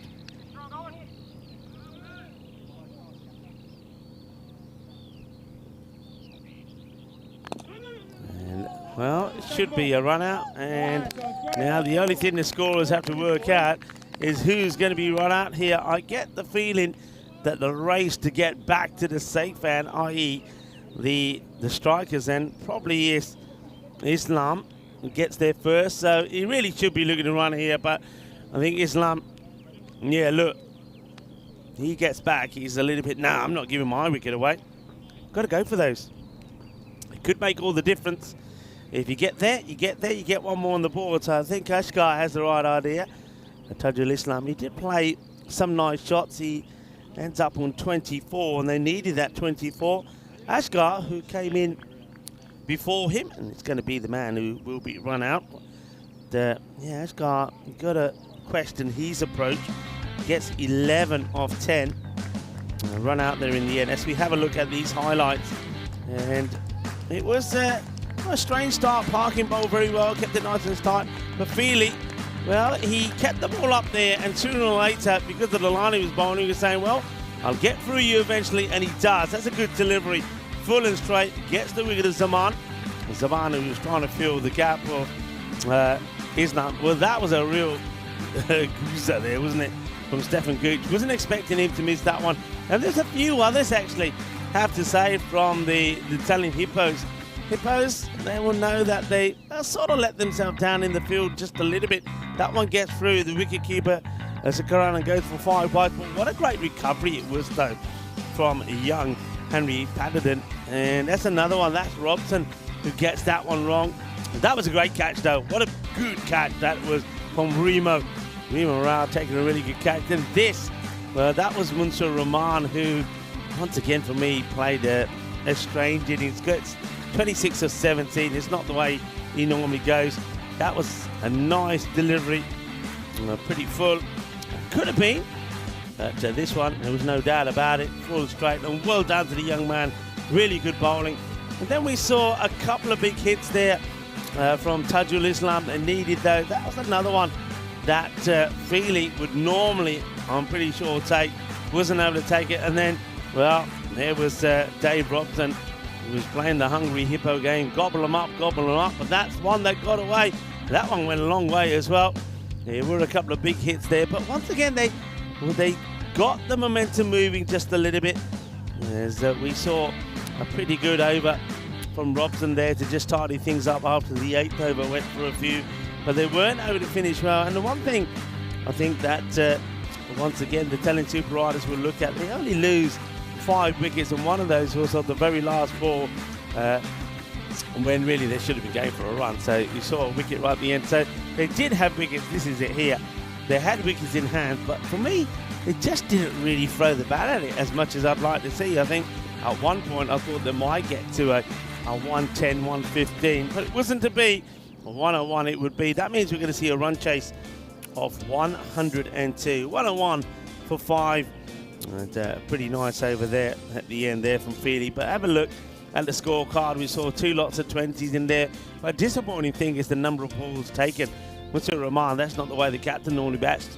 70 balls to get to 26. 11 Ashgar. I don't know what Ashgar was doing. I think he was playing test match maybe. And Tajul Islam did get a few out of the slot, but early on he missed a few as well. Bowling, though, I have to say, I like what I saw. The Italian Hippos were all trying to get the ball outside the off stump. I know that there was a few that got away there from Remo Rao, but even he was keeping it pretty nice and tidy. But wickets there for Parkin, well bowled, 1 for 13. But I like the bowling there of Henry Patterson once again. Probably pick of the bowlers as well, 1 for 14. Took some good tidy figures through there as well. And then Feely, 1 for 21 as well. So we're going to take a short break of around about 10 minutes, and we'll be right back with the reply of the Italian Super Riders. And Italian Super Riders get to 101. So it will be the Italian Hippos need 102 for victory here. And I get the feeling that the victory definitely on the cards. And if they get off to a really good start, well, maybe they'll be looking to take all the points here as well. So join us back in 10 minutes' time.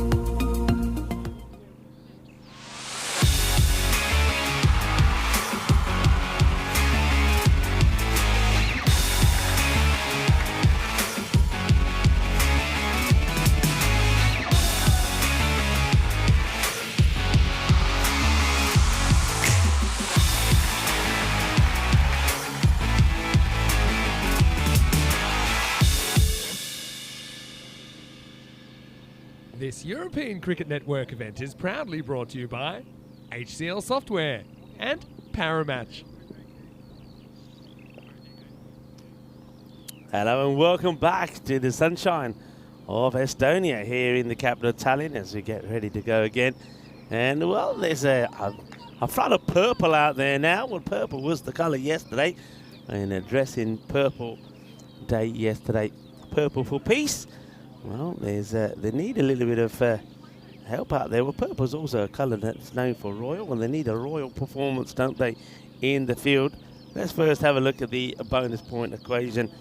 So restrict to 70 or less, then there is an opportunity, I suppose, there for the Italian Super Riders to take all the points away.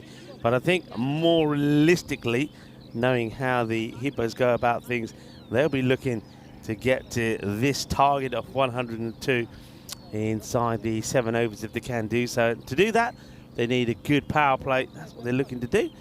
And let's see how they fare. I can see the man with the ball is going to be the Thai King, Ronnie Zaman. Start with the ball, and he's going to start with a no ball. And he had a few issues with swing earlier, didn't he? And that has gone along. It just keeps going, and going. Look at this. That's the big wire to start off with. Stefan Gooch at the non-striker set, and Ian Feely. It gets given an opportunity at the top of the order. I like the way Feely bowled. Let's see if he can add to the batting as well. Well, first, he's got to try and get one near enough to hit. As Zaman is getting this completely wrong. Dave, I don't think this is based on what I've seen today, that Zaman is your bowler with the new ball. He does genuinely swing the ball anyway, but I don't think the new ball is for Ronnie. That's another wide, so 3 out of 3. And so when you've not got too many on the board, you don't want to be giving too many extras away. And Ronnie, well, he hasn't even got started here yet. And free hit still stays in place, because don't forget, the one that didn't get on the pitch at all, it's the free hit. So free hit's in place. Feely, well, he wants to get one. He can have a feelet. Or maybe this one. He plays it away. They'll take a single. Ronnie Zaman feels it himself. I reckon Ronnie's held that one right across the seam to stop it swinging around. So first runs off the bat, but with those 3 wides, well, 2 wides and no ball, score moves to 4. All right, Stefan Gooch, powerful left-hander, but a smart cricketer. He knows what's required here. He knows the rate. The rate for a win is around 10s, but he'll be looking to get the acceleration in to try and do it in the 7 overs. So they need to go around just about the 14.5 to do that. And that should be achievable. And down the leg side now to the left-hander, so it's another wide. That one at least would have been okay to the right-hander. So issues continue with Ronnie Zaman. Can he get this ball to be pushed outside that off stump? A little flick away. The chase is on, and it's going to be 4 runs. So just a gentle nurdle off the pads from Stefan Gooch. He gets off the mark. So the first boundary as well. But again, not a good delivery. This time Stefan deciding, well, why have 1 on the board when I can get 4 and 4 that go to me?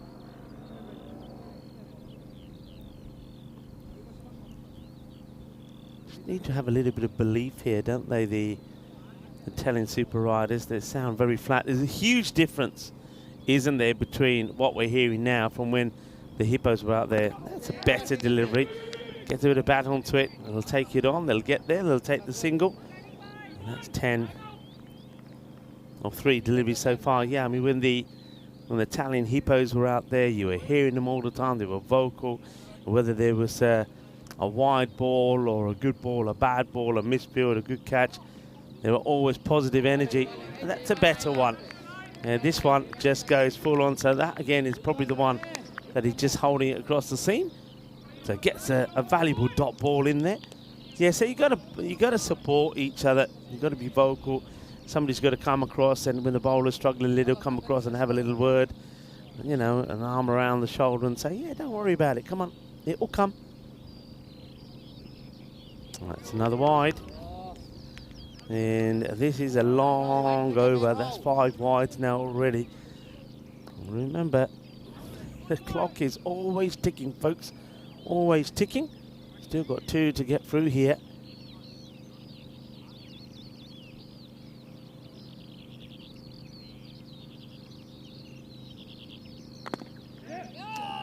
Hit well, and if you're going to chase it, forget it. And there's an opportunity to make the stop there from the fielder who decides not to commit. That's Yunus Ali. You'll see this again. There's one point that Yunus needs to go down and smother this ball. And it's about here. He doesn't go down. He wants to chase it. Forget it. On this outfield, it's gone. Forget it. It's gone. 4 runs. Nice shot. The first boundary there from Feely. 15 off the over. I said they need to go at around 14 to get all the points in the 7. And they've done that with ease at the moment, and they'll get another wide here as well. Well, painful to watch this. Painful to watch. That's the 6th wide. And, well, the Thai King at the moment is just dishing up wides. And he is putting the Italian Hippos well and truly in the driving seat. And the opportunity of getting a point or something like this game fades. That one will be all right, though. So finally this over comes to an end. I suppose there were 6 wides and 6 legal deliveries. 2 of those legal deliveries, though, also went to the boundary. So at the end of a very long first over, it's 16 without loss. 51 matches since the golden ball. I don't think that's going to be likely here. And that's what I'm thinking anyway. A couple of days to talk about today. International Day Against Homophobia today. And there's a lot of events that will be held around the world. And events held to help raise awareness about LGBTQ issues. It helps share information about some of the issues forced by the community. Also, it's an International Child Helpline Day. Today to honour all of the volunteers that work for that charity behind the scenes. Stefan Gooch gives a nod of approval to that delivery there from Chandarappa. Yeah, it sort of follows him and almost cuts him in half. Chandarappa, good delivery first up to the left-handed Stefan Gooch coming round the wicket. And so the efforts of all these workers and volunteers ensure that children and youth who are in need, that's another one that gets worked away nicely, are listened to, assisted in a timely manner, and millions of children contact the network of child helplines and ask for support every year, so they're doing a fantastic job. Chandarappa not doing too bad a job here after quite an untidy and unfruitful over from Ronnie to start off with. He starts with 2 dots. Now that one takes a bit of the pad. That's a good save from the keeper. It really is, because that comes off the pad of Gooch, and if it gets past the dive of Ashgar, that's going to go for 4-leg buys. Does extremely well. That's a really good save. Really is. It's like a goalkeeper saving a penalty, isn't he? Turns it round the corner. So this over so far, I mean, that one again could quite easily, if it was left alone, would have been a wide. So just the 1-leg buy so far. Let's see how Chandarappa fares against Feely, the right-hander. Not good, as this one is too wide. It just goes down takes the wrong route. And that ball, it goes straight, doesn't move, but it's big time the wrong side of the line. So though he gets it right to the left-handed Stefan Gooch, he starts badly to Feely.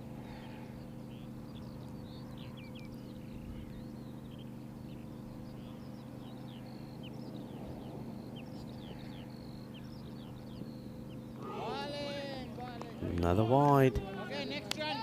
Yeah, let's have a look at this again. You can see Chandrapa is not too sure, but yeah, okay. Can see why the umpires called it. I think if you really wanted to be finicky about it, you could say that the ball probably does catch a little bit of the line there, but the umpires have been pretty consistent with that, and they've been calling those more often than not. Shot. Ah, that's a beautiful pickup. Lovely shot, and that will go all the way. Bolle, bolle, bolle. That's Unakus. Beautifully played. He gets a swivel on this. MJ style as well. A little bit of the and that's a lovely pickup. And that is sweet. Sweeter than a bowl of rasmalai. Lovely shot. Nicely played. Right, back to the drawing board then. Chandrapa started well to Stephen Gooch, but well, making it comfortable for Feely. Now he wants to try coming around the wicket. Full toss, and oh dear, oh dear, oh dear. They'll should get the couple here. Here comes the throw, and it should have been, that should have obviously been two. I'm surprised they're not running two there. It's a big error from the fielder who, well, probably if he was on his nimble toes and walking in, should have been turning that into a catch. But if you're not getting there, then you just make the stop. But Yunus Ali, it's not the first mistake that he's made. Got to have your key fielders in the right place. And we saw that from a very good performance from the Daftu Wolves earlier. Weren't they outstanding in the field? Certainly looking forward to seeing them again. And if you can't wait, well, you don't have to wait too long because they are next up. He'll be disappointed with this one, Stefan. It's another one that's going down the leg side. We saw him get a pad on one earlier, and he's, well, lets this hit him as well, and he doesn't get it away. So it's going to be another dot ball. So despite all the issues getting it right, Chandrapa concedes 9 in that one. 26 without loss after 2. This is how the standings are looking. So the Hippos looking to close the gap on the strikers. 4 points will do them well and will serve them well, and especially when you think about the fact that they got some key players missing. No Stuart Hook, of course, in the side this time. So no Ben Jones as well, another good aggressive player. So if they can pick up 4 points here without those guys in the side, they've done well. Up in the air, and this one is going to be 4 runs. A little bit of width, and that gets put away. A new bowler comes in, starts with the short one. Too short from Deepak Kumar. Too short, too wide. It's an easy hit. And you just get the feeling that the longer Feely is out there, the more confident that he's getting in himself. Moves to 16 now. Short, swivel, 4. So back-to-back boundaries.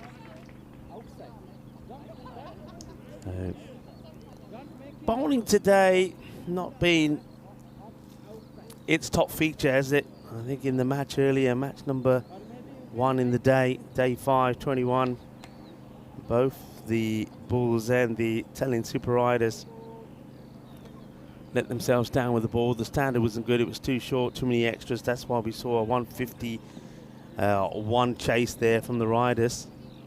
In this one, in match number 2 of the day, the bowling from the Tartu Bulls was once again very good, very tidy. Too many extras though. There was a lot of wides, and they gave and conceded 20 extras. Right, what's going on here now? And I get the feeling that this is a bowler who's been looked at a few times. This is Deepak Kumar, and I know there was in the earlier match today he was called for a no ball. They've had a look at that action. He's been given some guidance, some coaching, some opportunities. Hasn't got it right, so he's now been removed from the attack because of that suspect action.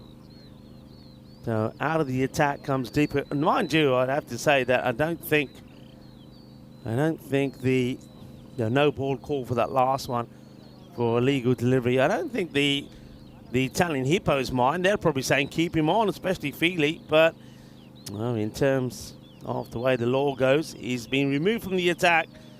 So this over will be completed by Yunus Ali. Problem for Yunus Ali is that there's already one legal ball being bowled, and the over so far has gone for 9, and now he's going to bowl another illegal delivery. That means that the free hit that he inherited from the last ball, that illegal delivery from Deepak, stays in place. So free hit. Hit well, and well, that one could have been nasty. That's all I'm saying. That's the captain, Mr. Rahman. This is catchable. And maybe he's thinking he doesn't want to hurt himself catching the ball. That's a free hit. So he thinks he might just push it back into the field of play to save the 6. Doesn't get it right. Okay, that's okay from Ali. So you'll see 7 of the balls that he's bowled so far. Don't forget there was already 9 off the over before he even came on to bowl.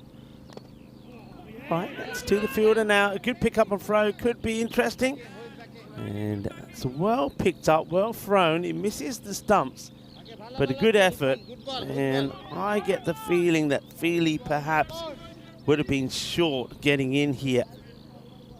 Might get a chance to have a look at this here. So he's see, yeah, maybe not. Oh well, wide gets called here. I think this is a hard call. There's been a couple of these. I think this one is okay for me, and I think that one just sneaks in, but Shane doesn't see it that way, so a wide call. Stefan hasn't quite got going here. 6 balls, 5, and plays this one away. Once again, they're pushing at the fielder. Same fielder again as last time, who throws it in. And this time throws it at the keeper's end. That's Deepak Kumar, the man who's just been taken out the attack for that illegal action. And this over finally comes to an end, or does it? Let's see. I don't think it does. They're going to have to work this out. Remember, the start of the over from Deepak, there was only the one legal delivery that was bowled, and that went for 4. The second ball was a no ball, which was also hit for 4, so that was 5. That's 9. So that means that maybe it is the over. I thought that means that 1 to go. Yeah, I think there's still 1 to go. 5 have to be bowled in this over. 5 legal deliveries, that is. So 1 to go. 44 becomes 45. And this one just gets defensively played, so they don't get any extras from it. And power play complete. 45. So 19 come off that one. So looking to get not just a win here, which should be a certainty, but looking to do it in style and looking to take all the points and keep the pressure on the group leaders, the Italian strikers. The early matches that have been dropped by the Italian Hippos are both to the strikers, 2 losses to them. And on one occasion it was a 135 run chase that the strikers pulled off, and then the strikers put a lot of runs on the board, 170 odd, which the Italian Hippos made a fantastic start in trying to get, but in the end did fall around 40 runs short of that target. Captain Rahman is going to turn his arm over.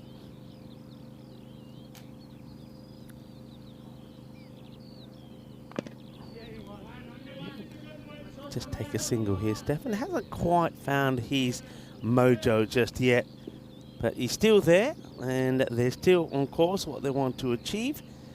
You can see the ratio there for the win. I'd like to, let's change that to get the bonus point. I think at this point that's worth keeping an eye on. Wait is the call this time. They're not taking and risking the single. Yeah, let's see if we can change that equation to runs needed. We know the runs are the same, but and how many balls in the equation? Well bowled. All right, Rahman has started well, but can he finish well? This could be, in terms of trying to get all the points here, this could be quite a crucial over. You get the feeling that one very good over, or forget one over, let's say 9 good balls could mean that they don't get it. And then this is up in the air. Now watch this. Will it plug and go? It's going to go to the boundary. Once again, the fielders go with the feet. Can't stop it. Important boundary as well. They need, I think, a couple of boundaries here to stay where they want to be at the end of this over. So they'll have 20 balls then here to get the 52 they're looking to get. This one gets worked away. Against the go with the feet. They should be going for 2 here. There's a couple that have been turned down. I suppose maybe, I'm just wondering here, maybe just taking into consideration Stefan's knee. He had a big day the other day, played 3 matches. So he might be a little bit sore. We didn't see him bowl as well. So they're probably trying to look after him a little bit as well. That makes perfect sense. Okay, Rahman, can he finish the over well? Yeah, he can. And Stefan Gooch will go.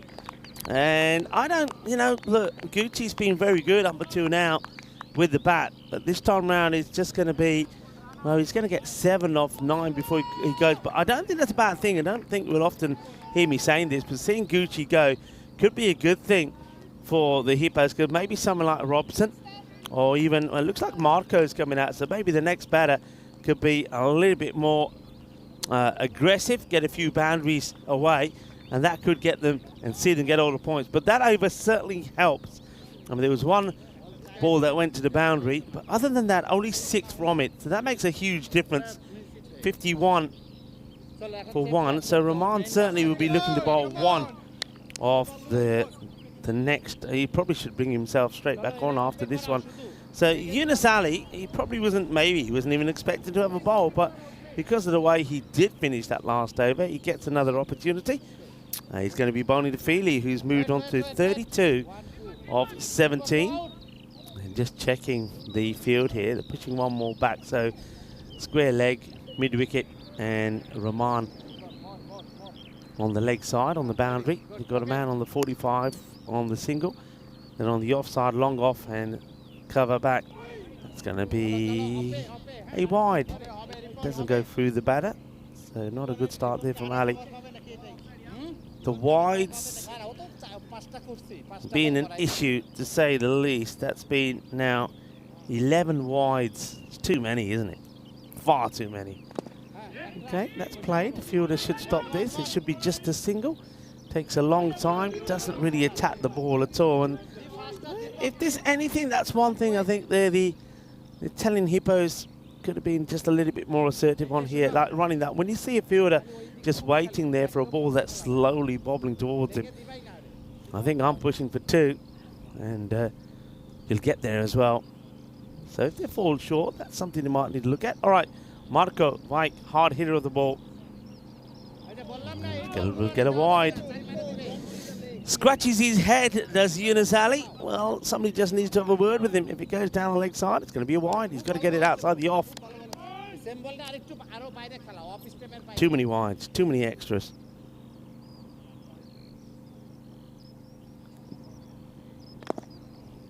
Better areas. Gets a little bit of gets that swivel, doesn't he, on that front foot. And that helps that ball to go a little bit straighter. So he gets a dot ball in here.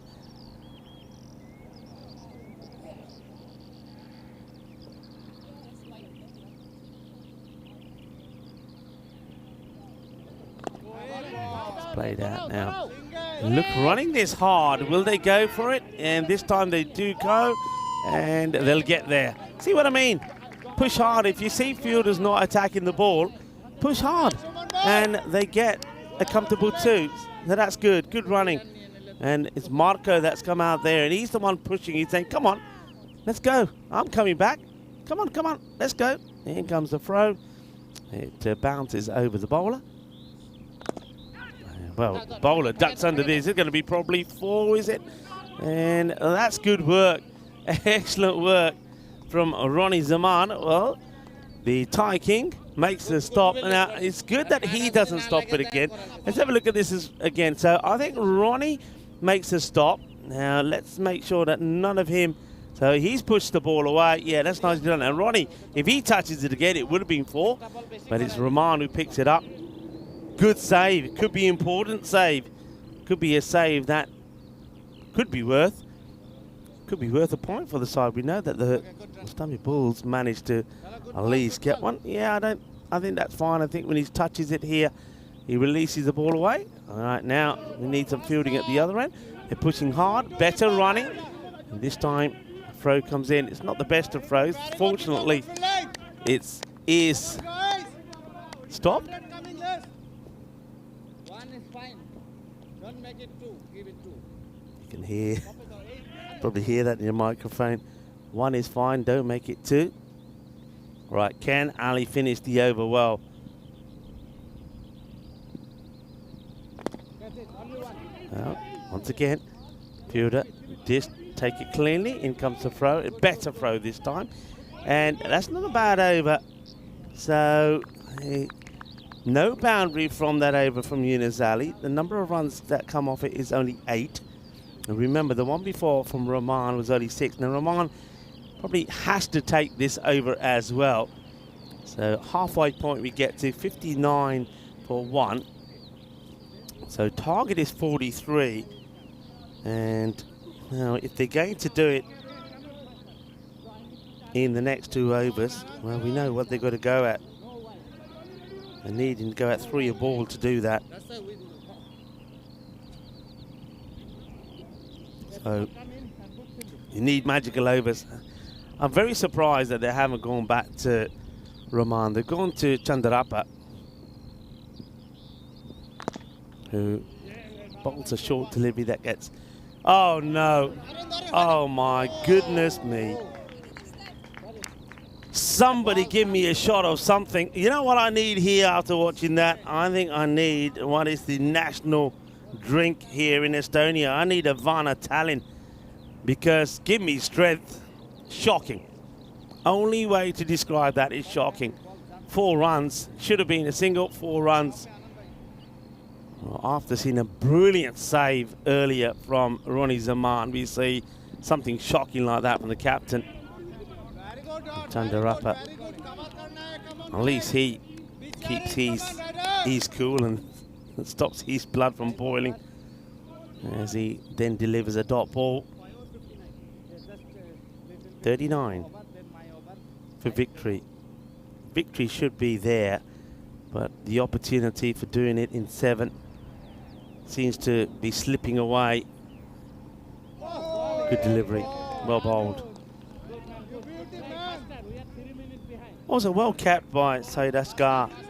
He's made some good saves and good stops in this innings, and some of the balls that he stopped quite easily could have gone to the boundary. He stopped a few 5 wides, and that's made a difference as well as that stop from the Thai King earlier. Okay, up in the air, and talking of the Thai King, here he is. He gets a little bit of a tortuga on this one, but there's no real pace in it. So though they look like they will be heading for a defeat this time after a good finish and a good run chase in the very first match of the day, at least they will pick up another point. So I suppose taking 4 points from the 2 matches so far, well, that's too high for me. I reckon that's a no, and we do see a little bit of a tortuga there as well. This is going to be a no, I'm pretty sure of it. This could change things slightly. So let's have a look. So Feely smashes this away. Chandarappa gets it wrong. This is a no for me, without doubt, because he's back. Yeah, that's definitely a no ball. So we'll see the signal. You can see Chandarappa now gets told that's too high. Now, what does that do here now? We'll see that. Let's see that register on. So no ball is the signal. And 4 is a signal, so it doesn't go for 6. So that's 5. That's a minimo, if you like. Tender upper. Oh, look, that gets the finger pointing from the umpire. There's Venkat saying, don't want any more of that. Peely, he's at least still trying. Short, high, in the air, and dropped by the captain. The throw comes in, almost takes the non-striker Marco on the lid, but Munshir Rahman, I'm going to say this, Munshir Rahman, look, I don't want to be unkind. He's the captain. A captain needs to know which fielder should be where. Munshir Rahman is always fielding in long on. He couldn't catch a cold if he tried. He has difficulty stopping the ball. It's got to be somebody else that can field in that position because he's not the man to be there. Chandarappa should just hold on to this. He will, because with that one was a catching opportunity. He's run right under it.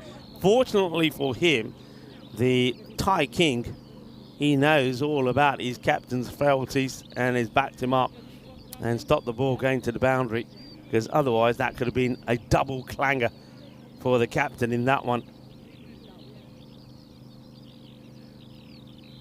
72 for 1. And that's the end of the 6th over. So a supersonic one would see them get all the points. We have seen supersonic overs today. And so I'm not writing this 4 points off just yet. Rahman, for all of his issues with the field, he did bowl a very good over. And this one is going to go for 4. So the 4-point grab still stays on the table. It's still there for the taking. So 30.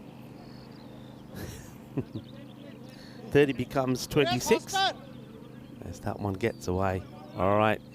Just get the feeling that Rahman, if he can get one good ball in here, stop one going to the boundary, could make the difference. And that could be the one.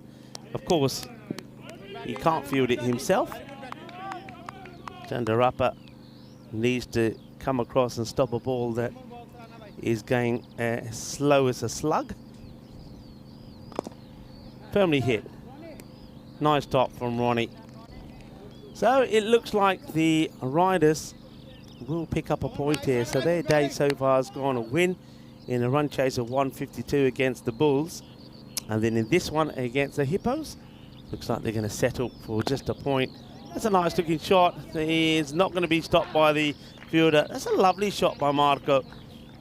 Nice bit of timing all along the deck. He'll get 4 runs. Match is still to come today. The next match, it will be once again the Tallinn Super Riders will stay on the field. And they're up against the Tartu Wolves. And I suppose the question is, what? Oh, lovely shot. That's a beautiful shot. Boom, shakalagya. What a delightful hit. Well, they could have done with some of these hits a bit early on. And that is just a beaut. After hitting a lovely shot through the extra cover area for 4. He picks this one up beautifully. I'm sure Rahman gets smashed for a big 6. 87.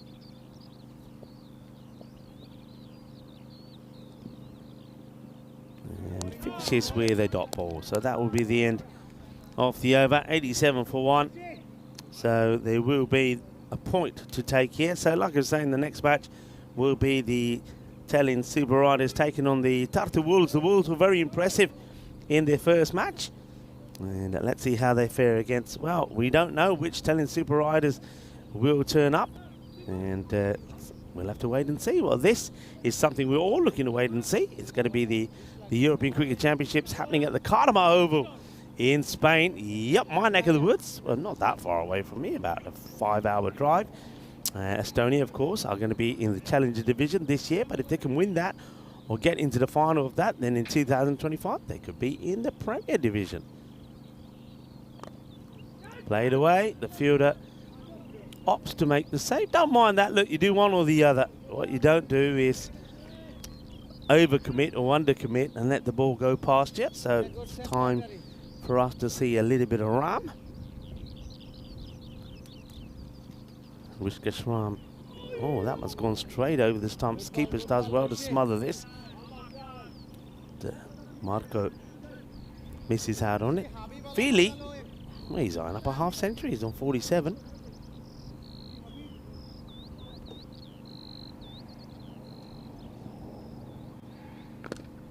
Hit well, and it's going to stay hit as well.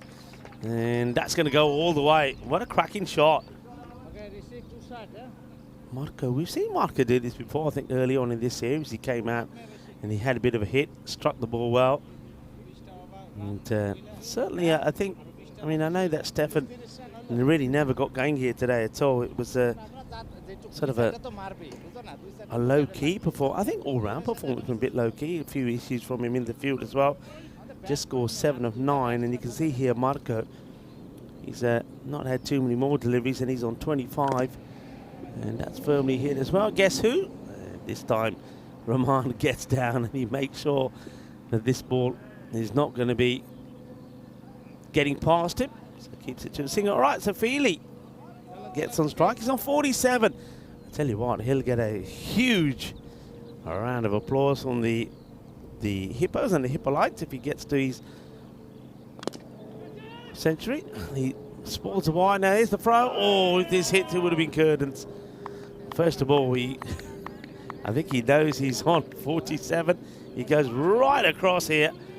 And then he's running. If this hit, I think, yeah, look, he wasn't in the picture. Unfortunately, nor was the bowler. If he could have got to it, Ram could have, well, this one goes through one, but not go through Rahman, fortunately. And, well, they take it a little bit deeper. I suppose one thing this kind of helps by not allowing the Tallinn Hippos getting this win so quickly, and by taking it deep, it helps the net run rate slightly. Because don't forget, even though we often talk about the taking all the points and the bonus point, the net run rate, if teams are level on points, could still be pretty key.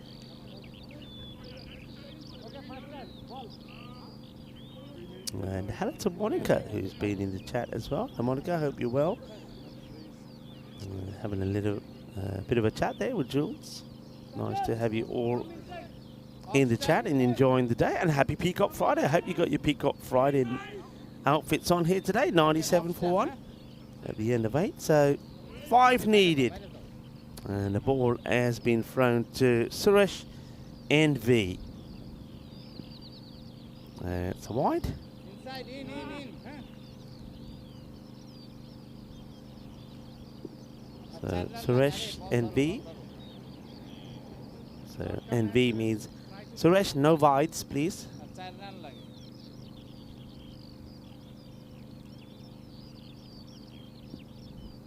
Oh dear. Oh dear, oh dear. I reckon that this one is 4 runs, and that's going to be the end of the match. But I reckon it's probably just as well, because this is not a good delivery. Let's have a look at this ball one more time. I don't think we'll be seeing NV too many times, because I think the NV should be NB, as in no ball. That was a chuck, and a terrible one of that. And I'm sure that Nilkesh Patel will be the first to have a chat with the captain and say, well, you know what we did with Deepak Kumar, and he can't bowl again. Well, I think you got another one here now. I don't think Suresh MV is going to be seen with the ball again. But not going to be seen with the ball in this one. This is done and it's dusted. It's a easy win for the Tallinn Hippos. The only thing I think, again, here for the Hippos, there's always work to be done. You can always improve a little. I think in the field they'll be disappointed with some of the catches that went down and some of the midfields.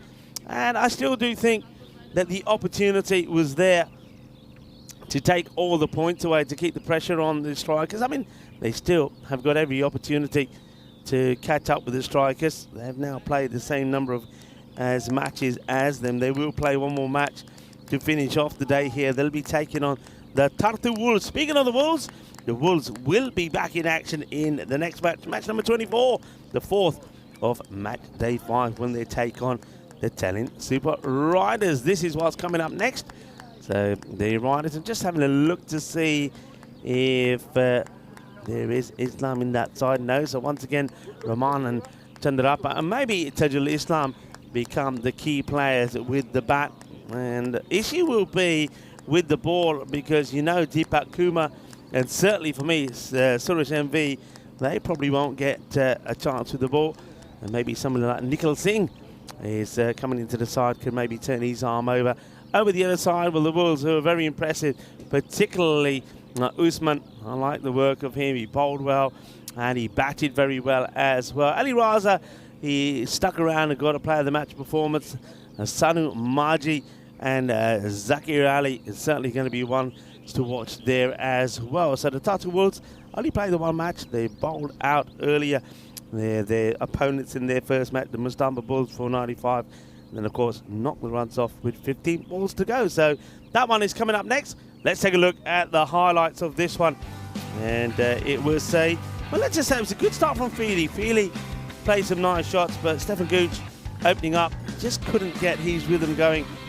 A few that he missed on the leg side, a few that he allowed to hit him, and never really get a good one going. But Feely, I like what he did. He certainly gave them the start that they needed to be in the hunt of the victory inside the 7 overs. 48 he made of the 27 balls that he faced. Marco Vike, though, I like what he did. 31 of 16. He came out and he played some really nice shots. That was the end of Stefan in the end. It's a good bit of bowling, actually, from Monsieur Rahman. And that over, look, for all the issues that Rahman had in the field, that over, I think, was very important. And those issues, if you want to know what issues I'm talking about, those issues. But going back to the bowling, that one was a minimo, because it went for 4, but it was no ball. But yeah, that over, it just meant that he did at least ensure that his team wouldn't go down inside the 7 overs. So he does help his team pick up a point. But he's going to have some issues in the next fixture, because there's a number of bowlers there that will not be entitled to have a bowl for, of course, the reasons which go down in the laws of cricket. Just some illegal actions which have been picked up on and highlighted on already by the tournament referee Stefan Gooch, and Nilkesh Patel stepping in for him today has also looked at those. You can see that one, that was not a good delivery. And I get the feeling if that hadn't gone to the boundary, that another bowler would have had to have been used as well. So good win for the Hippos. Well, the Hippos are hungry for points, and that's 3 that they can put in the bag. But there was one that got away from them, so the Italian Super Riders will add 1 to the 3 that they picked up earlier in the win against the Bulls. There's your scorecard there. Feely well batted, he ends up 48 not out. Stefan Gooch never really got going here today. I wonder if he is struggling with maybe just a few aches and pains, and maybe that knee could be playing up just a little bit, which is probably why we don't see him have a bowl. But Marco White, good from him. I look at that batting order and I just think, with the likes of Robson not being used, who's an out-and-out hard hitter, and with Marco not coming up higher up the order, I just wonder if that was a missed opportunity to take all the points. On the bowling front here for the Super Riders, they, like the Bulls, have a lot of issues with the bowlers. The only one thing you can say is Munshir Rahman, 1 for 21. He bowls okay. And one over there that went just for the 10 also. And I've got to give a shout out also to the likes of Ali, because Yunus Ali had to come on and bowl after Deepak Kumar came off, and he did okay. He only concedes 18. Remember, he inherited a free hit in the first ball he had to bowl, so he does well. So that's the end of match number 23. 24 to start in just over 20 minutes time. That gives you an opportunity to maybe get a few chores done and get your Peacock Friday shirts out. When you join me back, I want you in your best and your loudest Peacock Friday number, because well, you want to be Peacock Friday style. It is the start of the weekend, so let's have you ready for match number 24, when it's going to be a good one. We're going to see the Tata Wolves in action once again. But the telling Super Riders, the question is, which Super Riders are we going to see? The flat one or the one that was bright and bubbly and busy this morning? Join me back, Rico Full, and the rest of the gang when we're back in just over 20 minutes' time.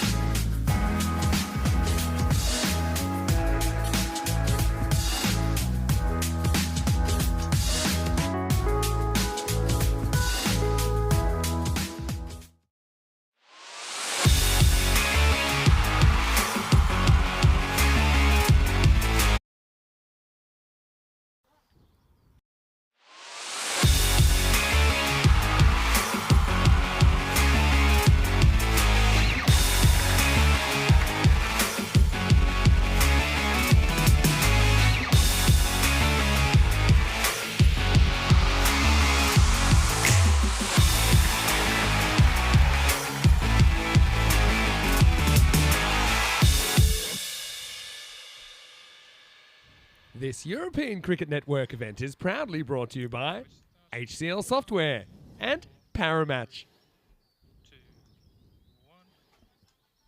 Hello and welcome back. We get ready for match number 24 here, where we're going to see the Tartu Wolves in action again. The Wolves, they were very impressive in their first match. I think everybody around the ground were very surprised with the way that they fielded and they bowled. They did not drop a catch, which has been quite amazing. Though they were a little bit, gave away a little bit too many extras, but look, it's the first match that they played. You expect that from them.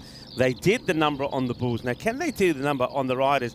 The question is, which Riders team are we going to see out there in the middle this time around? Against the Bulls, who are very good. Against the Italian Hippos, not so good in that last one. First of all, let's see what happens in the middle at the coin toss. Your call. Head. It's a call. It is tail. Okay, so we are bowling first. Super Rider won the toss and decided to bowl first. Thank you very much to Nilkesh Patel, who's stepping in for the Sheriff, Charles Crouch. Nilkesh doing a great job and giving us the news from the coin toss. And that is that the Italian Super Riders have elected to field. So they want to be chasing the Tartu Wolves. I think maybe what they saw there from the Wolves in that first match, that the Wolves, they're pretty good at containing, at bowling. So they'd like to try and see them have a bat first, maybe take them out of their comfort zone. But, you know, the Tartu Wolves, I was very impressed with some of those performances from them. I think Mohammed Usman Senior was very good. But then, look, they only play the one match. There's a lot of other players there I think we're going to see better from. Maybe the captain, Mubasher Iqbal, will shine in this one. Ali Raza is going to be a key player as well. Over to the other side still. No Rajadul Islam in the side. They're going to miss him. So I think, again, Rahman and Chandarapa become pretty key with the bat. Though, have to say, Tajul Islam put in a good performance in that last one. Maybe he can shine when he needs to be. Well, this is the way it's looking already. You can see already with that good performance, that impressive performance in their first win on debut on the European Cricket Network. It's the Wolves that are being given a 60-40 chance here by the win predictor. So 60-40 in favour of the Wolves. As we get ready to go, here's the first ball, and it's going to be Chandarapa to bowl it. Up in the air, he's going to get it over the field. They should get at least a one here. They'll settle for the one as the throw comes in. So Chandarapa starting outside the off. It gets played away by Manzoor, who elects to take the first ball. So Furkan Manzoor. That's probably because, I think if memory serves me right, Manzoor was the man who ended up being run out without scoring. Yeah, he was run out for 0. So, well, this time he's got off the mark. That one's very wide. I want to have a look at how wide Chandarapa was here when he delivers as well. Let's just have a look at this delivery again. Just keep an eye on that return crease. Okay, no, he's okay, but yeah, only just keeps it on the pitch. It's been an issue today with the wides, isn't it? Just haven't been able to consistently find the right lines, the bowlers. And there's no reason for it as well. This is down the ground and it will just drop short of Mr. Rahman. One thing that Rahman has to have said, not just, look, let's be honest, not just to his team, but including to himself, is, come on, we've got to be better in the field. We really do let ourselves down sometimes. And the number of runs that they let go through them, that they should have stopped, didn't. The catching nobody means to drop them. So, you know, I'm not going to be too critical on the catching. But certainly stopping balls, they have to be better at. And that's a good example of what they've got to do. Chandarapa hopefully setting the standard for his team this time around. As Mansoor gets back on strike. And under Chandarapa wants to give his team a good start here. And remember, we haven't seen the full depth so far of the Wolves. All right, high in the air. It's a chase for Zaman, and Ronnie will get there. Batters do come back for a couple. So you can get away with these in the power play with just the 2 fielders allowed out. I wonder if they'll prompt a change here. They sometimes do follow the ball. Do the Italian Super Riders. They're a bit like the Mustami Bulls in that sense. So at the moment, they're not. two men that are out are mid-wicket and long on. This one will have long on in place. Rahman this time making sure that he doesn't add to the blooper that he made last time round. I want to say a big hello to everybody in the chat. Rika Full here of the European Cricket Network. And Vinny Sandu did leave me to go to the Netherlands. He'll be getting ready to get things away there tomorrow. Go back to that in a moment, maybe at the end of the over. Still a ball to go here, and we'll talk a little bit about the schedule here on the European Cricket Network. That's been launched, and it will go all the way. Balle, as Usman. Remember, this guy did score a half century on debut, 58 on 23. So he is one you definitely want to see the back up. So that will go all the way. It takes the score to 12 the first. Yeah, let's take a look at that schedule again. So on the European Cricket Network, we're here in Estonia. From Estonia, well, I will be going to England to start things off there with Vinny at Wimbledon. Looking forward to going there, not far from the Wimbledon Lawn and Tennis Club. And we're across the road from there, apparently. But looking forward to seeing the Wombles. We've got the Cyprus Encore. I'll be there to start things off and finish things off again, do some of the T20s. Czechia for this first time. Romania, Hungary, Bulgaria, Italy, Austria, and Croatia leads us up into the European Cricket Championship. After that, Malta, Spain. And then we've got the Women's European Cricket Championships as well. This one, just a little bit of a wild hoof from Manzur. And I've got Alexander with me in the engine room for Spring Media, and Alexander was telling me he's played at this ground. And Alexander, I can have a chat with him. So when did you play here then, Alexander?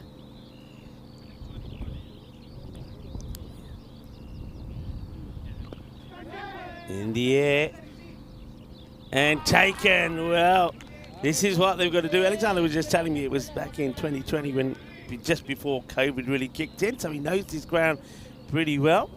And that's a nice catch. So already little things make big differences. Taking your catches makes things more rosier for you, like the shirt that I'm wearing today on Peacock Friday. That's Manzur, who will go for 4. So he was run out without scoring the first match. This time round he's going to go for 4 of 6 deliveries. Well caught this time. So it's a wicket, and Ronnie shows what he can do if he can get the ball in the right areas. He had a lot of issues getting it right in that last match, bowled a lot of wides. So a wicket goes, catch held there by Rikesh Ram. And, well, liking it, they're asking the question, but umpire Shane says nope. Swatches again, probably always going to go too high. It's a good decision. New batter that comes in. Here's Timor.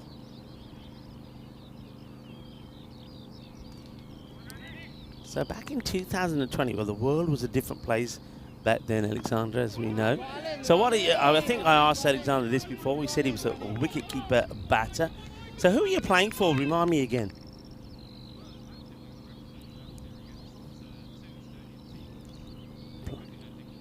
Okay, well.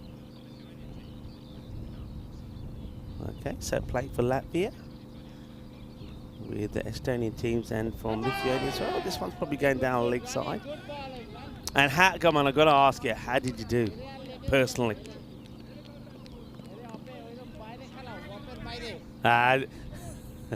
When you're not sure, when you say you're not sure, didn't make too many runs, that often means you didn't do very well.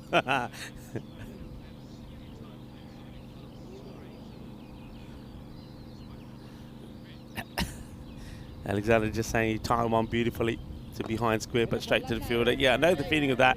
It's that's always a bummer, isn't it? I mean, cricket is one sport, isn't it? Especially when you're batter, you get one chance, and sometimes, you know, you hit the ball beautifully, and you think, yeah, that feels good, and then it goes straight to the field, and you think, oh no, that's me, I'm done.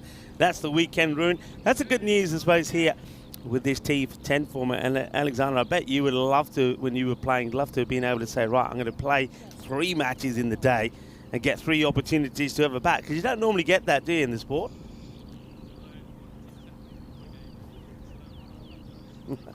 Alexander just saying, yeah, I'd love that. but not T10. Well, you'll do, mind you, I was going to say you'll do well to get a couple of 50-over matches in a day, but with the light that we have here in Estonia, I think it's possible to do so. We have a quick look at the standings. So the Hippos, they do close the gap on the Strikers. That is going to be 6 runs. Hefty blow once again. And this time, well, it's Timor who gets this one away. So he gets a boundary. Let's see if he can add to that. Yeah, it's always good to be chatting to our production crew and Alexander. Alexander, where did you start your cricket? From the UK, because you've definitely got a UK accent. Now, while we talk to Alexander, Alexander can show us some more of that. That's happening at the far side where there's another cricket pitch, and this is it's called the Tabisalu Gymnasia. It's a school not far from here, and I know that well. Somebody that we've had in the comms, that was Lena and Raghu. You can probably saw Lena and Raghu there. Isn't that wonderful? I mean, I know I've talked a lot about the good work being done here by the Estonian Federation and getting kids in schools playing cricket. Talking about it is one thing, seeing it is another, and we can clearly see that. I know there's a fair way away, so well done to Spring Media for capturing that for us. So, yeah, and excellent there from Lena and Raghu there, getting the kids to play. That's going to be another wide. Of course, Lena is a member of the national team and also a junior coach, so she's there putting some of the juniors there through the paces. Yeah, Tabi Salu, the school, and great work there.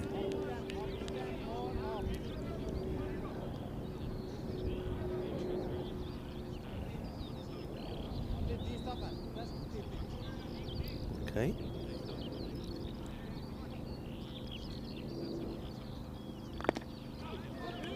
Well, it's good to hear. Just seeing Alexander saying he started his cricket very similar to the kids that we're seeing there in Latvia, and looking to get it started again.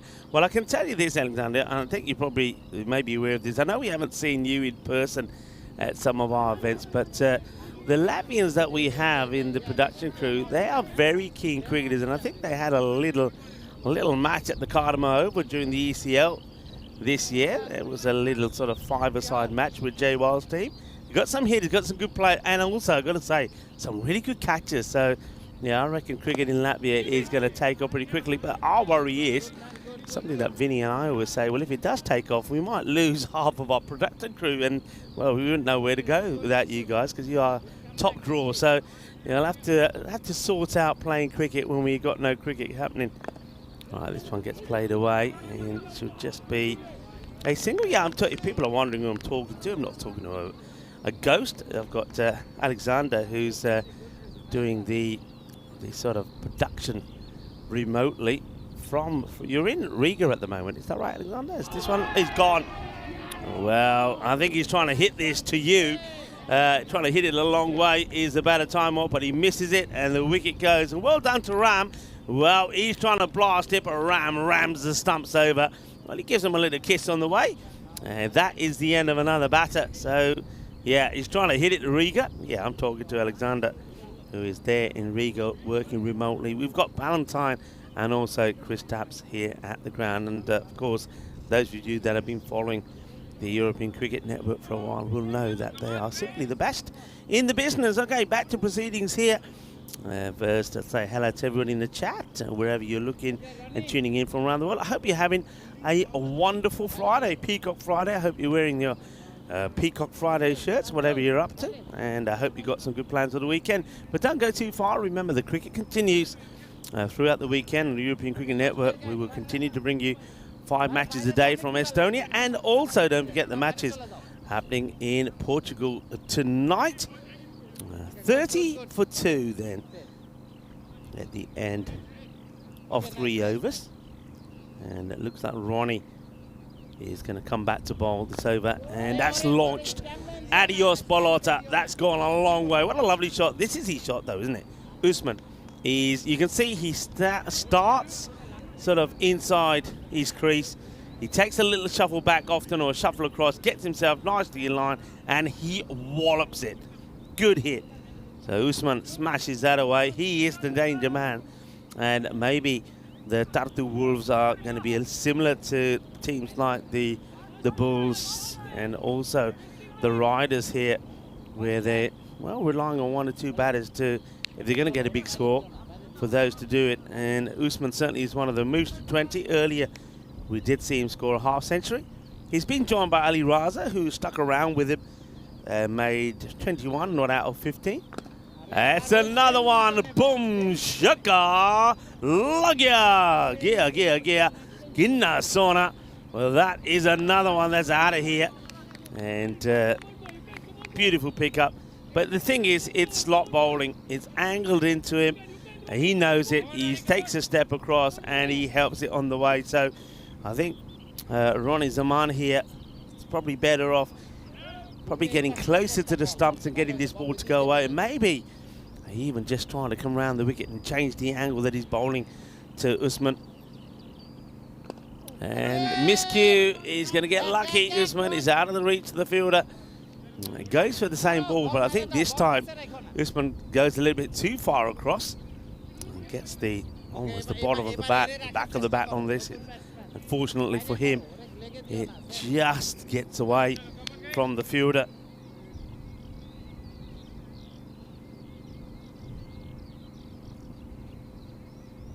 And the new batter now, Ali Raza, has a little look at the way the field is. Okay, up in the air and dropped. Good effort from Ronnie Zaman, the bowler. He wants to call him bowled. He's got another fielder coming in. I thought for a moment that he might be leaving this to the fielder, but Ronnie, I think, he says, no, I'm under it, I've got it. It was, I think, harder for him to take than the fielder that was coming in. That's hit pretty well and stopped by Rahman. Yeah, just when you watch that again, Ronnie's sort of having to find it. He does the 360. He's leaning backwards, and I think the fielder who was coming in there was Rikesh Ram. There's Ram there, and Ram gives him a little gentle clap to say, well tried. Yeah, well tried, but I think Ram really probably should be screaming to take that. Oh, nicely bowled, not out. Just holds this one back, does Zaman. He doesn't seem to be having too many of the issues of those wide deliveries that he was firing down the leg side this time. And that is the end of the fourth over. 45 for 2, 15 come off that one. So after 2, the first over went for 12, the second for 7, and we've seen an 11 and a 15. So the Wolves, is it, I suppose, for any team that's playing the Talent Super Riders, you're playing a team where sometimes 90 could be enough, and other times 150 is not enough. They're that sort of team. That's one of the things that we're finding here from a lot of the teams here in Estonia. It just depends what mood they're in. That one gets played away, and well stopped. Nicely done. Now Ronnie the man. Ronnie Thai King, we know that he's got a food van, which is calls it the Thai King. That's why he's got that nickname, Thai King. It's well bowled. Rahman, the captain, bowled very well in the last match. I think he was responsible mainly for stopping the Italian Hippos, taking all the points away. And saying, I didn't hear you, says Raza. Said, "Maine suniya nahi tu ki keh raha." Usman was almost there, then has to go back. I think there was a single there, but there was no response at all from Ali Raza. Raza was a bit like this in the last match as well. All right, this one is a full toss. That will do him some good, because in the last match he needed one to get away outside of the offside through extra cover, which then gave him the confidence to start hitting the ball cleanly. Well, he gets bowled a full toss. He doesn't miss out on it. Boom. Shaka lagya kinna sona. Well, this is another banger, and it goes all the way. So that's more like it. That's what they need to do. Rahman will stick to around the wicket, but he doesn't want to deliver too many full tosses. Raza will be looking to capitalise on this angle again. This time wider, but he's going to give an opportunity. Oh, just out of the reach of Nikhil Singh. Oh, this one's a real teaser. You can see everybody's looking. There was joy when it gets over that man from the Wolves. They go, ooh, but pain for the riders as, well, he takes off. Couldn't stop it. And this one he's trying to get in between the two, and it was, well, in the end, a nice layoff there from Ronnie. Gets a stop on it, and that means that Singh can then pick up and get the throw in. Over comes to an end, so we're at the 5 over mark. I take the opportunity to say hello to you on Peacock Friday. Well, I've got me Rose's number on today. Well, we know that Estonia is all about nature, so I thought I'll put something floral on, something to do with nature. Big day, of course, on the European Cricket Network. 5 matches from Estonia and 2 from Portugal tonight as well. This is what's happening in Portugal. The Lisbon Capitals will be taking on the Lisbon Supergiants. So we got the Lisbon derby. Let's hope that they have slightly better weather. I know that the 2 matches last night were interrupted with rain, and then the DLS system had to be used. And good work being done there by the night crew. Down the leg side, gets worked away, and it's going to be 4 runs. It stretches the foot out to try and stop it. So, 4 carreras.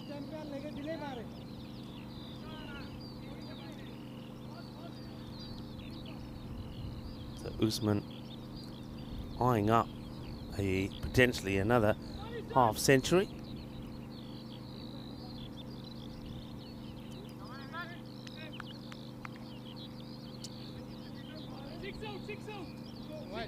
Six out is the shout from somebody. And a good job that's been picked up. And who picks that up?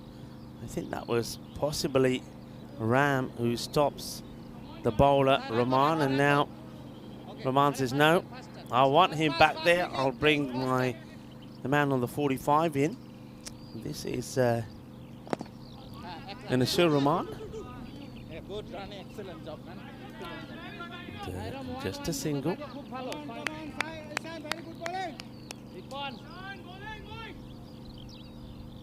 Ishanur Rahman doing the bowling well. That's high. That's big. Oh, well, this one might just plug. No, it smashes into the container. Well, you heard the thud.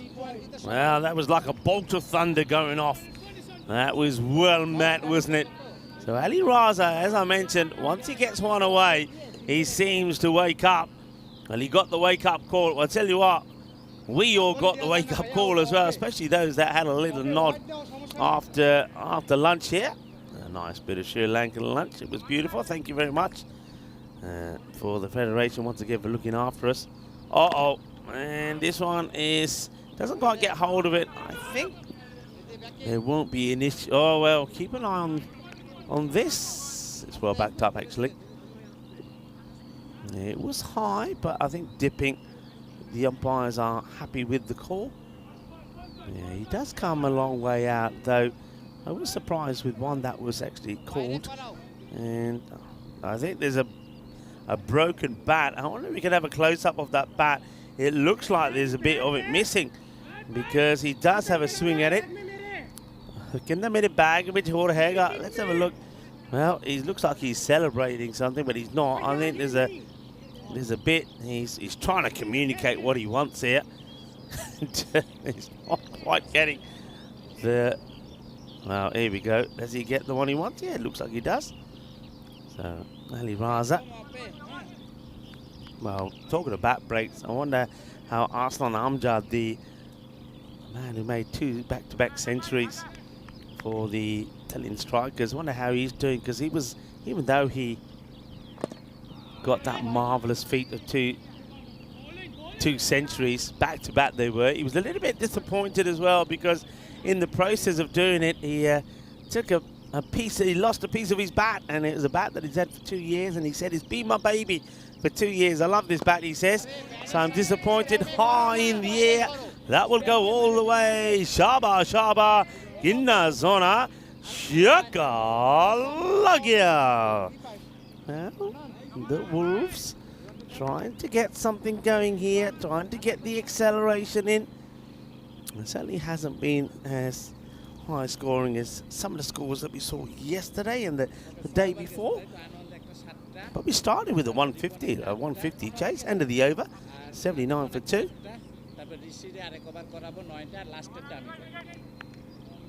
And that one going for 19, and the one before going for 15. All right, quick check of the field. Looks like they'll go back to Chandarappa, who started pretty well. There's that field again. Get a good idea of where the fielders are. So see, there's 3 on the leg side. Just the one solitary man on the offside sweeping. Picked up beautifully. Well, you can set your fielders and put them wherever you want, but you can't stop those. So that one would go all the way. Well, kids, if you're watching, that's the way to do it. And we got some of the kids there from Tapisali Gymnasium doing some training there in the background. Well, they're over there. You just saw them there. Yeah, loving it. Boys and girls playing. Well, there's the coaches. There's Lena and Ragnar doing a wonderful job. And the kids enjoying it. Oh, that could be better. Sun is shining, the birds are chirping away, and we're out there in nature, enjoying the best fresh air that you can get in the planet, and you're playing a little bit of cricket. Yeah, what can be better than that? Right now, Lena doing a wonderful job. Oh, okay. Now then, I'd like to see the height still on this. I know that nobody sort of seems to be worried about this. Usman will go in the 40s. How high is this side on? I wonder if we can have a good look at this, because let's see it front end first. Let's see what actually happens. Yeah, that's okay. I thought for a moment, my eyes are deceiving me, I thought this hit him a lot higher and he plays it onto the stumps, but yeah, he comes out to it, you can see no issues there at all. It's about waist height when it passes him, but he's away, long way out of his crease, so swing and a miss, and that could make a big difference with Usman losing his wicket there. So 41 he'll go for, 41 from 16. So 3 wickets have gone down. A new batter comes out, so this is where we haven't seen too much of the Tartu Wolves now at this point. Okay, that's a nice looking shot. Chase is on. Andre, Iwa. Can somebody get there? Yeah, they can. Well, it's he came through the inside lane. That's Rahman, and he gets a stop on there. He stops, gets there before Yunus Ali, and keeps it just to a couple. Nicely played by Sawa.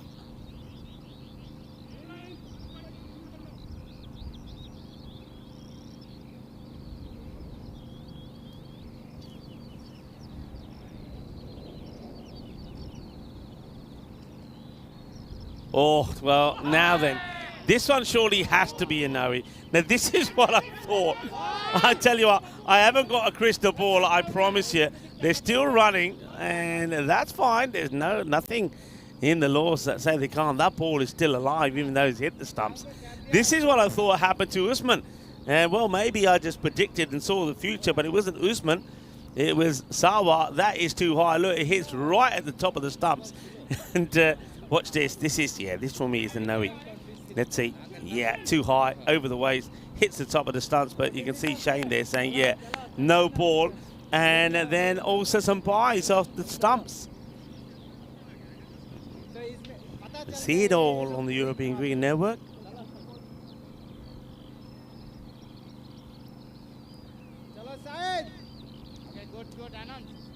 All right, free hit coming up, and Ali Raza, no wonder he was keen to run. It means he's going to face it. Chandarappa to bowl it. High in the air, can't be out. You just got to run hard here. Got to run hard. Don't have to try and catch it. That's good cricket, actually. just watching Ronnie. Ronnie knows it's a free hit, so he's not trying to catch it. He's just got his eyes on it, and he knows that as soon as it hits the deck, he'll be ready to fire it in to whichever end he feels is going to stop a batter getting the 2. And in the end, the batters, they decide not to go for it. A slower delivery from Chandarappa. So end off that over. 7 overs completed now. 90 for 3.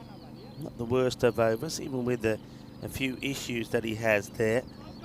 Just keeps it to 11 off it. So 90 for 3. This is going to be match number 1. And that's starting tomorrow in the Netherlands. Netherlands taking on Scotland. T20, of course. And Vinny Sandu is on his way there. And after all of that silence, Vinny let me know yesterday that he's doing 1 match a day, starting at 5 o'clock local time. Can you believe that? And then he told me that Corey might be there, and Lenny as well. So it could be 3 of them doing 1 T20 match a day. I reckon I got the short straw here. And Charlie will join me tomorrow, Charlie Hunt. And I think myself and Charlie will have a good old chat about the management of the schedule. But looking forward to those matches, and what a treat that is for our European Cricket Network family as well, to see those quality international matches coming from the Netherlands. That's firmly hit, and that's 4. I want to see this foot one more time. Does he step on the rope, or does that heel stay up? I reckon it's 4. And is he signaling it's not, or it is? I say it's 4. And let's see it again. Come on, Alexander, show it to us. I reckon he steps back. Bounce. Where's his foot? Let's see. And yep, there we go. You can't get anything past us. Alexander and the Spring Media boys on the money. 4 runs, 4 carreras. Now the Grizzly pushes him back over the rope. So Sawa will get another boundary to his name. Ooh. This is called trying to hit the ball too hard. Yunus Ali, remember we saw him probably get a surprise ball in the last match when we saw the last of Kumar in this series with the ball, and they go back to him here again. That's well hit, but finds the fielder who picks it up and gets the throw in quickly. Quick is good, but quick and tidy is better. It's not one that Ali can take, and I like the way he picked it up and threw it, but a few people are saying next time throw it to the keeper. He's got the gloves on. Maybe, yeah, the right way to go. You see here, Ali sort of is one to get in fairness, but yeah, he's not able to stop it. Gets past him, nobody backing up because there's nobody there apart from the boundary on the leg side. 3 men on the boundary, and then 1 on the 45 at fine. So once it gets past the bowler, there's always an opportunity for another. Sawa, 8 of 6. Raza on 30. Ooh, unlucky and gone. Well, unlucky that it doesn't hit the stumps, but catches a little bit of the inside edge. So well done to Yunus Ali. Flights it up there. Sawa goes with a big hit, and it gets a little tickle on it. Syed Ashgar decides he's not going to let this one go, and that's the end of Sawa. He will only stay on the 8 that he made. Wasn't able to get another one away, so Ashgar takes the catch, and Ali gets the breakthrough. Raza, 30 of 12. Smart player has to be to try and give him as much strike as possible.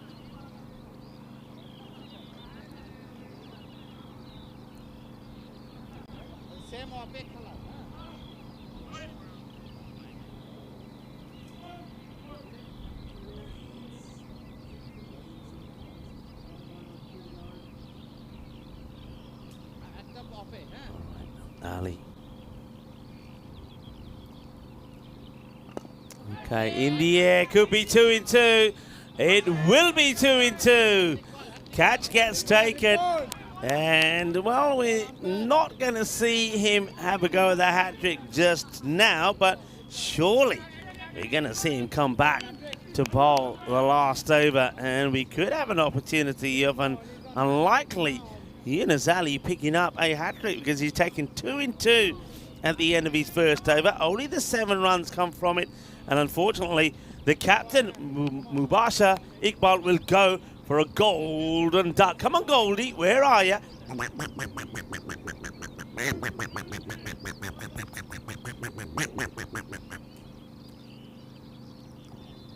Goldie having a feast. He's been feasting as well, has Goldie. He's getting bigger. He's been overfed in Italy. There's too many carbonaras, too much pasta for Goldie. All right, where are we at here now? So, hang on a minute. Why is Yunus still standing? Yeah, thank you. Eunice. Well, Eunice is saying, I'm going nowhere. Leave the ball in my hand. I want to bowl another ball. And the umpire is saying, no, you can't. It's over. Get away. You'll have to wait. And now, of course, he's been pleading with the captain. Oh, Captain, saab mainu ek aur de do. Main apni hat-trick puri karni hai. Well, I wonder if you will get that the last over. There's no reason why you wouldn't give it to him, is there? He has an opportunity for a hat-trick. 97, then for 5. Where can they get to here? Where can they get to? Got 12 balls to go. It's got to be saying you want to be getting to, say, try to get to a 125. All right, could be a team hat-trick. It won't be, and it goes down. Mr. Rahman, he's okay. He does really well, comes across. He's always trying, loses his footing a bit. I reckon this ball comes back and hits him on the back of the head, and it could have gone to the back. Watch. Yeah, it does hit him twice. I'm not sure where it hits in the second time, but it does go to the boundary, right? This time it's Ronnie that makes the save. Fielding has been much better. Look, they've still dropped catches, but what I've liked is this time around they've been trying to stop balls with their hands.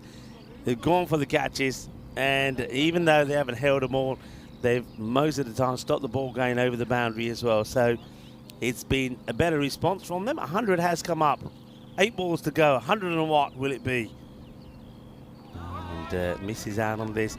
Gupta's a new batter. Gupta, Raza's given him some advice there, but Raza's got to dictate. He's got to be saying to Gupta, all I want you to do is come down the wicket, touch it with something, and I'm coming. All right, in the air. And that'll work. Well, they're saying only one. That's all they're taking. They're not going for 2. Raza has to get as much of the strike as possible. I wonder if it gets to a point here now with what we got here, 8 balls to go, that Raza tries to just say he wants every ball. He needs to face every ball, turns down the single. And so like here now, would you take this single? Well, I suppose he takes it because there's only the 1 to go in the over. So now he's got to surely be saying to Gupta, no single, Guppy.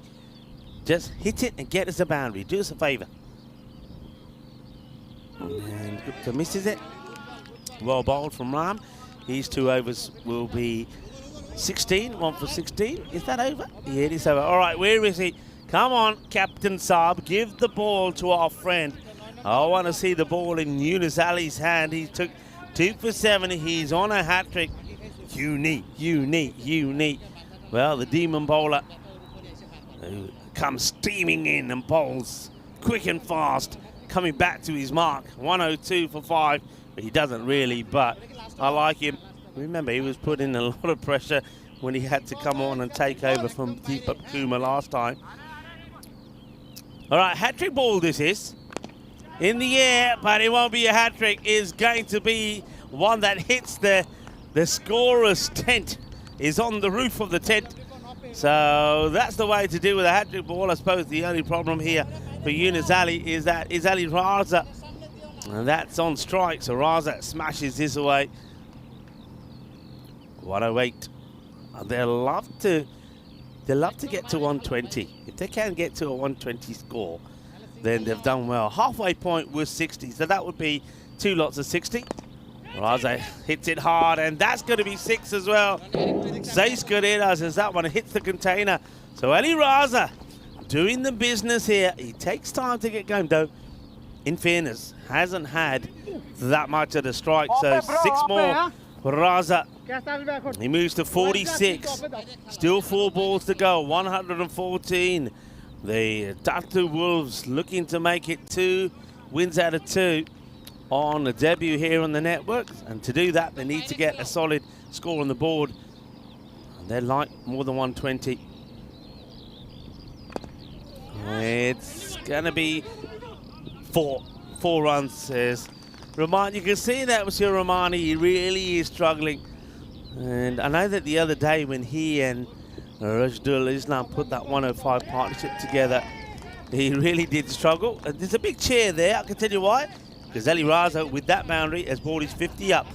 So well done. Well, the Wolves, they got a half a century in the first match. And that was Usman. And again, another half century in this one. Is Ali Raza. He ain't done yet. Right, got to run hard. This one will spin a little bit. This is a Tortuga. Well watched. Got to go. Oh, he's got to go here.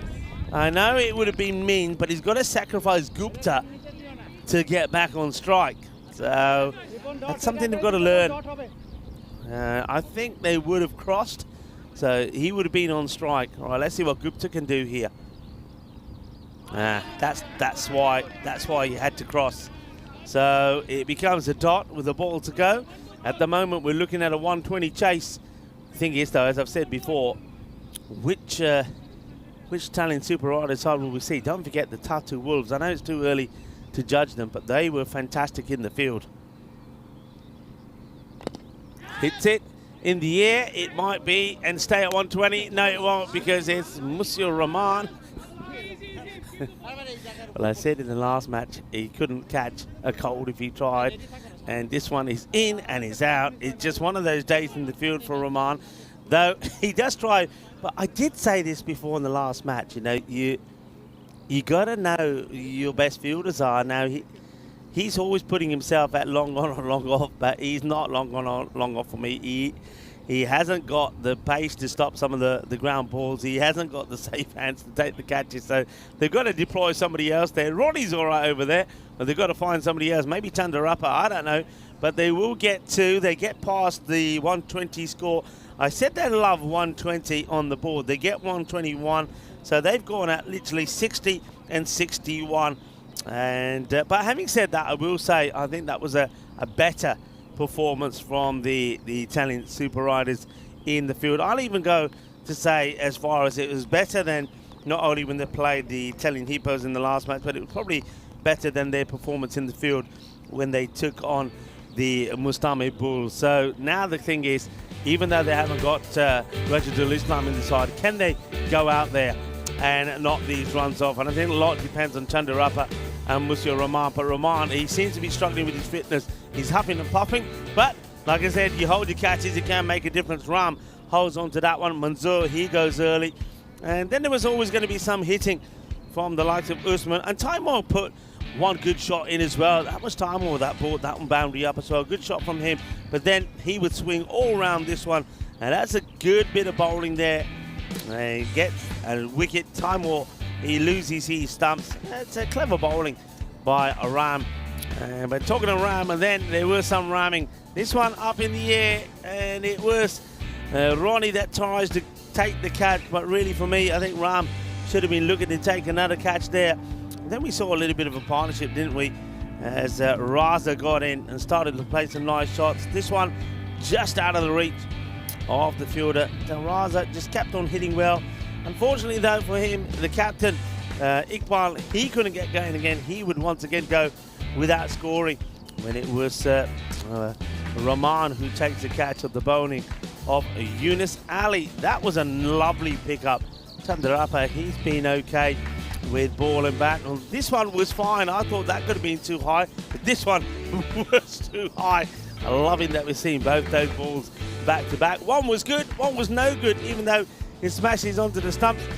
And then that was also no good. Good pick up there from Spring Media, seeing the foot go on the rope. And that was caught behind. And then well, we had an opportunity of a hat-trick, but the hat-trick ball would have to wait. That would have happened in the last over from Ali. We had to wait for it. This was another cat that goes down. I don't know where that hits him when the ball comes down. I don't think it was on the head. I think it probably hits him on the shoulder. The thing is, it doesn't go over the boundary rope. So again there, drop the catch, but don't give the boundary.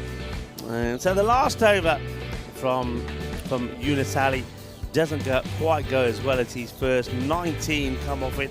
So it does allow the opponents to get to 101, but 121. But I like that from the Super Riders. They did try a lot better, even though not able to take all the catches. And they've given themselves a hope that we've seen, and we saw them put a good chase on this morning. They started the day chasing 151. Can they finish the day with a win as well? Chasing 122. There's that scorecard. So Mohammed Usman, 41 of 16. We know already that he's going to be pretty key for their side, and we were always told that Ali Raza would also be a key player. But once again, perhaps, I know it's only the second time we're seeing them, but we get a good idea when we'll see them after this contest, the final time today. But perhaps there's some frailties once again with the batting. They're relying on two batters mainly and others to chip in. So we're going to have to see how that goes. So really, if Usman and Raza don't get going, there could be issues on the bowling front. And I would say a lot better from them. If you look at those bowling figures, 1 for 22, Chandarappa, 1 for 21 from Ronnie. A lot better from him. He controlled the ball a lot more. Ram, I think, put a good spell in there as well. And then our little hero, Yunus Ali, who came in and took 2 for 26. So 121 it is.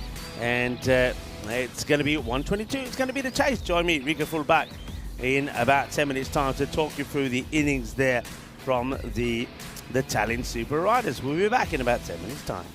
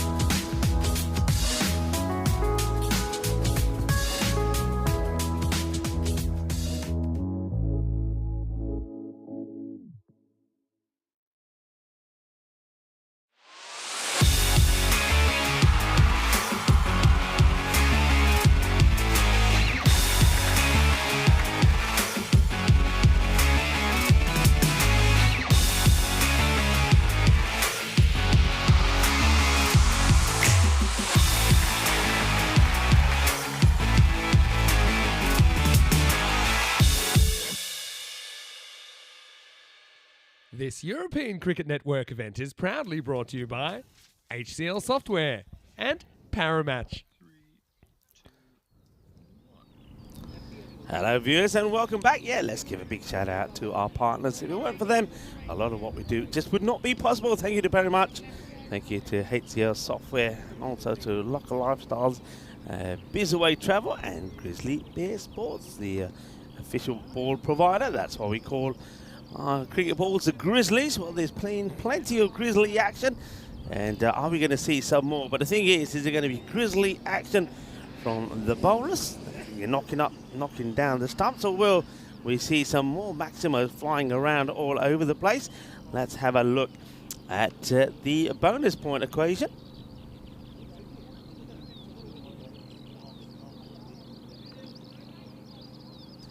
So there's the bonus point equation, so 84.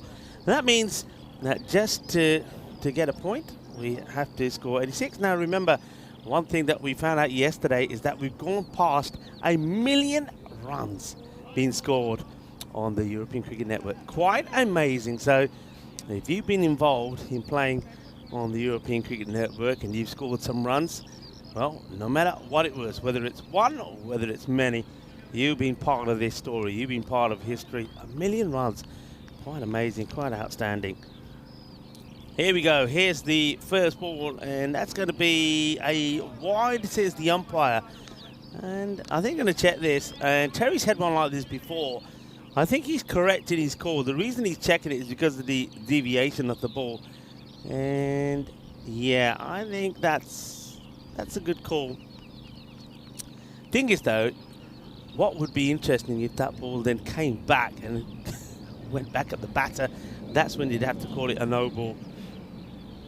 That scores what? Well, there you go. It gets changed. Because there is that deviation, they decide that no ball's the call. So free hit coming up.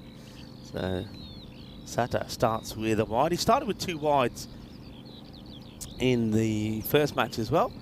And he'll start with the same again here now. This one gets through the wicketkeeper. Well, it's a direct hit. I might check this. It can be out because I know it's a free hit, which will stay in place, by the way. And another wide, so another free hit. Let's have a look inside on this. They're a bit excited about it.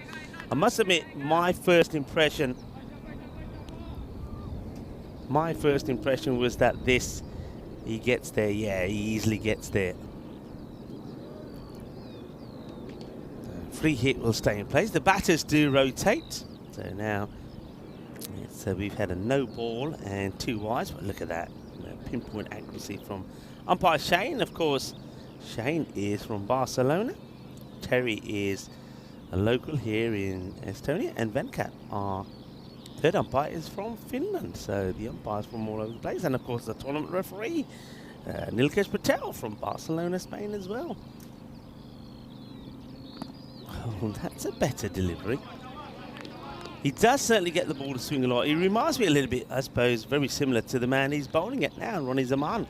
Ronnie Zaman gets the ball to swing around like this and has a few issues keeping the ball in the right areas. And Asif Sata, very much the same sort of problem, sometimes gets too much swing. And just like that, look how much that swings. So Sata, I think he's going to have to bite the bullet and say, you know, I'm going to have to hold this ball across the seam just to get it to go straight, because that Grizzly just keeps on swinging.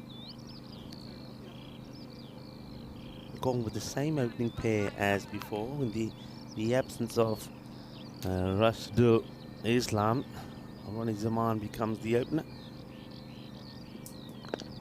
Alright, yeah, this time no swing, so I think he does start to just hold this differently. I think the other thing he could do to, I suppose, compensate some of that swing is just try and push the ball through a little bit more, or bang it into the deck more, so the ball is not swinging so much. He's using the force and the effort into the delivery.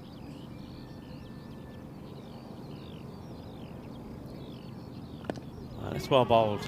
Good delivery. And Zaman, he's quite happy just to defensively play that one out. Now, this is the difference, I think, when you have Rahman and you've got Islam out there. Islam is naturally the more aggressive hitter. And with him being absent from the side, they could have gone with maybe someone like the other Islam in the side, Tajul Islam. I liked the way he batted for the time he was out there. Scored a quick fire 20-odd runs. This one gets played away. Fielder's got to get down, and it takes a bit of him, and we'll still go to the boundary. So the Tata Wolves, remember they set very high standards in the field when we saw them in the morning and against the Bulls, and just he does get down, but there's a little bit of a Tortuga there, so couldn't quite stop that Sawa. And that's going to be down the leg side now from Sata. Let's just have a look at this ball one more time from Sata, and you can see that he doesn't follow through. As soon as he bowls this, he ends up stationary, and that tells me that he's not got his rhythm right, and he's run. Look, he bowls it there. You see, he starts to go down. Always knew that's in the wrong area.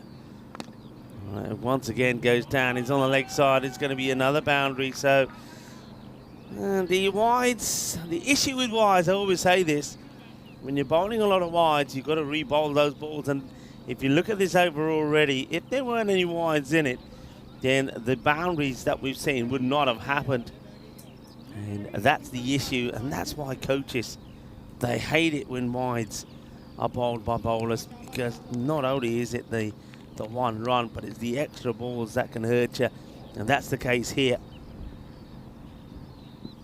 Uh-oh, it ends up being a good stop there from Mansoor. Just to remind you that when we saw the Wolves beat the Mustami Bulls, the Bulls scored 95, but 20 of those came in extras. I think 18 of those probably were wides. So it's an issue they've got. This one won't be a wide, and it won't be a run. So the over is completed as the ball gets thrown back to Sata. 14 come from it. So 14 off the first. I'll try and go back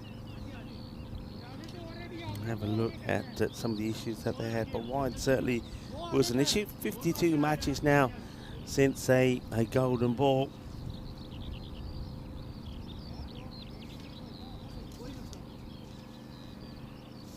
Yeah, the last time we saw Sata, he had similar issues.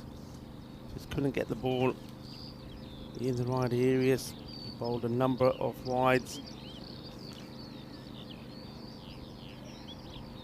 Yep, number of wides. In fact, he bowled a lot of wides, but he didn't go for too many. But this time I think he's over pitching on the leg side has allowed the batters to get the ball away as well. So that's been the issue.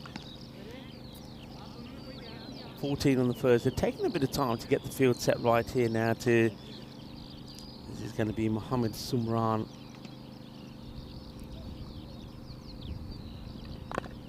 Gets pulled away. It's in the gap, and that's going to be 4 runs. He hasn't got this field. He's got to look at the field he's got here.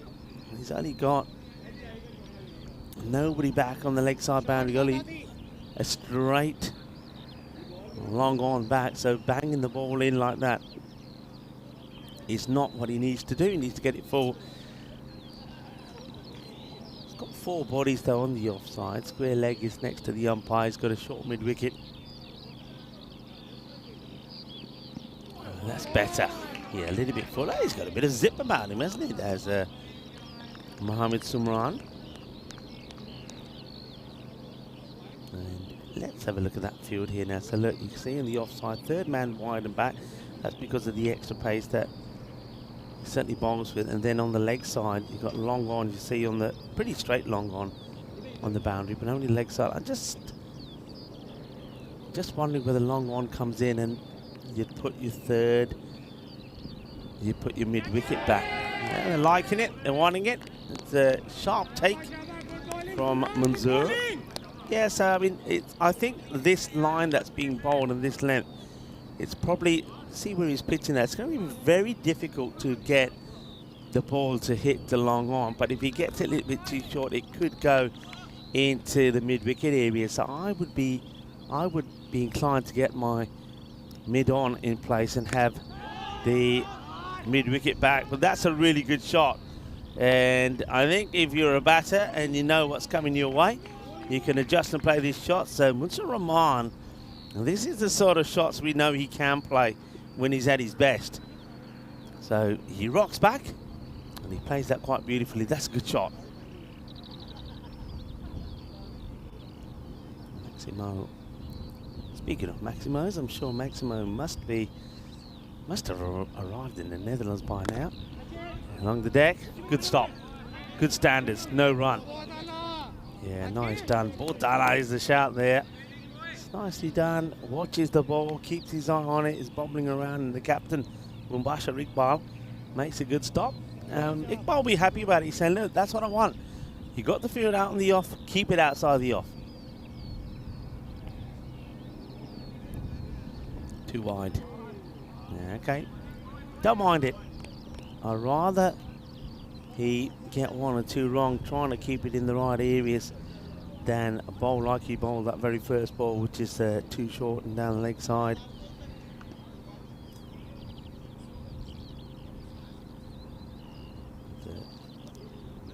I normally mention some this day in history, and that's an edge, and it's gone so quickly. Interesting one when you see this again, Mansoor. I don't think he is taking his glove away from the ball. It certainly looks that way. This gave us a good look at it. So, yeah, no, I think he's just trying to take that.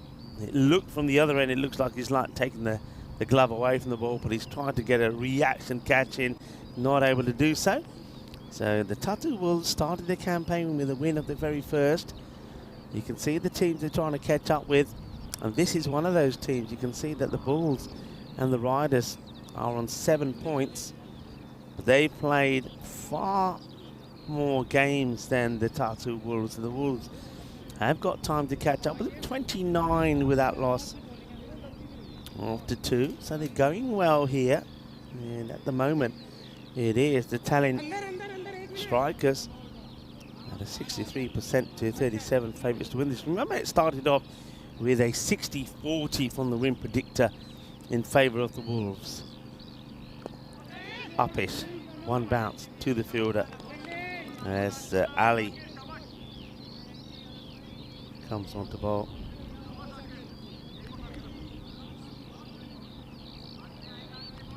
This is Zakir Ali. And this day, back in 2001, England beat Pakistan in the 100th Test at Lord's. And they did it in a very comprehensive way as well. They won by an innings effectively within 3 days, with Darren Gough taking his 200th wicket in Test back on this day in 2001. Darren Gough, what a good bowler he was for England, I know. All right, up in the air, catching opportunity when he can get there now. Well, he's placed this perfectly. How many times have we seen that? That's Iqbal who comes to see if he can get there, but a huge slice of luck. And yeah, Ronnie gets the lob over the bowler. Well, maybe the bowler there could have been a little bit more alert. Good comeback though, this from Ali. Good delivery, and he won a good over here to change the percentages, and that's worth a good delivery. Yeah, I just wonder if Ali himself, if he was alert to it, could have gone for that one. He probably had a better chance. Oh no, the wicket keeper. Yeah, well, he puts the glove up to apologise, but that's going to be 4 byes, and that's going to hurt. The captain, Mubashir Ali, Mubashir Iqbal, is going to be very disappointed with this, because it's been a good over so far. Haven't been able to get anything really away, and then this movement, but he just wasn't alert to it behind the stumps. Was Furqan Manzoor. So only the one off the bat, but those 4 byes mean 5 of the over. Still a good over if this doesn't go to the boundary. And it's high up in the air. It'll be a great catch if it's taken. And he doesn't take the catch, but I'm looking at this again, and I don't know whether he's trying to take the catch here or deliberately palming it down. He palms it down to Asif Sattar, who's throwing the ball in here. See this once again now. He's not that close to the boundary, but See here, now I think he does try to take the catch, tries to take it crocodile style. Sawa puts it down, and you can see 5 ahead at this stage. But that's a big opportunity. Would have been a good catch, but is the catching opportunity. So Rahman is the man you've got to try and remove. And Rahman getting dropped by Sawa on 14. That could be pretty important. Pretty even Stevens here at the moment, needing to go at around 12.5. We've seen teams, including the Riders, go at 15s to win matches. Usman, he was instrumental in their first match and their first victory. Took 2 for 6 and scored a half century. Into the pads, going down the leg side. See if he can do it again. Going to be a long day for some of these guys because you haven't played any cricket in some time. And all of a sudden you've got 3 matches in the day. Got to pace themselves. Remember, they've got a difficult one up against Tallinn Hippo. Next, Hippo's of course looking to see if they can finish the day top of the standings. This one will go over the man at third. One thing I observed in this match, which they've done differently to when they got that victory over the Bastami Bulls. Against the Bulls, they always deployed a third on the boundary. They started off that way, even with the bowling of Asif Sata. This time they haven't done that. And we've seen now on 2 occasions the ball go to the boundary for 4 in that area. They're still persisting with the third in the circle. And now this one gets partially stopped. Asif. I was referring to Asif as another Makalande. He also has got a lot of hair like Makalande. It's the same sort of build. Struck well, and it's not going to be stopped. It's the banner that does the stopping. Let's play cricket. Well, we're playing cricket here. We'll be playing cricket in Portugal. Tomorrow we'll be playing cricket here and Portugal and the Netherlands.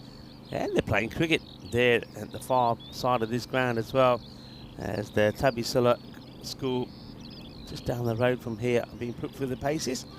It's another edge, and I just don't like the technique here. I think I thought it was a little bit suspect from Manzoor when there was that edge earlier, and I gave him the benefit of the doubt. And I think if Vinny was here, Vinny would say you either take these or not. But I think, yeah, he goes one-handedly.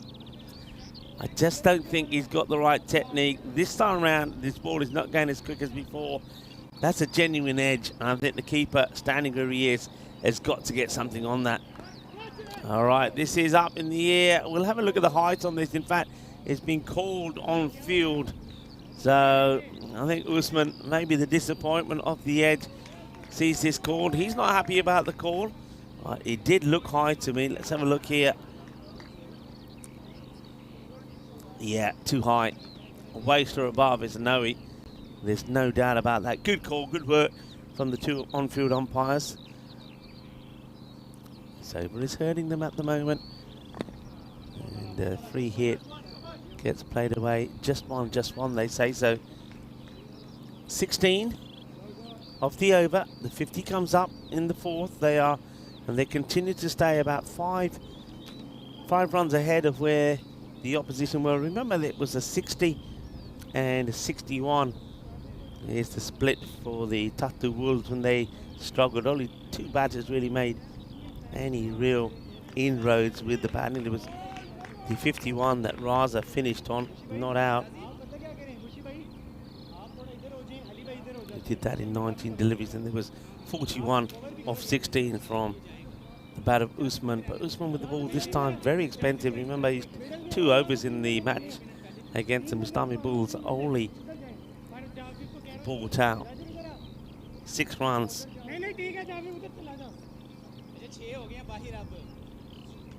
Discussions about where to put the field here. To Dave Dash join us in the chat. Hello, Dave. Hope you're well. Hope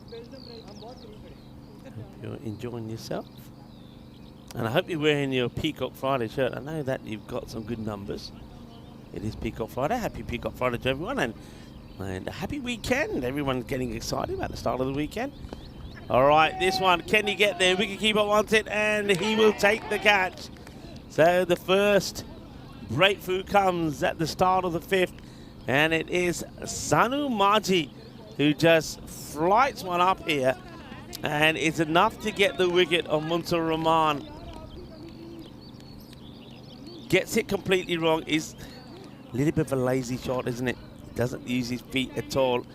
And when he looks back at that shot, he won't be happy. But that, for me, is the shot of a tired man. And Rahman has been in the battle here today, in the wars, as I would like to say. And he'll make 21 of 15 deliveries. And Munsur, good work from Munsur here. He's very quick to get after that. And, well, Maji gets the wicket. Maji bowled well early as well. Picked up 2 wickets, didn't he? And he was involved in that scintillating run out where it was Usman and Maji who was involved in it. Yeah, 2 for 23. He picked up, so he takes a wicket straight away here. New batter, Chandrappa now. What Chandrappa are we going to see here? And he tries to work this away. He wasn't himself against the Hippos, that has to be said.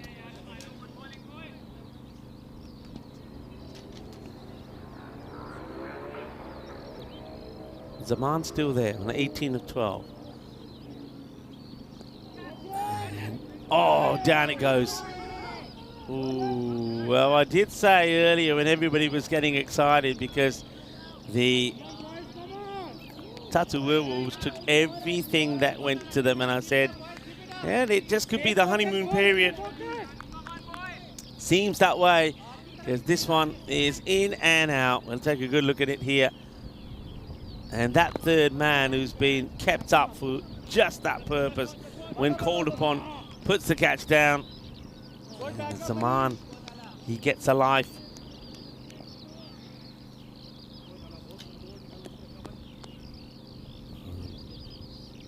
To see the last delivery, yes. They take the single. So Zaman gets a life on 18, and now will he get another one? This one he doesn't quite get hold of it.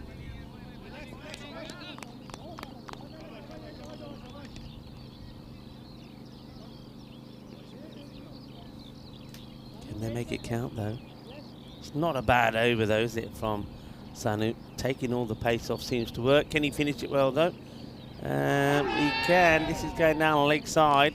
Quick shake of the head from Shane. Shane has been more or less spot on with his calls here today. Good umpiring. Look, standing nice and still, nice and straight. No movement. Head straight. And at the last moment, just diffuses the appeal with a little shake of the head. But what a good over that is. And it's a chance for me to once again say hello to everyone. We have got one more match coming up today from this beautiful cricket ground here in Tallinn. We are in Estonia, of course, the European Cricket Series. It's just beautiful at the moment. I can't believe the weather here, and with this weather, with this view, it's nowhere better to be at the moment. It's absolutely beautiful, and I hope we're going to have more days like this. Don't forget, one match to come today as well. The Wolves will be playing their 3rd match. They take on the Italian Hippos, and then the 2 matches coming from Portugal later tonight. It's going to be a Lisbon Capital, the derby. The Lisbon Capitals taking on the Lisbon Giants. So plenty of action coming your way.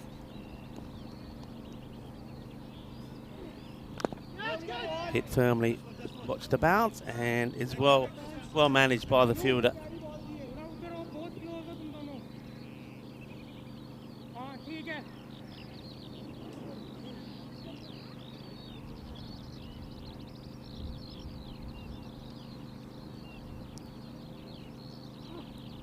Gone. Well bowled, Usman. He knows what he wants to do here. He just goes a little bit wider to angle this ball into Ronnie. Ronnie plays down the wrong line, and his gutsy effort comes to an end on 21. So they do get both the openers here now. 21 of 16, so gave them a start in the last match as well, did Ronnie. He made 14, so he's big shoes to fill, really, those of Rashidul Islam, and he's done the best he can. And he's done by some good bowling here. Usman, he's a clever cricketer, isn't he? He's played it. You can see that he has played a lot of cricket. He's an experienced campaigner, and though his first over was a little bit expensive by his standards, he does come back with a good wicket. So it's going to be Saeed Asghar who now comes out. I like to see Asghar be a bit more positive in his batting. Last time he showed me that he can bat because he played some nice strokes, but he took a long time to get going. I just hope that he plays some good shots here. They've still got batters to come. I think Tajul Islam can as well. Gone, first ball. Asghar will go first ball, and we are on a hat-trick watch again. So let's have a look at this. I don't think there's any doubt. I think he swallowed a fly in the process of the celebration. Full and straight. We are going to see a golden duck. So he gets his man, and that means we're going to see another golden duck. Yeah, well, there's Goldie. And, well, I've got James Pond with me as well. Happy Peacock Friday, everybody. Well, hat-trick time. Are we going to see a hat-trick here? Well, we've seen some hat-tricks. Haven't seen one here yet. Though in Estonia, we've seen 3 centuries. No hat-trick. Let's see. The last one there was in Brescia. Anwar Atik. Hat-trick ball. It's a Gandhi ball down on leg side. It'll be a wide. And they do go with Tajul Islam to come in next. Tajul, he doesn't even have to play at this one, so lets himself down a little bit there, does Usman. That's better. That's what you needed to be. And blocking him out at the moment, but that's not what you need, is it? They were going more or less 5 ahead, weren't they? When we last had a look, they're going around about 5 ahead. Now they're falling a little bit behind. Goes for the big shot, misses out on this as well. So the Tartu Wolves starting to get back into this. It all started off with that really good over there from Sanu. The over before, Oli went for 4, picked up a wicket as well. And now that one, what a good over that is. And this one goes just for 3 and 2 wickets falling in it as well. 58 for 3. Once again, a chance to have a look at that field.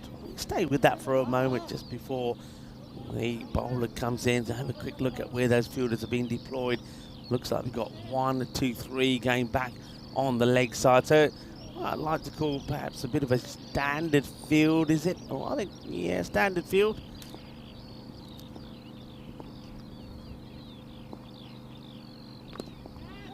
Hit well in the air. Taken! And that's another one that bites the dust. And Sanu comes back on. And though he's hit well, he hasn't got the distance. His only height on it. Catch has been taken.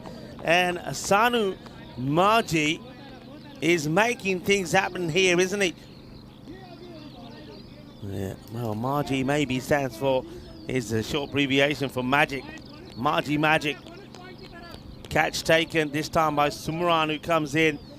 And Chandarapa, who we know is a key cog in the batting. He hoiks out to Sumran, takes the catch, and Marjorie, he kept on saying this, didn't I, for most part of the start of this series. I think slower bowlers could be the key, and well, Sanu Marju and Usman here at the moment for the Tartu Wolves are certainly showing that. This is outside the off. Maybe it's okay, says the umpire. Thought he was about to give it, but he's just fidgeting about with something in his pocket. Yeah, there's No issues with that. Played out straight to the field. A good throw. He's in trouble. Oh, he doesn't have the ball. Doesn't have the ball. Would he have been out if he has the ball? Let's see. He throws it quickly. I don't think it's a bad throw. It had a lot to do. And yeah, you can see the umpire there saying nope. No ball in gloves. Not out. And another Rahman is out there now. So Tajul Islam hit some biggies in the last one. 24-15 to help them at least get to the 100 against the Hippos. Now he needs to hit some good ones to try and get them to win here. He's hit that firmly, and I think he's kept that away from the fielder who gives it chase. But that's going to be 4 runs. Really carves this away there on the offside. He hits it well, keeps his eye on it. I mean, he's hit on the up, but he does get it through.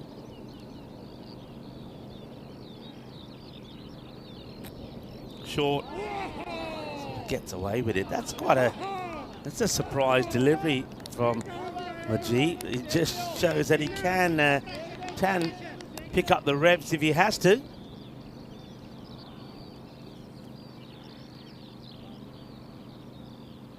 Now he floats it and he gets his man.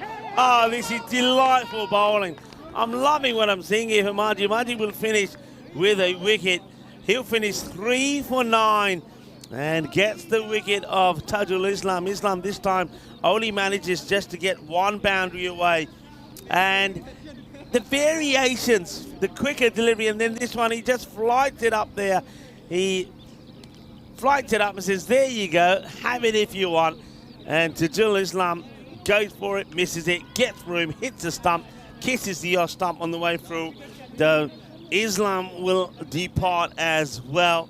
He goes for 4, but just 5 deliveries cleaned up by Majid. Son of Majid and Usman certainly making a huge difference here. And now the score at the end of 7 overs, 63 for 5. Wickets falling quickly in the last 4 overs. Just managed to get, 12 runs. Great bowling. Look at this bowling figures. Sanu Majid, 3 for 9 of 2. And before that, we saw some good stuff from Usman as well. Usman 2 for 19. He picked up. Right, back to the pace now. Sumran, who took a good catch, fires it down the leg side. It's going to be a wide.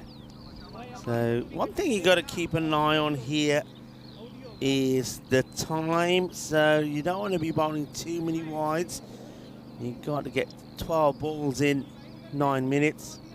The Wolves big time favourites here because 58 in 18. Look, it's not undoable, but who have you got that can get your boundaries here? They were in front at the halfway point, 35 to 30. They had wickets in hand. Remember, at the 4 over mark, they were still sitting in front where they need to be. They had the 50 up in 4. But then after that, the last 3 overs, well, nothing's happened really. They've only managed to get just to about double figures, but they've lost wickets. They lost 4 wickets in no time at all. Sumaran Takuma is high in the air, and it'll just drop in between the 2 fielders. Gets over the infielder. Oh, well, what a throw that is. Direct hit throw. And just getting that over. I think Usman gets over Usman, and then Ali Raza, I think it's Ali Raza, yeah, he gets it over Usman. Ali Raza then picks up and throws it in and smashes it right into the stumps. Tartu Wolves looking to go 2 from 2, and a win here would see them close right in. Well, they'll be within 3 points of the Bulls and the Riders, so another win from them would see them go and take them. This one gets in the gap. That will go 4 runs. There's no stopping that, as that one just keeps going and going. You can see that the hippos there are in the nets. They'll be looking to get their line and length right. It's played away. You can see the pink of the hippos. Good colour to be having on their Peacock Friday. You can see that Sumran just been told, just concentrating your line and length there from, I think that's Ali Raza. Having a chat with him, said don't worry too much about the pace line, and then outside the off, don't want to stray onto the leg side. And he does stray on the leg side once again. This time there's a sweeper who's coming across, and yeah, nice tidy pickup. They only take the one. That's not good running. You've got to push hard on that. That's Deepak Kumar, who is out there now with Rahman. That's not Monsieur Rahman, of course. This is now Sonar.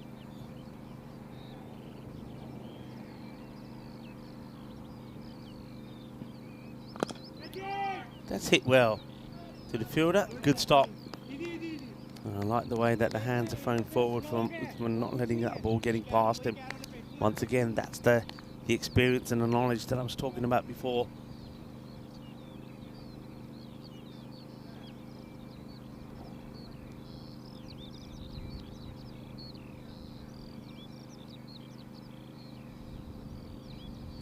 Kumar back on strike.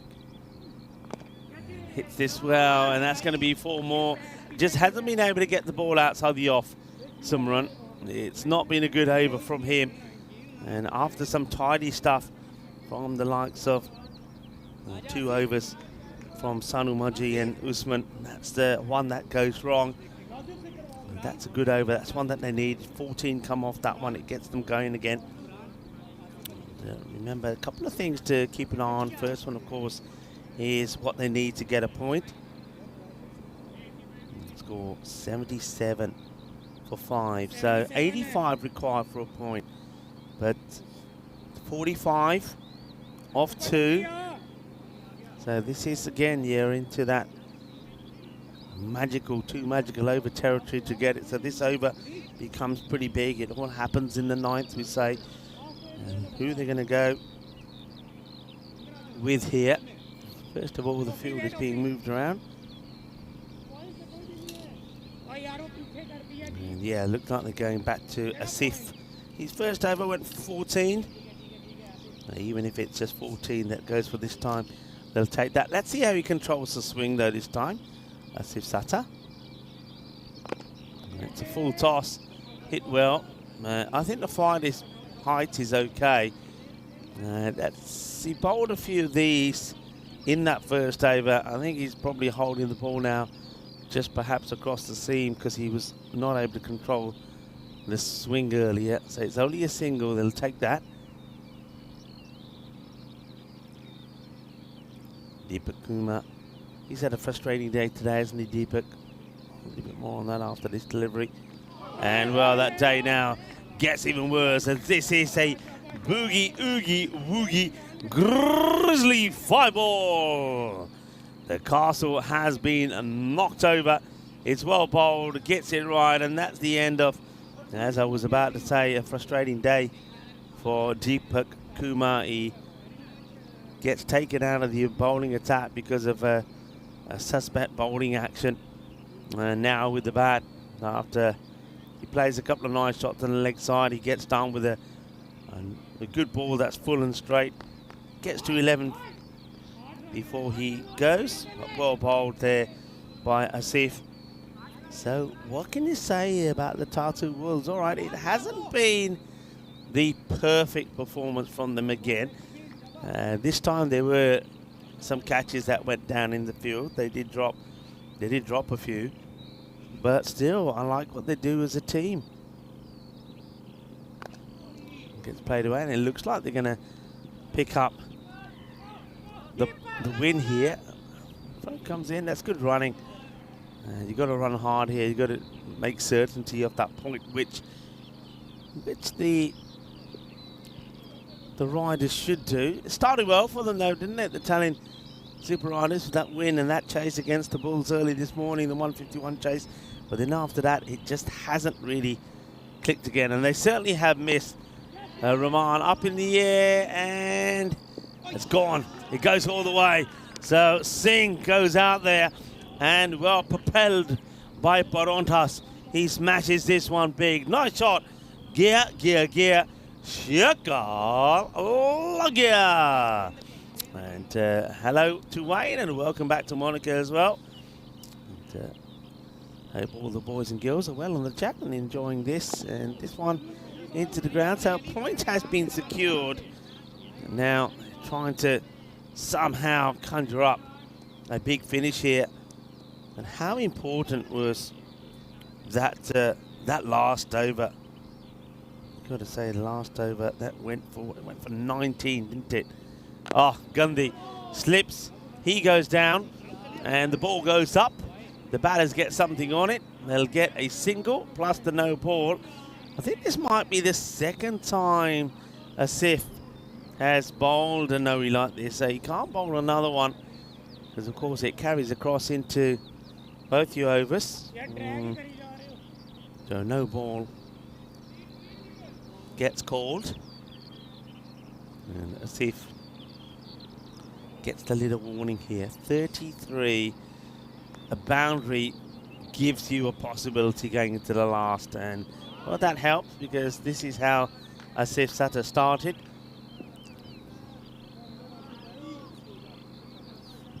Still, one good hit could just change the momentum. That's what they're looking to do here. Get a big shot in here. Yeah. Oh, well, it's not the first time. But at least this time there is somebody who is back there. And they will take 2 byes. But one thing I will say, I think Furkan Manzoor is probably not an out-and-out keeper for the Wolves. He did take a couple of catches in their first match. But I think he's just a little bit slow with his foot movement and also with his gloves. So it doesn't stop that one. It'll go for 2 byes. So 9 overs completed, 92 for 6. So 1 over to be bowled. And 30 runs required. A supersonic over would see a win here for the Super Riders. So Super Riders the name. Can they produce a super over to get a win? Going to take some doing, especially with the bowling of this Ali. This is Zakir Ali comes on to bowl the very last over. Bowled a good over first up.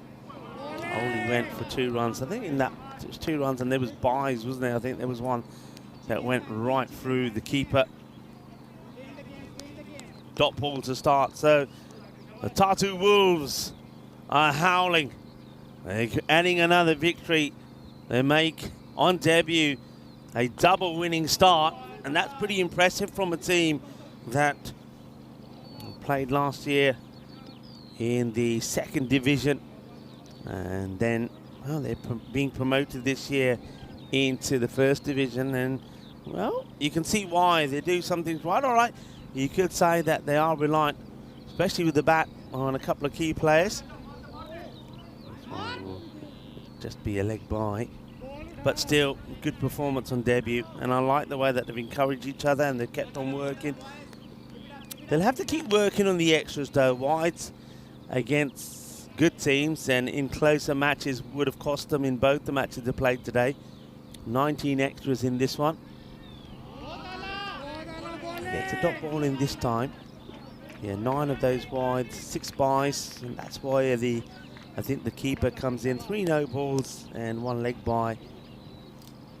So certainly the wides and no balls you can work on. And gone onto the pads of Rahman, who kicks it onto his own stumps. Ali has deserved a wicket. His first over was good. And now he gets another one. Another one bites the dust. Rahman's innings comes to an end. 6 of the 10 balls that he faces, and he ends up padding this one on. So these stumps get knocked over.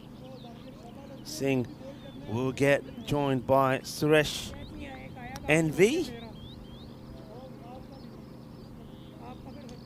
And I suppose with the ball to go, it's another opportunity maybe for Ali to pick up a wicket. A big hit, a big 6, which looks unlikely, would take him to 100, but they still lose the match. And they're going to go down here. They'll get just the one. There's no real need to do this because it doesn't serve anything. They'll turn 1 into 2, a risky one. So they'll finish with score on 96. 96 for 7. Well, we were all waiting and excited to see the Wolves, and you can see why. Because on debut, they don't just win their first match, they win their second as well. And the 2 teams that are above them that they can, to start off with, realistically catch up with, well, they've beaten them both. They beat the Riders and they beat the Bulls. Now, though, can they compete and also cause what would be a little bit of an upset against the Italian Hippos? That match is about 20-odd minutes away as we get ready to see the highlights. So well done to the Tartu Wolves. This is what's coming up next. So the Italian Hippos against the Tartu Wolves. And don't see any change. See Romeo Tanner coming back into the side there. Remo Raud is still in the side there. Stefan Gooch, Marco, so still no Stuart Hook in the side. So they're just playing about with a few. And I know that Stefan Gooch is still nursing probably a few tired body parts that we might not see him with the ball. And I think the same probably with the captain there, David Robson. I think he will only bowl if he has to. So let's see how that works out for them. Tartu Wolves, though, they'll be hoping that they can, that their stamina lasts when they play their third match of the day. But, of course, when you're winning, you're always on a high. Well, this is one that got away.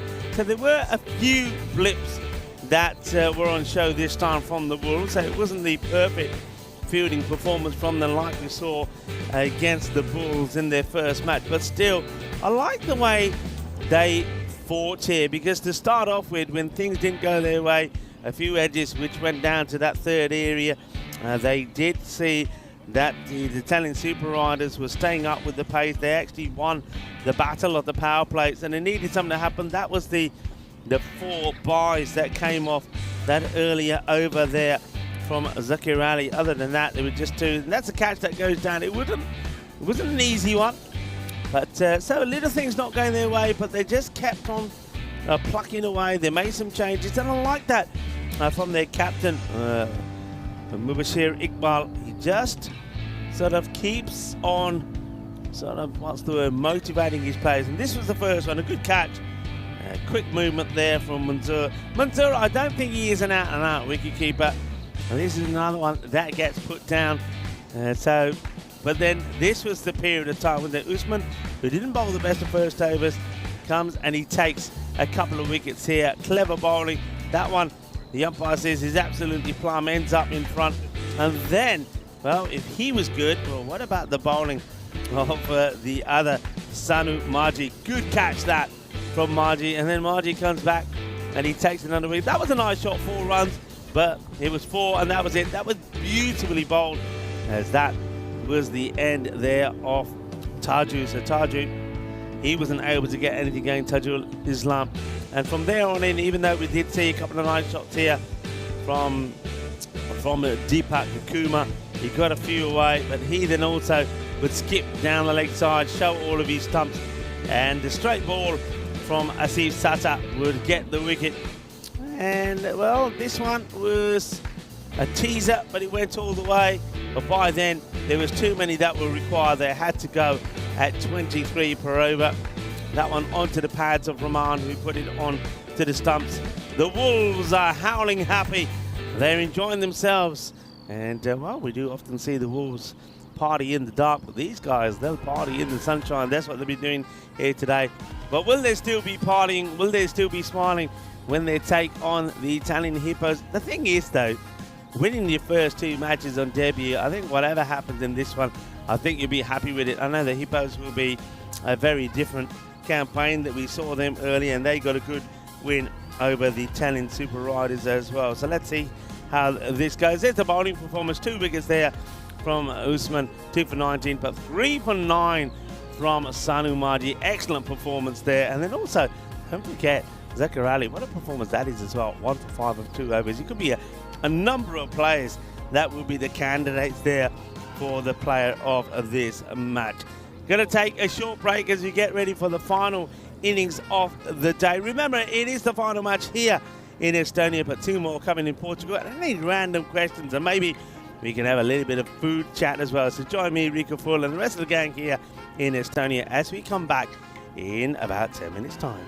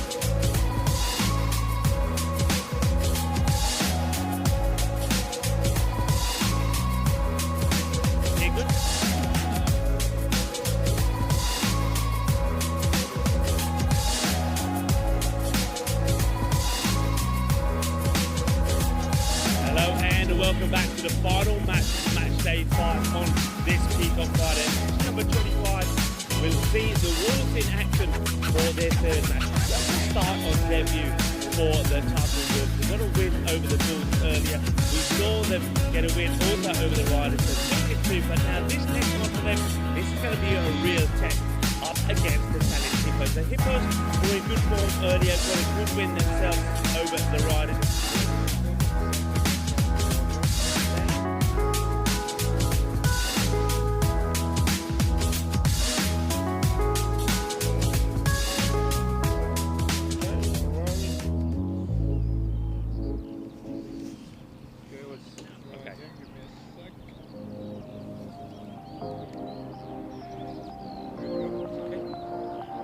Hello viewers, and welcome back to the final match on match day 5. Match number 25 will see the Tata Wolves in action one more time. The Wolves, what a start that they've had on debut here on the European Cricket Network.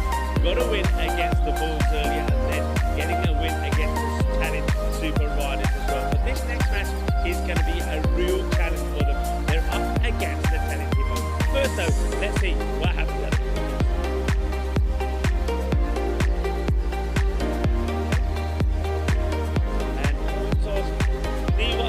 there on the screen.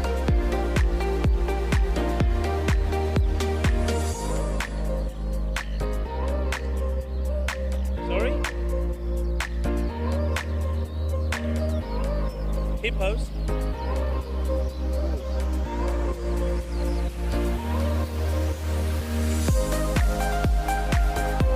The news from the coin toss then is that the Wolves will be wanting to have a bat first. I really like what I've seen from the Wolves team today. They maybe don't have the big stars, but we're talking about a team that was playing Division 2 last year. They won that division and they will be promoted into Division 1 this year. I'm liking what I see from them. They've got some experienced campaigners there, so Usman is certainly a player to watch. And also Ali Raza that has played some national team cricket as well. And I like the way that they're also coaching and nurturing some of the other players. So those two will be key. But what about Sanu Marji? What a performance from him with the ball. Picked up those 3 wickets. And I also think that some of the other guys there will get better as well.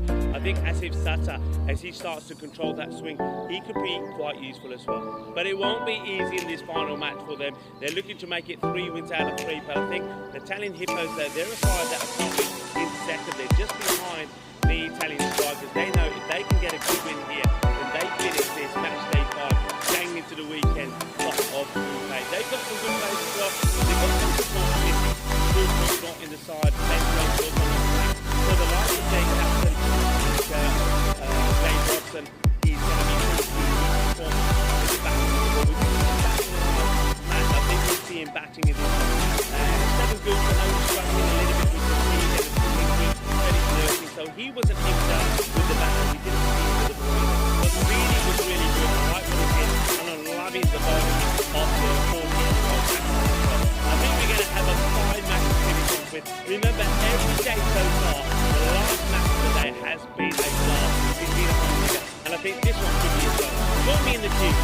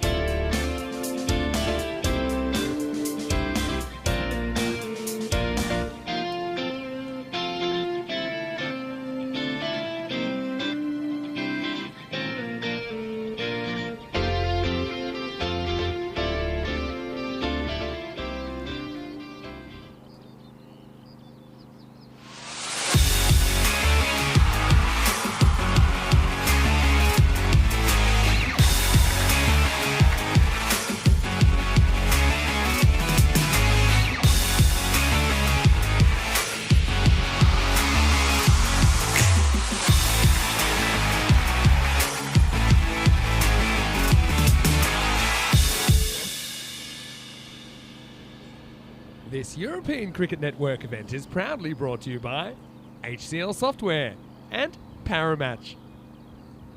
Hello viewers and welcome back to the final match on match day 5. Match number 25 will see the Tartu Wolves in action one more time. The Wolves, what a start that they've had on debut here on the European Cricket Network.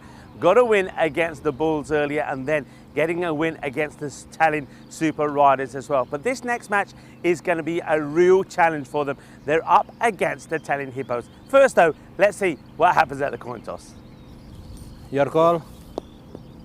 Tails. We will bat first. Wolves won the toss and decide to bat first. The news from the coin toss then is that the Wolves will be wanting to have a bat first.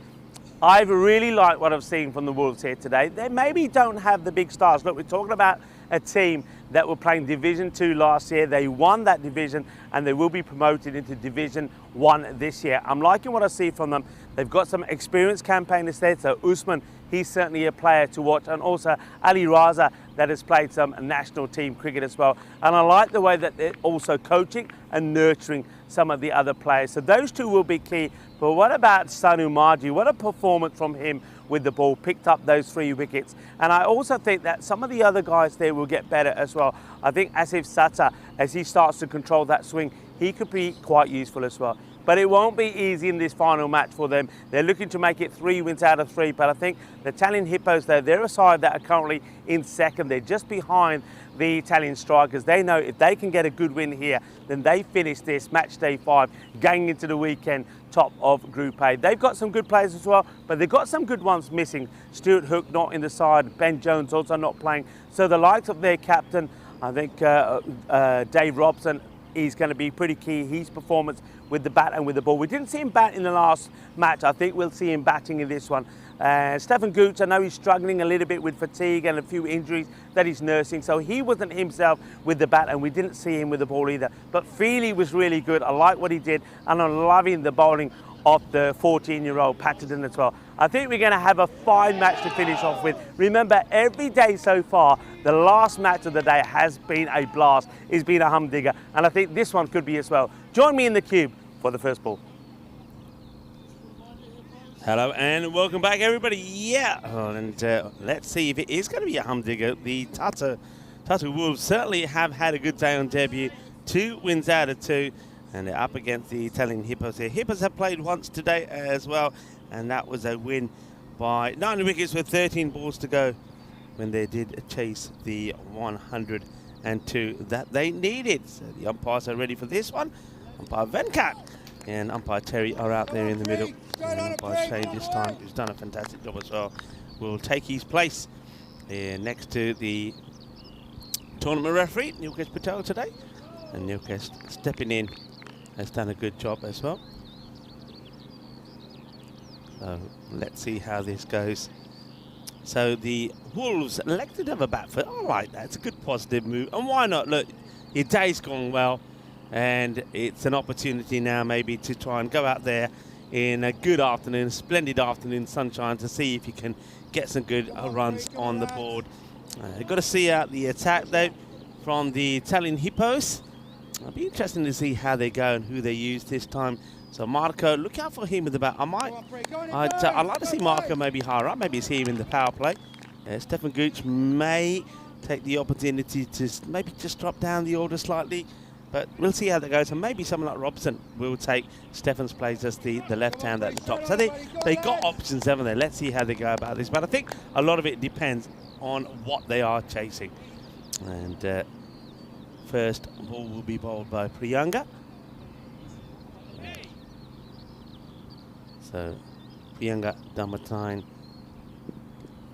gets this one to swing away nicely. Just stepping away from the ball there, Manzoor. Manzoor sticking to him at the top of the order for now. See if he can have a good knock here in this one. He started off being run out without scoring the first match. He's got a few in the last, but he'd like to have a good knockout there. See if he can have one. It's hit in. It's a good stop. They'll get just a single here. It's a really good stop. Well, this one is almost like the ball is getting away from the fielders, but gets hands to this and stops it getting away. Let's watch this again. Well struck, and yeah, nicely done. Good work.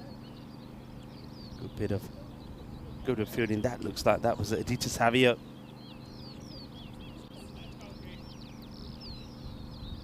So Damaratne.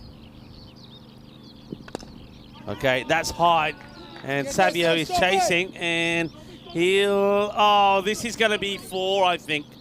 I think this might be 4 because I think he has gone past the rope. The question is if he's touched it or not. I think the ball is going to stop anyway. This could be a classical moment on the European Cricket Network. Look, he's chasing it hard. He slides past the rope here, and then he touches it. That's 4. Oh dear, oh dear. Get the feeling that if he didn't touch it and managed to get back over that rope, he may have prevented the ball. Is this ball going to stop? Oh, we'll never know, but that's 4.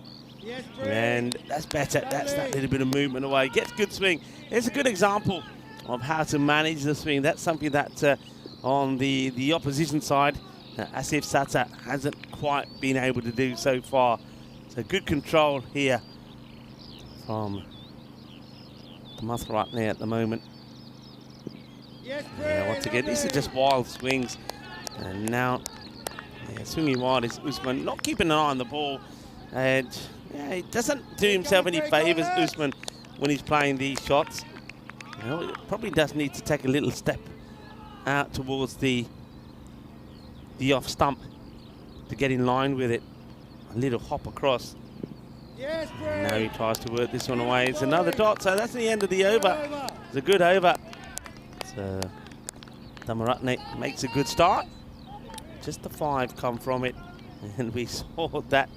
Well, great effort from Savio, but a problem with Savio was he slid past the rope, and then he was lying on the wrong side of the rope, and he gets a touch on it, and it ended up being 4 runs. This is going to be match 1 in the Netherlands tomorrow, day 1 of 6. Vinny Sandhu is going to be there. Then Corey will be there as well. We might be even hearing from Leonard as well. A T20 tri-series. The Netherlands will kick that off against Scotland tomorrow. Come on, Henry. Come on, boys. Henry, he's been good. I'm liking this young kid. And isn't it lovely? And we're talking here about Henry Patterson. 14 years old. That's nice looking shot. This one just gets past the field and it's got the legs to go all the way. Fuelane cautious the Gavi Kitty. And that was Darwin who was trying to make the stop there. But once it gets past you, yeah, you're going to be very lucky if you're going to chase down the Grizzly. Cautious the Kitty, but Joka Lagia. Yeah, I'm loving this on the European Cricket Network at the moment, of course, in France. Sajjad Stanikzai, a 16-year-old who made his mark, and what an impact he made, playing some really good cricket. And now here we are, and here I am in my next event, and we see another youngster that's really is impressing me, Henry Patterson. And you can see why the youngsters are coming through. While the last match was going on, we saw some of the schools doing some training there at the far part of the ground. Shot. That's gone a long way. That is a biggie. Wow. Boom, shaka, volley, volley, boom, boom, boom. What a hit that is. That has been absolutely crunched. Well, that's a crunchy shot. Oh, that is big. What a hit. Absolutely muscled over the boundary. Just needs to get a little bit closer. Just a little bit too much for him that time around. Well, scuffs it, and a shout of no, and it's a good job that they call no there. I think the run was on.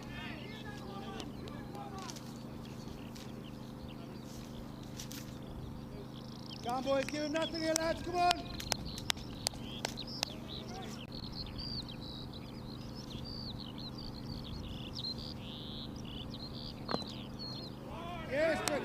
Well, stop. There's the stand. There's a good throw. He's in trouble, you know. And the bat, I think, is in the air. This is out. Sensational. Standards in the field are everything. And how many times have I said this? You can bat, you can bowl, but if you field well, that can make all the difference. And when teams are like for like in those disciplines, it's these disciplines which make all the difference. Watch this, folks. This is amazing. Great bit of fielding, gets the throw in, and that is out. Wonderfully done. Incredible bit of fielding. That's what we like to see.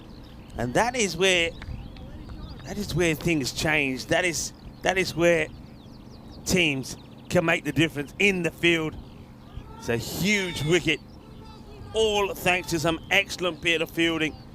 New batter goes out. It's going to be, so still no change. I thought they might make a change. I'm sticking with what they've got at the moment. It's the time will come out, and he goes out there because of that incredible bit of fielding. And well, Damanathe was absolutely sensational there. Makes a stop and gets the throw into the keeper. And then Sikaran does the rest. Just amazing stuff. Oh, it's wonderful to see. World-class bit of fielding. Well done, Henry. Come on, Fishy. Damanathe making the difference now. You can see that this match or win here for the Hippos could make a difference as well. It will take them. Well, the net run rate's a big thing, isn't it? The strikers, the last time we saw them, were smashing the ball all over the place. So, but you'll still be level on points with them, and that means that you've got every opportunity to try and finish top. Yeah, Damanathe, incredible. Come on, Fish. Come on, Hippos. Good energy out here, boys. Come on. Good start for us, boys. 15 for 1. 2 overs complete. So Vislapu just starting to find his touch again. Yes, Fish. Great area. Hitting here at the moment, the swinging here is not very good. As Manzoor Hard to hit over mid-wicket just from doesn't there. use his feet at all, does he? And good bowlers will expose him for that. Usman was the player who was run out sensationally. Just 4. Okay, this one he does get away, slices it to the boundary, so 4 more to Manzoor. And with Usman out of the equation, I think anybody else apart from Raza Ali that can get some runs here Come on, Fish. can certainly make a big difference in this contest. Vislapu once again. This one gets dragged out on the leg side, and that's going to be 4 runs as well. Just a little bit short, Vislapu. He's got to look at maybe to see the way that Manzoor is batting. So the first ball that he bowled in, Manzoor just swings and misses. Look where that was. That was just outside the off. But if you look at his stance, he's just standing there very square on. He's just waiting to club it, and anything that's there, he's just having a swing. So you want to be just slightly short of a length. And you can feel that this ball gets skied up in the air. And that one's up in the air, just doesn't carry to the fielder. This time of the afternoon, late on, that sun. It was made a mistake of saying this yesterday. The sun comes down. Well, it comes down, but ever so slowly. But the sun, you can see. Look at the shadows there. The sun is in your eyes on that side of the ground now, if you're on the leg side. So it always makes it a bit trickier. Slower delivery, and this one is just going to beat Stefan Gooch. There's going to be 6 runs, so he picks it well. There's a nice little bit of fielding being done there by some of the Hippolytes that are in and watching and cheering away. So Manzoor looking to make the difference.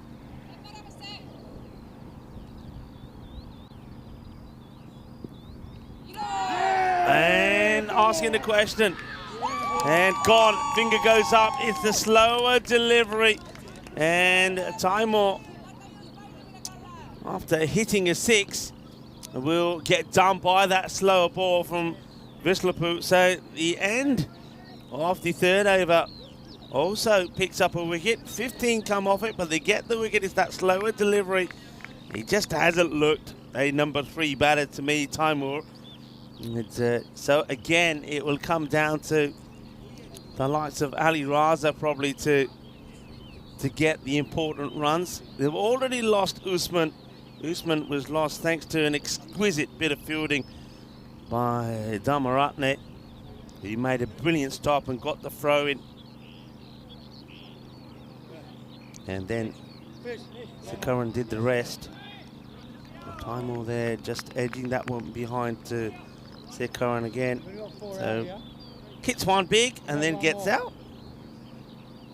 Faces the 3 balls. Come on, boys. Come on, Sav. So here we go, Savio. Gets given the ball to Aditya Savio. Yes, Sav. Mansoor, That can't be right. he'll 30. play this shot. Is that right? The He'll scoreboard? swing and miss some. He may get some away. Come on, Sav. Come on, lads. Mansoor and Ali Raza trying to get them to a good score here on what's been a good day for the Wolves so far. It's well bowled on the stumps, wicket-to-wicket bowling. Captain Robson comes in to do the fielding. Interesting field that's been set here. You've got 3 men in Good start here, boys. That Another couple of wickets, lads. Jump on the mid-wicket line. to long on area. It's almost got mid-wicket, long on, and one in the middle, which is Robson. And got long off pretty wide.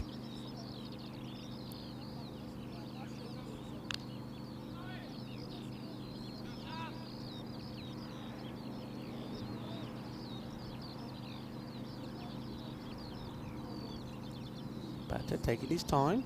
Ali Raza facing his first. Savio will be looking to get it nice and full again. Down, And he Sav. does Very get it good. nice and full. It just gets Very played good, down. boys. Yeah, just looking at this field, got quite a wide third Really good, deployed. boys. So that's your 3 men out, 3 on the leg side that I just said, long off, and then a wide third on the boundary. Savio, nice tidy from him so far. Not trying to do too much, just wicket to wicket. No worries, Oh, boys. that's a Back on it, great buddy, take. back on it. That's such a good take from Sikaran. He's been good behind the stumps, isn't he? I'm liking his work. This one down the leg Come on, side. lad. We're just talking about that field. So you see the 2 men there on either side, opposite ends of each other on the boundary, and then there's the 3 I'm talking about there. They're in that spot where they feel that a lot of these balls will Well be bowled, hit. Sav. Beautiful stuff. And this one Really again, good just here, played down boys. straight. So he's not been able to negotiate this away, not been able to whip it away in the gap there between the short, fine and square leg. And just looking to get a little whipping action in there. So far, very good over. Yes, the 2 have come from it.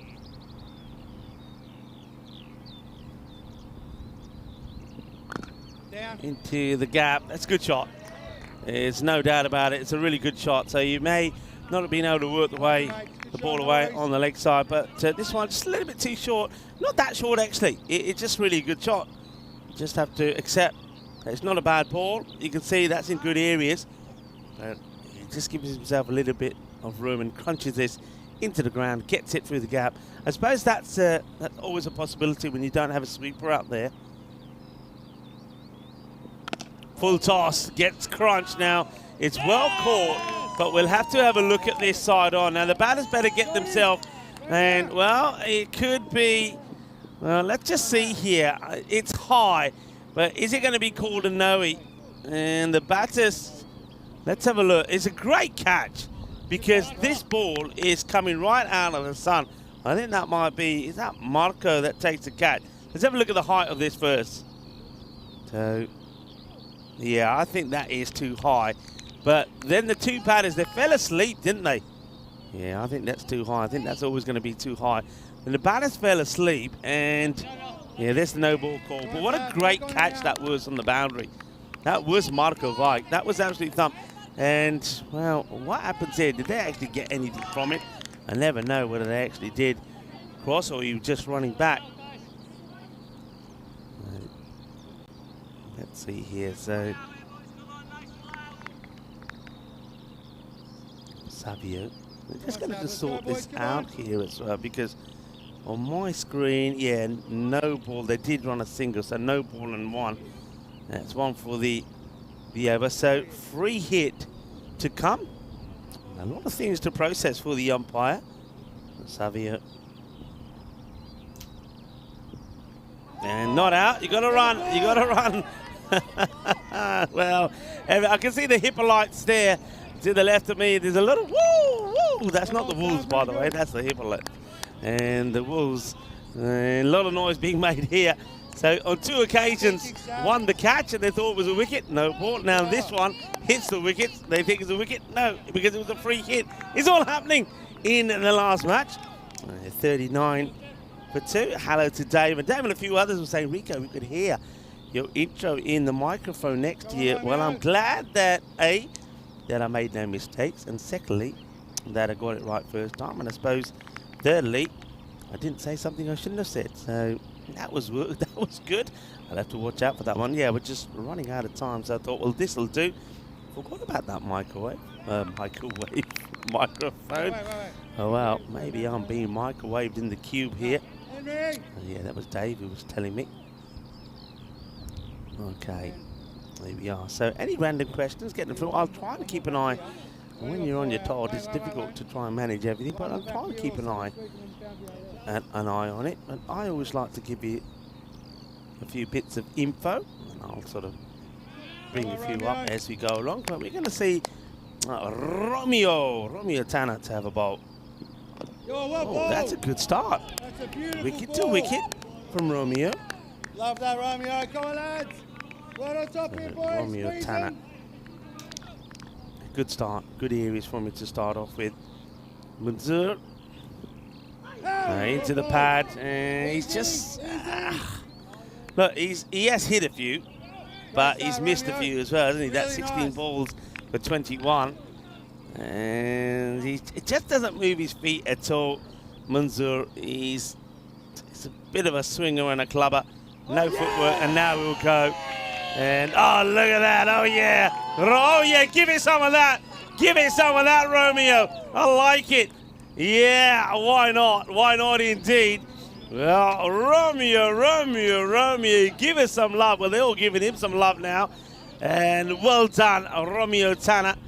Manzoor, well, let's just say he didn't really have too much a clue with what a lot of the work he was doing. If he got lucky, he got it out in the middle of the bat, but most of the other time he was just swinging at air. Some of the lovely fresh air you get, and then look at the celebration. Yep, well, if you get this fresh air, you get good lungs, don't you? And Romeo liking that celebration. Well, in a way, I'm quite hoping he gets 1 or 2 other wickets here, as it will be Jaziz Sawa that now comes out there. Yeah, Manzoor, I'm just not convinced with him being at the top of the order. He's very much hit and miss. He chews up too many deliveries at the top of the order. He doesn't make the most of the power play. So that's something they're going to look at. That's nicely played. It would just be a single step from Gooch. Well, this time Gucci goes down. He said, I'm not having no Tortuga this time, he says. I'm covering all the angles. Gucci puts down the long barrier. Now, Barry will be pleased about that one.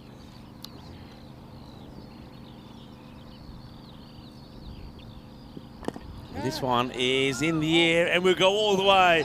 Volley. Well, Eli Raza, he gets Maximo away there. He certainly had enough time to get himself in here today. And that's a nice shot from Raza.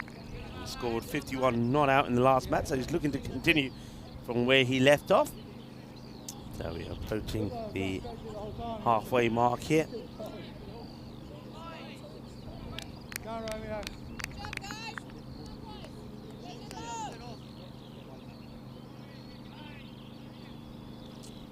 Tanner. This one goes through. It's a nutmeg. Chase is on. This little boo will get there. That will just be buys. And the batter would have done better if he could have stepped across, but he doesn't. So well done to Romeo Tanner. It gets a personal highlight for him on the European Cricket Network when he picks up that wicket at the halfway point. Once again, going a little bit below par. And hello to everybody and welcome back. And a lot of cricket happening here on the European Cricket Network. This is what's happening tonight in Portugal in that night series at Miranda de Corbo. It's going to be the Lisbon Capitals that are taking on the Lisbon Giants. So we have got a derby of the two teams from Lisbon. And then also, Vinny Sandy, don't forget, he is starting things off in the Netherlands tomorrow. And we've got that tri-series first up with Netherlands, Scotland and Ireland in action. That's going to be an absolute cracker. And a lot of exciting matches coming to you from the Netherlands. This one gets worked away, but there is a fielder out there, Marco, who has taken one sensational catch in that, well, extreme sunshine. That makes life very difficult there for a fielder. Come on, lads. Come on, fish. So, Kalle Vispele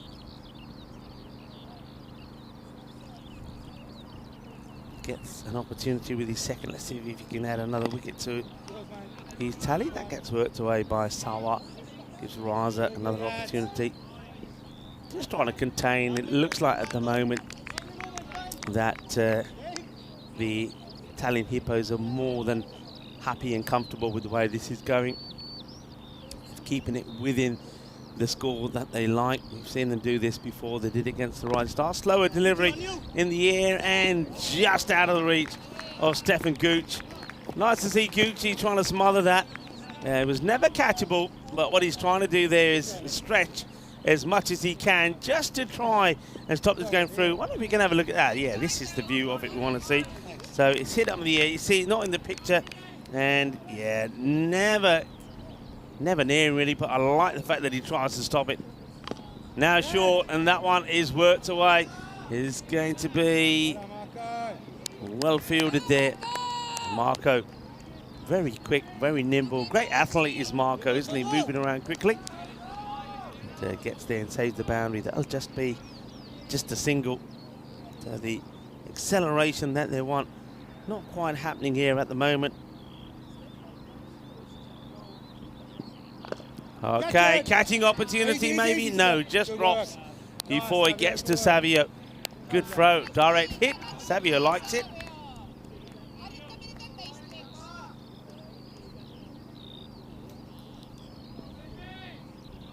Slapu 1 for 23. It's bowled around. Chat's livened up as well. Hello everyone. A few people saying big over coming, but it hasn't come just yet. Okay, well this one is big and it's going to be just to the side of the cube. I can actually hear the thud as this one drops down. It's gone between us and the container, so this one could still be going. Because it certainly, look, you'll see it, take a good look at this. It's just going to go to the right of that container with a bit of a gap. It does come back, so somebody is able to stop that. Yeah, it goes past us, in between me and the container, and then just keeps on going. So someone gets stopped. So Ali Raza at 23 of 10. Jazib Sawa is there. So 61 for 3. 61. 6 overs are being completed. All right, Romeo. Well, Romeo Tanner has given us one highlight already. Can we get another one here? Oh, this is unlucky. Now, look, a good throw could be in trouble. But that's very good running. Very, very good running. You can see this is all about now Ali Raza trying to dictate the strike. He's taking on the arm of the fielder. But he does get there. And well done to Stephen Kelk, who's been a member now for 18 months. Another milestone has been reached by him. So yeah, and we loved having you with us and everyone else as well. Short. And this gets dragged away, so Stefan makes the stop. Raza gets back. Direct hit throw from Stefan. Knocks the stumps over, but Raza gets here. He wants more than a single, doesn't he? I think he works so hard to get there. Look, just running slowly, and Stefan says, all right, I'll speed you up. Gets the throw in, hits the stumps. And appreciated, kind of, there by Ali Raza. Is probably saying, yeah, well thrown. But I was watching. Sawar. Can he get a boundary or something here as well? All right, up in the air. It could be another. And nah, doesn't carry. Doesn't carry. It's one of those that could have gone to any one of the 3 men out there on the offside. It goes up in the air, but doesn't make its way to hand.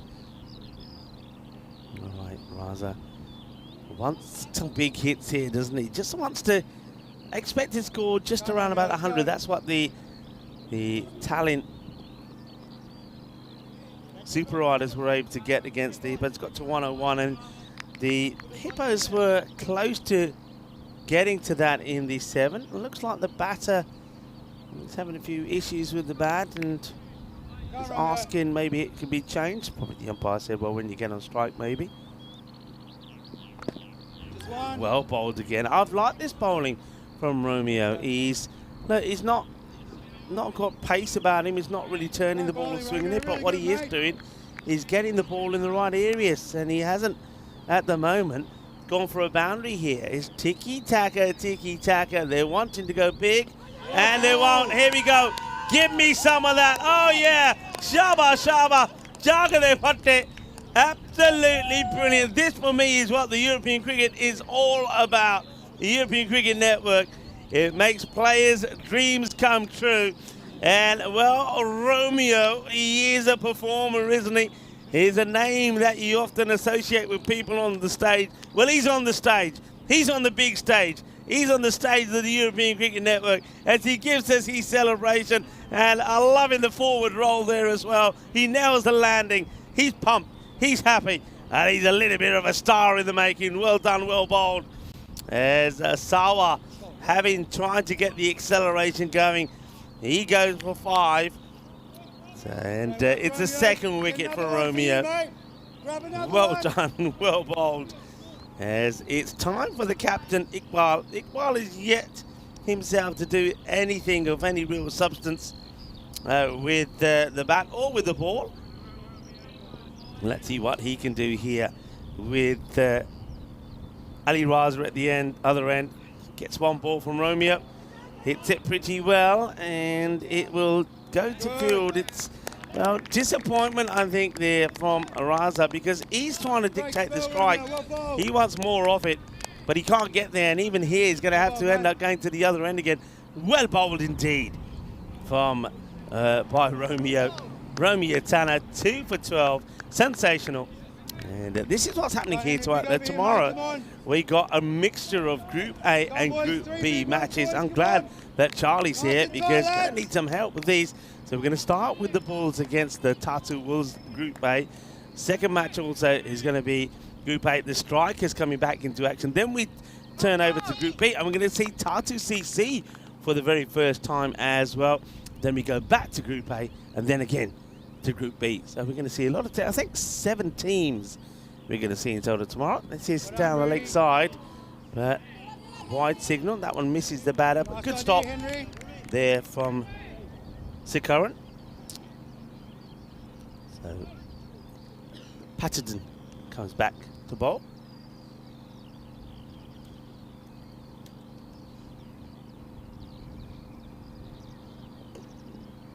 Well done, really good. Great work, boys. Iqbal needs to get something on it.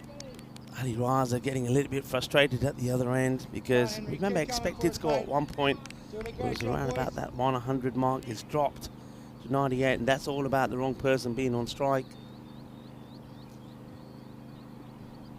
Into the pads, probably drifting down the leg side. Not out, but he's got to be running here. You know, you got to be running. If you're running, if he's backing up here, look, if he runs here, he's there.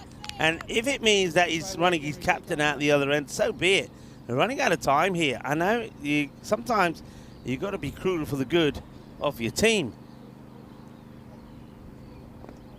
Right, he works this one away, and in fact, he actually plays that quite nicely.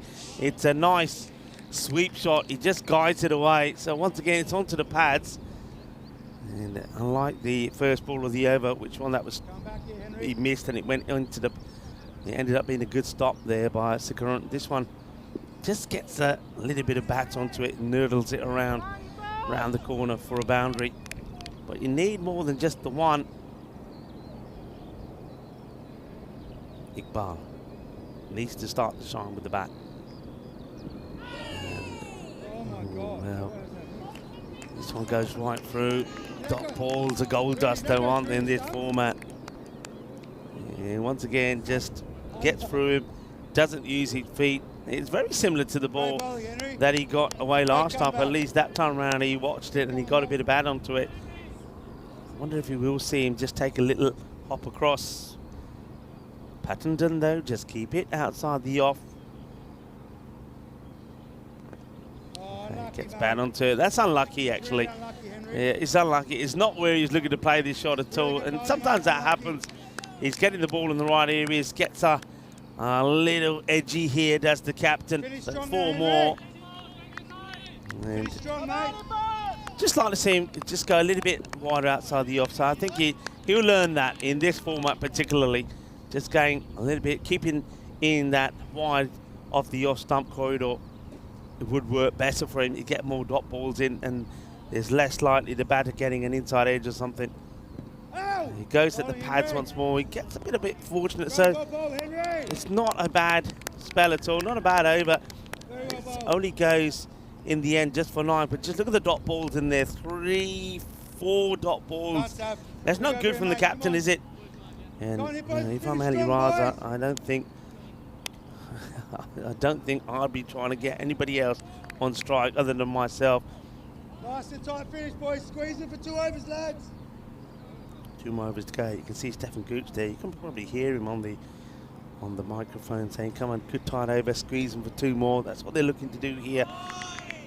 Come on, lads. Squeeze them out. 2 overs, boys. 2 overs. Savio to bowl the 9th. All happens in the 9th, they say.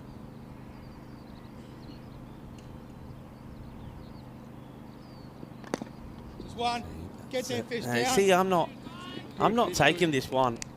I'm not taking the 1 because he may find he's not getting on the strike again, and there'll be dot balls. There'll be, I could be wrong here. I mean, Iqbal might have all of a sudden found his form and go boom shakalaka, but he ain't happening at the moment. So this has been the problem with Raza. Raza has faced 13 deliveries for 26. He came in at number 4. Why he came in at number 4, I don't know. He should be opening the batting with Usman. That's one thing they've got to sort out. But yeah, he's just not. Look, there you go. That's just painful to watch, really. Wally Raza at the other end, his shoulders drop.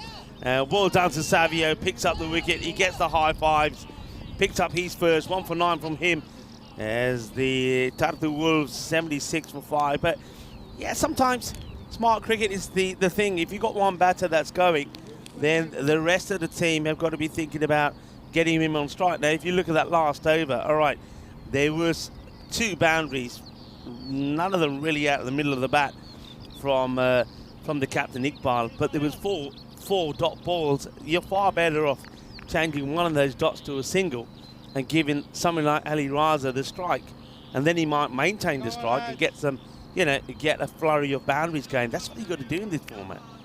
Gupta. Well, we've seen Gupta out there with Raza before, and he should know what he's trying to do. Bat on ball and single.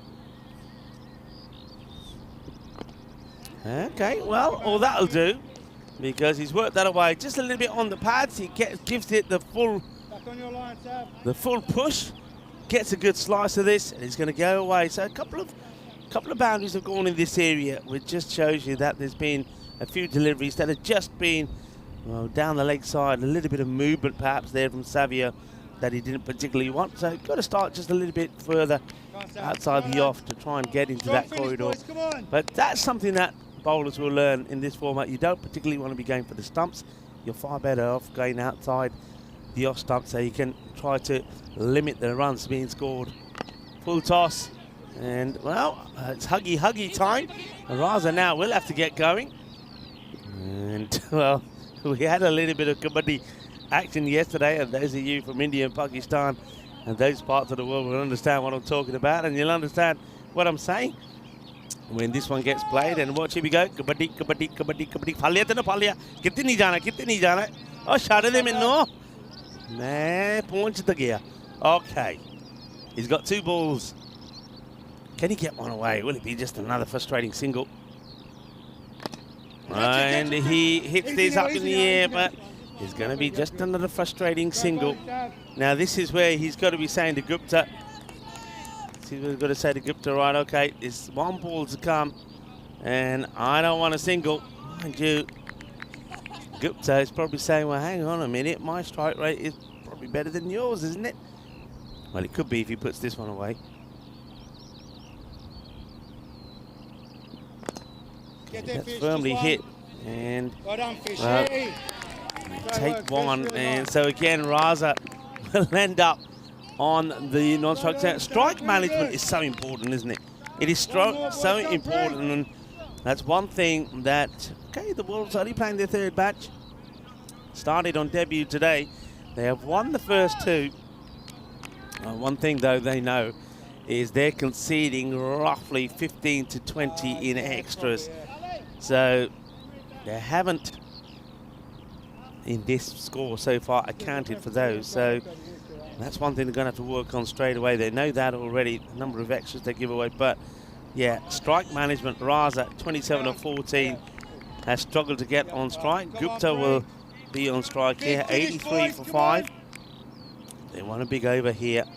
A magical one will do nicely for the Tartu Wolves. Okay, he works this one away, and that'll just be a single. So, Namaratne bowled a very good first over. It would be great to see him, and don't forget the splendid work from him in the run out. That was sensational to get out Usman. Nice. Yeah, well, I'm not going to say it anymore. I'm done, dusted. Not going to repeat myself. It's, they're the ones that are going to have to defend it, but not thinking about what they're doing, are they? Damaratne. Now back to Gupta. Gupta 7 of 4.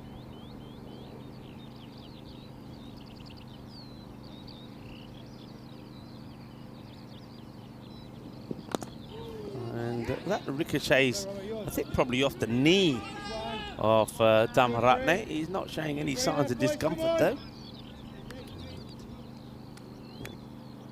Well, just at the side of the foot, that's why.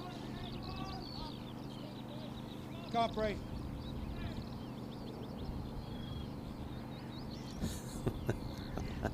I like what John Gray said. That's a good hit. And almost a really good stop. He's a little bit disappointed here, Savio. It's a good effort. He's been hit really hard, but only encouragement. That's what I like there.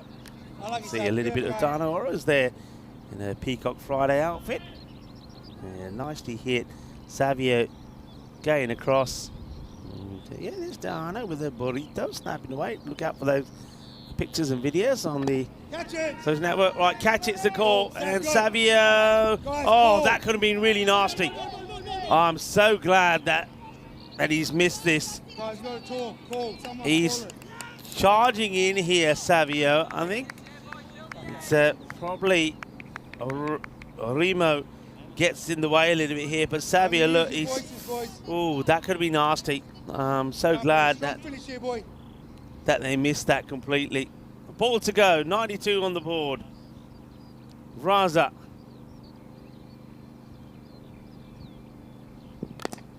Firmly hit, Savio gets down. They will take just a single. They should be looking to go again, maybe. Why aren't they going? Oh. Well, yeah, you got to learn. What is this about? That is the... Maybe somebody should send a telegraph out there to Raza. That's the end of the innings, buddy, and you left one out there. You didn't really dictate that at all with the senior batter. Somebody who's played national team cricket as well. And I have to say, if he wants his team to follow and he wants to lead, he's got to do better than that. He's an experienced player, isn't he, him and Usman? And that's not very good. There at the end there, you've got to be taking the second run there. I don't think the ball hits him. I mean, hits the stumps, you've got to go. You come back, you take the second. It will be 93 then.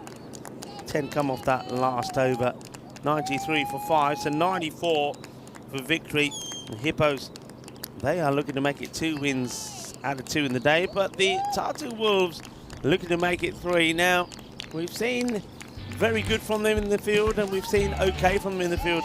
They're going to have to be very good to make this into a contest. That one was a comical moment, wasn't it, for Savio? Oh, Savio, what have you done? And Well, we can wait for the Romeo as well. But this young man, he excites me. That was a really good shot though, wasn't it? Quality shot, smacked away, but this was sensational. Top quality, look at that. Look at the fielding, look at the pickup, incredible. Damaratne, fantastic. And don't forget his first over as well. Only went for 5.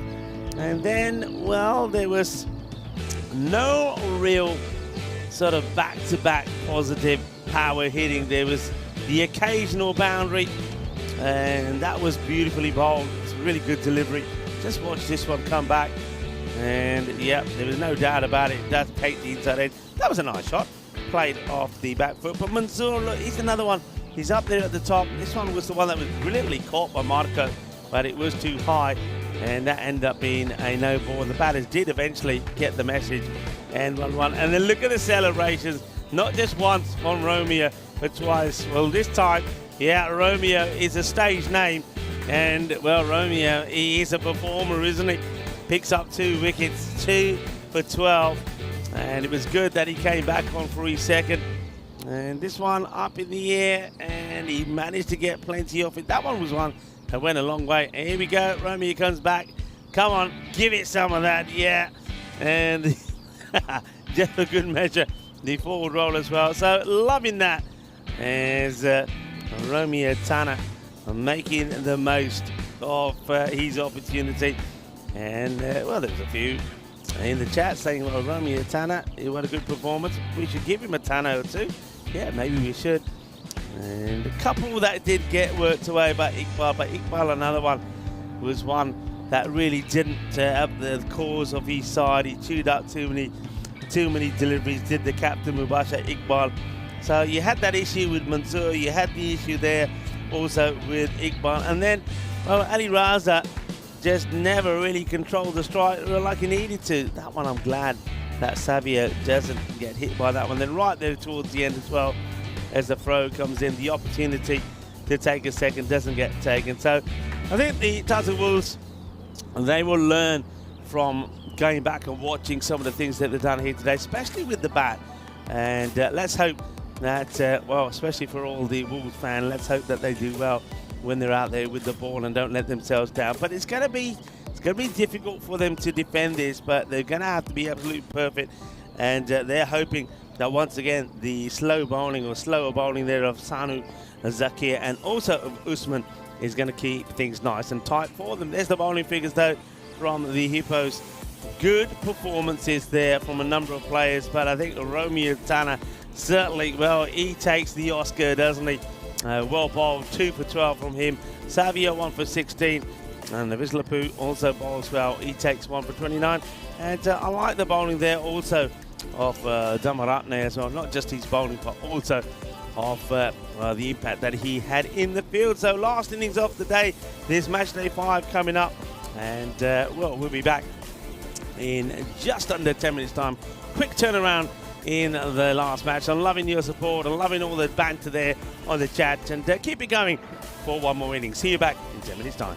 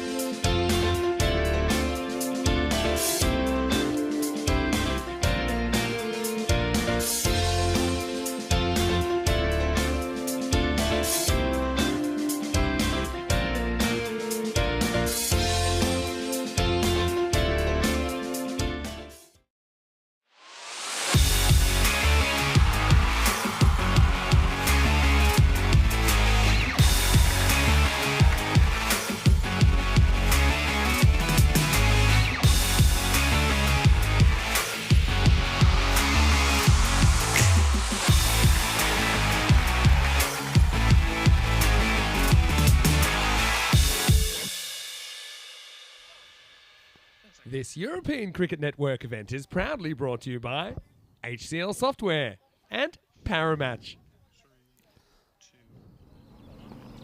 Hello viewers and welcome back to the final innings of this match day 5.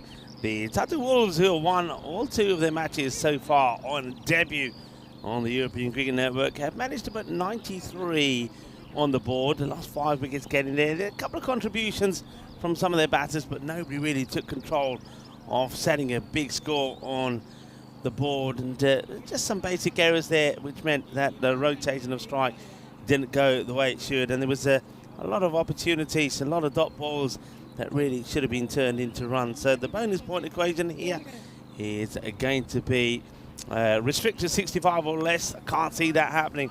Achieving 7 overs or less, that could be happening. I think that the Italian Hippos just didn't manage perhaps the batting order the way they could have in a run chase in their first match.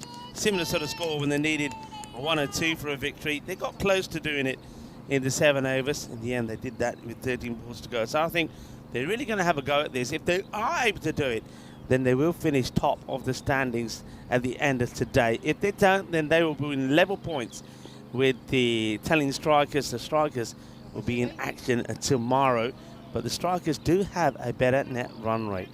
Usman is going to start with the ball. He's bowled here for today. So far in the 4 overs he bowled, it's only one that hasn't gone quite to plan. This one gets worked away. There'll be a singles to start off with. Ali Raza does the fielding. There's going to be some tired bodies from the Tatu Wolves tonight. Remember, they're going to have to be back here tomorrow playing. I think they've got 2 matches tomorrow. We'll have a look at the schedule one more time before we go to the close of the day, because a lot of teams will be in action tomorrow.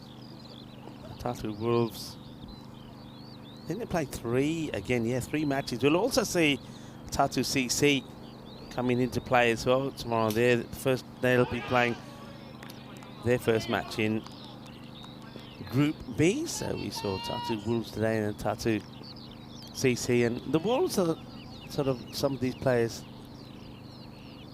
did used to play for Tatu CC. Tatu, of course, about 2 hours, 2 and a bit hours away from here. Stefan plays that nicely, and to worked away by Stefan Gooch, takes the single. Yeah, Stefan, you can see when he's in good form, he dances down the track and he hits cleanly over the top. But it takes a bit of time to get going. I don't mind that, because you've got time here. You've got time to play a few out and still try and get that win in 7. Bit of width played away. No run this time. They've got a tight cordon of fielders on the offside, have the Wolves. Need to be walking in, need to be on their toes. Long on is back and got a square leg in place. That's going to be another wide.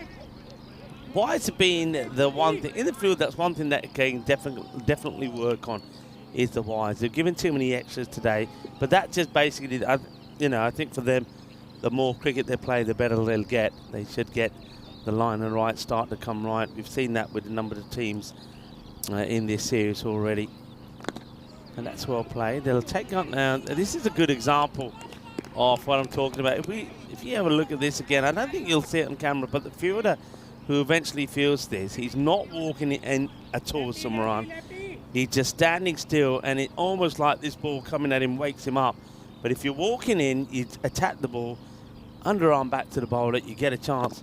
Stefan, and that's what I said he likes to do, likes to use his feet. But if you bowl a good length to him, nice and full, he's not able to turn it into a half volley, so he'll be looking to just to work that around. So you can see he's very keen to get forward. That's nicely played. That's a lovely shot. That's going to be 4. Beautifully played, lovely timing. The classic on drive for 4. Once again, just the use of the feet and timing. And that was what was missing maybe a little bit from him in the last match. Also, I think here the keeper, thing is though, I was going to say Fouquet Mansour probably needs to put a lid on and stand up. I don't think that's going to happen, because I don't really think, without being too unkind to him, he's not really a keeper. He's more a stopper. He's in that position to do a job, which he's done very well. Don't get me wrong, but he's not going to be able to stand up and put pressure on a batter like Stefan, who likes to come down the track. So that's going to work in the favour of Kuchi here, where I think in the last contest against the Riders, the keeper was standing up and making it more uncomfortable for him. 53 matches since the Golden Ball. That's the end of the first. 9 came from it. I like the fact that they got Marco out there. And Marco, just a bit more of an aggressive striker of the ball. So they're hoping that this combination works for them. Of course, they've got plenty of options. You've got the captain himself, Dave Robson, is a very aggressive hitter of the ball. We didn't see him last time at all, so he certainly can come out there and give it a crunch. Big wide. And, well, Steph now wants to take the wide, so yeah, not a good start here. Summeran is one thing that he has to work on as well. A number of the bowlers have had these issues, and Asif Sattar, we don't go with Sattar straight away. I wonder if this is because Asif, the issue that he had was probably with the new ball, so he's probably said, well, look, I can't control that, the new Grizzly, so maybe if I come on the bowl a little bit later, when perhaps possibly some of that shine comes off the ball. So they're going with trying Mohammed Sumran here, see if he can contain it better, and that's going to be 4 runs. It's a gundy ball. It was always going to be a wide and the challenge for the keeper anyway, and Stefan just works his way. So good shot. He looks a very different player this time around early on, doesn't he? That's a long way away from him, but he still manages to get a bit of bat on that. It'll take 4.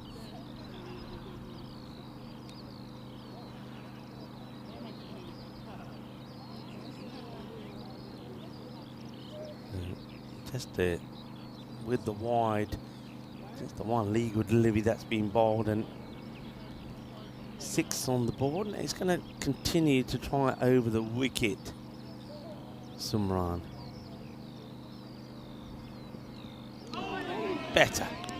Good ball, and I liking this one. Stefan's very much old school player, isn't he? And it's the way the cricket probably was played. If you got a good seed, you give a little nod of appreciation and say, yeah, you got me there, well bowled, well done. You don't see too much of that these days. Top ball, well bowled in good areas. Let's see though if you can repeat it again. Nah, down the leg side, wide called. And good recovery from the keeper. Through the legs, what's happened here? No way, this hasn't caught him in the corners, has it? Oh, well. All the gentlemen around the globe, cross your legs just here, because it just oh dear. Well, there's no amount of magic spray that's going to help you there. Anyway, he's given them a shake. They've dropped. He's ready to go. Sumran played nicely, trying to get it in the gap. Well picked up there by Raza. Pick up and throw. Nobody backing up as yet, but somebody should stop it. They will. All right, let's see if Sumran can now adjust once again, as he has to go from left-hander to right-hander. 17 with that loss.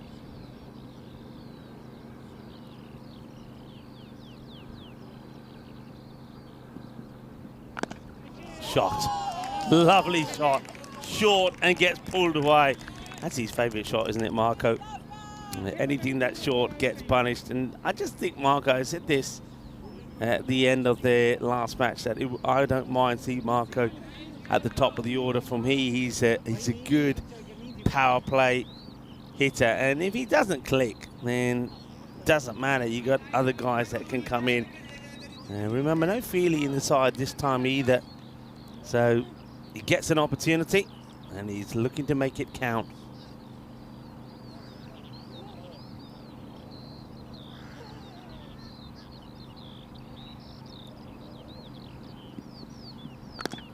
That's hit well as well. In the gap, 4 more. And he can play to various parts of the field as well. Cuatro carreras más. Beautifully played. Good hitting. Sweet striking of the ball. And just look at that. Executed beautifully. And watches it onto the bat. minimum effort, really. Timing is good, and that sounded beautiful off the bat. Good comeback. They'll still come back for a single. So 17 off the over.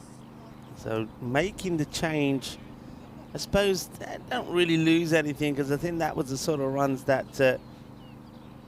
Asif Sata was conceding as well. So that's something that they've got to try and work on. I wonder if the captain, Mubashir Iqbal, just says, well, you know, if I can't get the seamers, or the seamers can't get a grip of this ball, maybe I just go with the likes of Marji and Zakir Ali straight away. And they're not doing that as yet. Looks like they will go now here to Asif Sata. So, you know, sometimes, even though they may not be your, what you would say, your textbook opening bowlers because of what they bowl, but if they're wicket takers, you know, why not? Why not go with them? So, Asif, who takes a lot of time to set the field, he does use up a lot of time, you know. We've noticed that from him before. Moves people around. He's going to come on and bowl. Let's see how he does in keeping this ball in the right areas. He's got to manage that swing, hasn't he? In the air, it gets it over the infielder. Here's the sweeper out there who, well, I think that goes for 4. Yeah, oh dear. Oh dear, oh dear. Well, the Wolves, thing is, they came here in very good form in the first match of the field. Well, maybe it's just catching. They're playing some other teams, and the sort of fielding we've seen from them is catching. This one, foot on the rope. Ball hits the rope as well, so everything wrong. Bad mistake. 4 runs. This one is well stopped or chased down, so can't blame the bowler for that first one that got away, but it's a better start from Sata. Let's see how he fares now to the left-hander Stefan. He wants to make some changes in the field. Here we are in Estonia. Estonia, it's extremely digital, is Estonia. In 2005, Estonia officially became the first nation to allow its citizens to vote online. Taking it on, in comes the throw, but it's sort of thrown to the wrong end. Just noticing some of the movement from the Tartu Wolves as well. They're not really moving nimbly, not backing up the way they probably should. So I think that's all to do with them being pretty quiet out there. There's nobody really there that's rallying them around and saying, come on, stay on your toes, kid. You know, they ain't got the right vibes. It's not a good ball. It's short. It gets put away. So Marco making things happen here as they stay on course to try and pick up all the points here.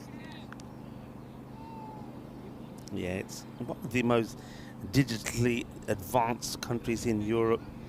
And one of the things that it has is, well, very good internet, and even has hotspots. I mentioned that it has a lot of forest and woodland here, even hotspots in the woods, so you've always got some internet. This one is back to Sata, who stops this himself. Flat but tall. Those are 2 facts about Estonia that are in stark contrast with each other. More on that in a moment. Sata comes in again, trying to prevent going to another boundary, but he won't, because that's just a little bit too short, and it's right in the slot. This is where he likes it. Beautifully played, and that's 4 to end the over. 42 at the end of the power play. That over game for 16. So we've seen 2 lots of 16. Well, I was right, wasn't I, when I said that's the sort of score that Asif Sata goes for?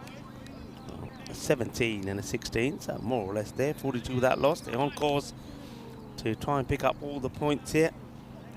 Yeah, so talking about flat but tall, Estonia is largely flat in terms of its landscape, but its people are amongst the tallest in Europe. The country's highest point, aptly named Egg Mountain is only 318 meters above sea level. Meanwhile, the Estonians are lanky and they clock around about 169 centimeters. That's the women's height, and average men 180.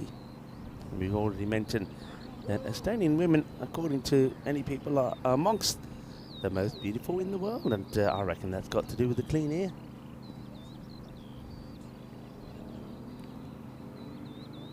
Sanu Maju gets worked away in the offside, and it should be looking to come back for 2. They will. Need something to happen here, otherwise in danger of this match slipping away from them without them getting anything from it. I think if they go 2 wins and pick up a point in this one, the Tatu Wolves, they'll be pretty happy with their start to the day. All right, in the air, catching opportunity, and where's this gone? Well, he manages to stop the ball going under him somehow, but doesn't take the cut. I think here, if I watch this again, I reckon that Timor has decided he's not moving from this point, and he hopes that the ball will get to him. He's actually very lucky because the ball bounces, could have hit him, and it bounces and hits his leg. He had time. He needed to take a few more steps, and he would have been right in line with it. Asking the question on LBW, not out, says the umpire. I think this one is pitching outside leg, so swing and a miss. Once again, Sanu Maji, who took 3 wickets in the last match, was the player of the match. He's unlucky not to get a wicket, and now that is just a beautiful shot. It's a slog sweep that goes all the way. Manos arriba, Vitro, porque eso es 6 carreras. Yeah, Sanu Maji 3 for 9. Zakarali, probably see him maybe next. He bowled very well as well, 1 for 5. And Usman also picked up a couple of wickets, but you got to take your catches. Yeah, long day. It goes back to what I was saying before. At the beginning of the day, they were very good, but just with each game, maybe getting a little bit tired. And those standards have dropped a little bit now. Oh, that is pumped. That's going to be 4 runs. That only just misses the microphone. So a nice shot from Stefan. 4 more. Dances down the track. This is when Stefan Gooch is at his best, when he starts to get those feet moving. Watch him go here. Look how quickly he is. And it would have been an incredible catch if Maji was able to take it. That would have been just a kind of Maji, not to be. And this one could be coming into us here. Well, hits the table, goes back out. So 4 more. So definitely now here on course to get all the points. They're not looking to make the same mistake they made last time. 60 on the board. The end of 4 overs.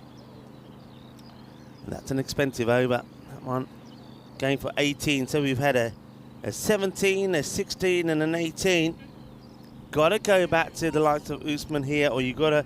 I suppose you got an option, Usman, or do you try Zakir Ali? You need a good over. You need something. Well, I don't think this is the answer for me. They're going to go back to a little bit of medium pace. And it looks like, is it Sumran who's going to come back? Yeah, Sumran coming back. He went for 17. Why would you do this when you got Zakir Ali, who bowled really well in the last one? You got Usman, who's second over, who was very good last one. You've got to be trying to take this deep. There's no point holding on to these bowlers for later. You need them to bowl well here now. Well, that's one reason why you do it, because Sumran, despite what I was saying, gets the wicket. And, well, it's not often you see the celebrations diffused by the batter who says, well bowled. Well, Marco will go for 26. And in the end there, I think Sumran probably a little bit embarrassed by it all. So he's absolutely pumped. He's screaming and shouting, and then all of a sudden, just might see it well from this end. So just plays it on. I think that's come back, leg onto the pads. Sumran is pumped, and then Marco just said, hey, calm down, mate. Oh, yeah, well done, well bowled. Yeah, thank you. Thank you very much, sir. That's the end of the knock there for Marco. But I like that. That's exactly what I think Marco can give you in the power play. Scores quickly, scores well, 26 of 12. So Sumran All right. Maybe he proves me wrong here. It's still 5 balls to go in the over. And remember, it's not about perhaps the wickets, it's about containing. So now it's an opportunity here for Rudis Sikaran, the wicket-keeper batter. And, I think he's been sent out here maybe as like he's probably more of a pinch hitter than the likes of some others that could come out. But mind you, I'm still would like to see maybe Dave Robinson come in at this point. Right, works this away, but could be just a single. Also, they've gone with 2 lefties as well. Stefan, who's just starting to get into his groove. He's moved to 29 or 13. So they've gone with 2 left-handers, so they had other options maybe available to them there as well. But going with Sekaran, maybe he's a bit more aggressive in his stroke play than Robson. Stefan has got his eye in, hasn't he? Just drops the bat on this, he'll take the single, and well, thankfully for the Wolves, there's a bit of backing up there. Otherwise, that could have been embarrassing. A good over here could once again perhaps give them a possibility of perhaps at least getting a point. 33 required there of 32 or 15. And that will help, but it's to the fielder. That's unfortunate. It's a nice clean strike. That sounded so good off the bat as well from Sikaran, but unfortunately it goes straight to the fielder. So I suppose bowling to his field maybe, but he's a little bit short. Yeah. Stefan's not about to give his wicket away here. We saw a good ball. He's quite happy just to drop the bat on it and take the single. But it's got to be a good ball. Sumran just loses his way slightly, and Stefan Gooch. Nice leave there, Steph.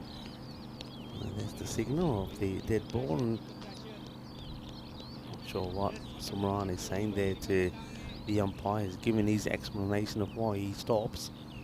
All right, he comes back in again here. Edge, and that's going to go for 4 runs. He's unlucky. Here's the bowler. Sumran beats Stefan outside the off, gets the edge, but I don't think, if you got slips in play maybe, but this is not one the wicketkeeper's got any chance on, nor the man who's there short third. There are 4 more. They get closer to the win. 27 of 13 for a bonus point. Take the point away from the Wolves. So this becomes an important delivery here. Sumran, can he stop it from going to the boundary? Not bowling there, probably not. And this one is going to be 4 more. Yeah, Gandhi bowling. And though he, looked like he was going to surprise me when I was saying it's probably not the ball I would have gone for, and he takes a wicket the first ball. And he goes for 2 boundaries to finish off with. 11 come off the over. Not the worst, but the Italian Hippos 71 for 1 of 5. So this is what's coming up tonight in Lisbon. That's in Lisbon, not in Lisbon. That's a long way away from Coimbra, but in Coimbra. But it will be the teams from Lisbon that will be playing, so they've got some journeys to do, haven't they? It's going to be the Lisbon Derby. The Lisbon Capitals taking on the Lisbon Super Giants. Looking forward to that.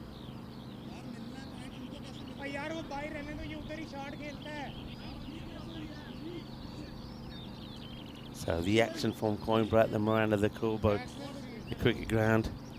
And the crew probably all getting ready there. That's not that far away at the moment. Phil G will be in the house. And I hope they get good weather, or better weather today. All right, dot balls, that helps. They do go back to Usman. Now this is, I was calling for either Usman or Zakir Ali to bowl and just try something different. And now they're going to Usman to try and contain. And this gets dragged. Bobbles away, fielder eyes on ball. They do make a stop with a big scream of yes. As well, they could even think about another one here. See what I mean about the backing up? You've got to anticipate. What we're seeing here a little bit from the Wolves is the backing up is coming once the ball has already got past the the keeper or the bowler. So you just need to be nimble on your toes, and this is where somebody like the keeper or the captain has got to be saying, back up, back up. Oh, well, now it's argy-bargy. Well, what happens when the Wolves start to tussle with each other? And, well, he's saying, oh, wait, I'm top wall. Look at that. That's a proper shoulder barge. He's saying that I'm top dog, not you.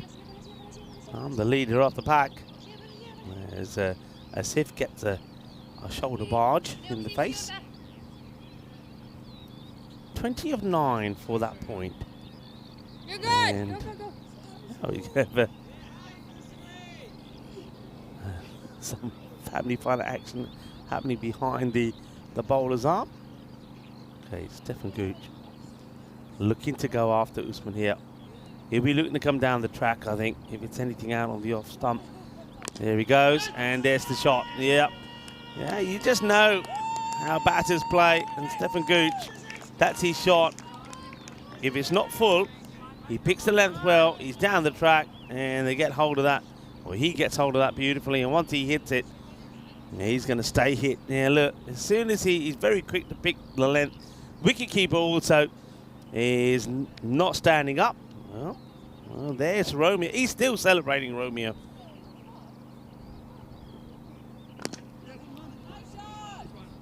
Bobble, and Raza gets away from him for a moment, but doesn't go to the boundary.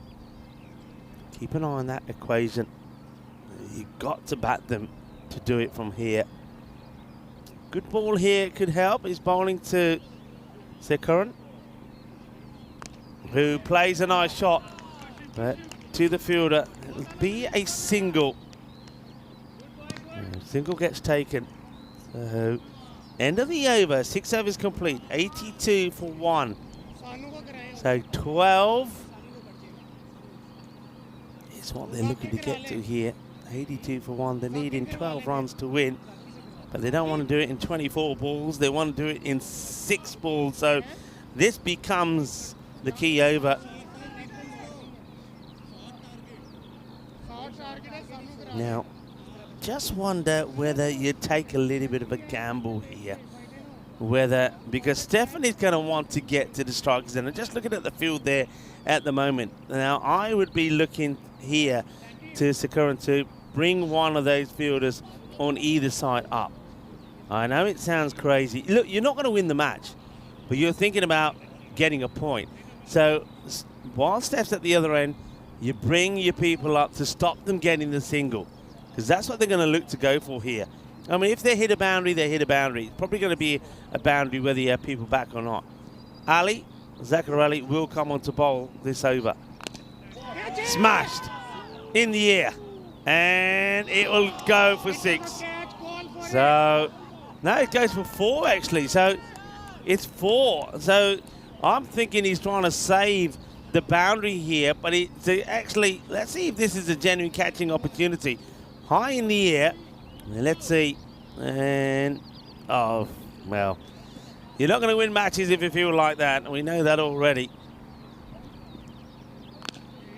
That's well struck. So, bobbles around. They'll take a single. So,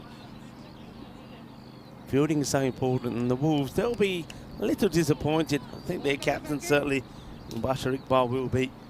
And I think the disappointment comes for a number of reasons. Look, they're going to lose a point here, I think. But only just. So when you look back at all the little things that they did wrong with the batting, all the times they didn't take singles and should have, all those dot balls, well, that's the reason for this. 7 of 4. And it gets played out on the offside. They've got to get a good quick throw. They're taking it on. In comes the throw. And asking the question, is this going to be close? Is this going to be really close? Let's see. I think he's been given on the field here. So coming back to try and get the second. All right, this makes things interesting because they go for the 2.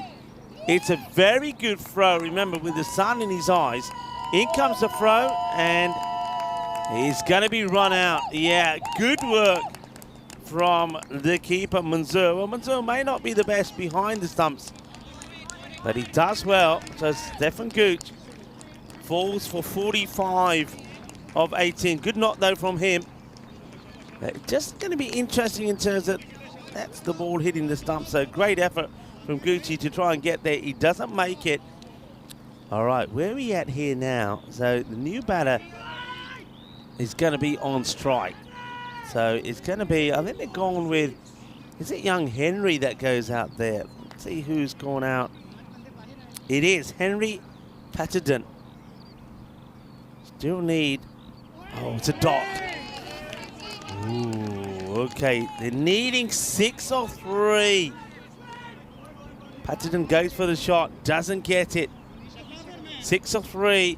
Still, I mean, again, everybody's back here. Nobody, short mid wicket's got to be in there. You've got to be wanting to stop the single as well. 1 dot. 2 dots. 6 of 2 now as well. Look, I like the idea that you give the youngster an opportunity. But you got the captain, Dave Robson, still sat on the bench. Oh, what's his? Is 6 off 1 then? Can he be the hero? Hits it, and he'll get the 6. They'll get the point. Can you believe it? All they have to do here is stop the boundary. They don't. The 6 gets hit, and the Wolves, they have dropped the point here as it's a dot, dot, dot, because don't forget, there was that run out there as well, and then 6 runs. Well, he only needed to get a hold of 1. He hits it, and then is it the same fielder that dropped the catch last time? All you got to do is keep this in the field, and he gets it wrong. He palms it over, and it's going to be 6. And would you believe it? It's the captain as well. Well, there's Romeo celebrating. He's loving it. The Hippos are loving it. I tell you who's not loving it is the captain of the Tartu Wolves. And that's Mubashir Iqbal. I've got to say, for all the good that the Wolves have done, I don't think that the captain, Mubashir Iqbal, has helped their cause that much here today, particularly in that match. I just think he didn't do things right that he should, especially the way with the bat. And he was out there. He cost them a lot of runs. And in the end, as a result of some of those blips, and then a sensational moment for the young man, though. Remember this, he'll never forget this. He's going to go off the field here as a hero. And he goes out there, he gets given the opportunity by Dave Robson. I think it was a brave move from Robson. He could have backfired, but after a couple of swings and misses, Robson gets the hit, he gets the win. They do it in the 7 overs. They will get all the points here, the Hippos. And that means they will finish tonight at the top of the standings. And well done to the youngster, Henry Patterson. He only needed to hit 1, he hits 1, and he hits it for 6. There he is. Well, there's Romeo. He's picking him up. He's loving it. Patterson, a young man, 14 years old. He'll remember this day for a long time. He'll remember this series for a long time. And I reckon we're going to see a lot more from him as well, particularly with the ball. And who knows? Well, the young man has got a bit of power. He's got a bit of hitting power as well as he smashes the last ball, the important ball for 6. But it is the captain, Mubashir Iqbal, who pushes it over the rope for 6. And he hands the points, all the points, to the Italian Hippos. And this is the fantasy dashboard that's coming in for the Lisbon Derby.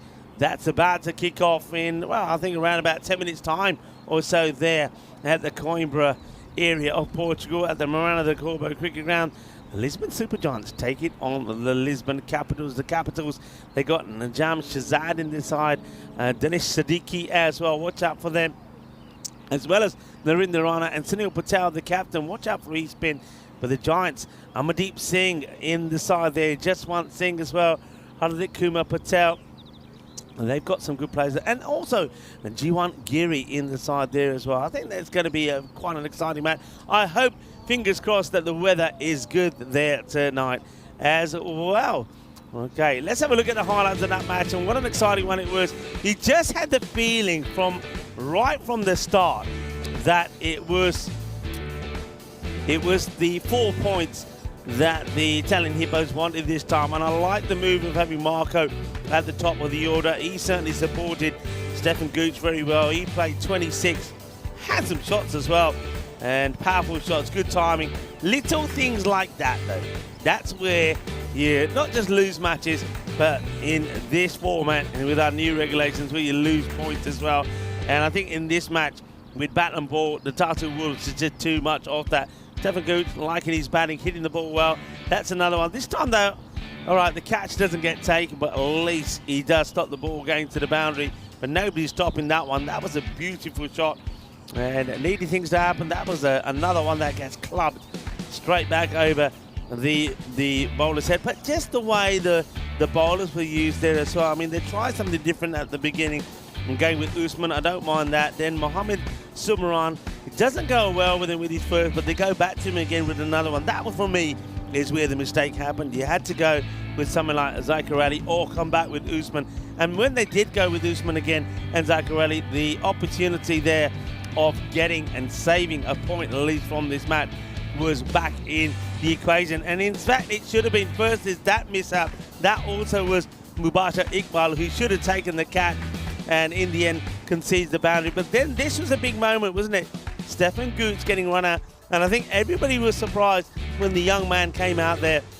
He swung and missed that too, but he clobbered one, and once again it was Iqbal, the captain, who after letting 4 go through him, lets the 6 go through him as well, and then concedes the match to the Hippos. The match was never in doubt, but he also, well, gives away the point that they so desperately would have liked. Like I said, if they had walked away with 2 wins and a 1 point from a loss today, they would have been very happy with the way the day finished. But look, they still do get 2 wins, but they'd be disappointed to get nothing from the from that last match there. But well done to the Italian Hippos. They do take all the points away in that one, so they are not a bad day's work for them.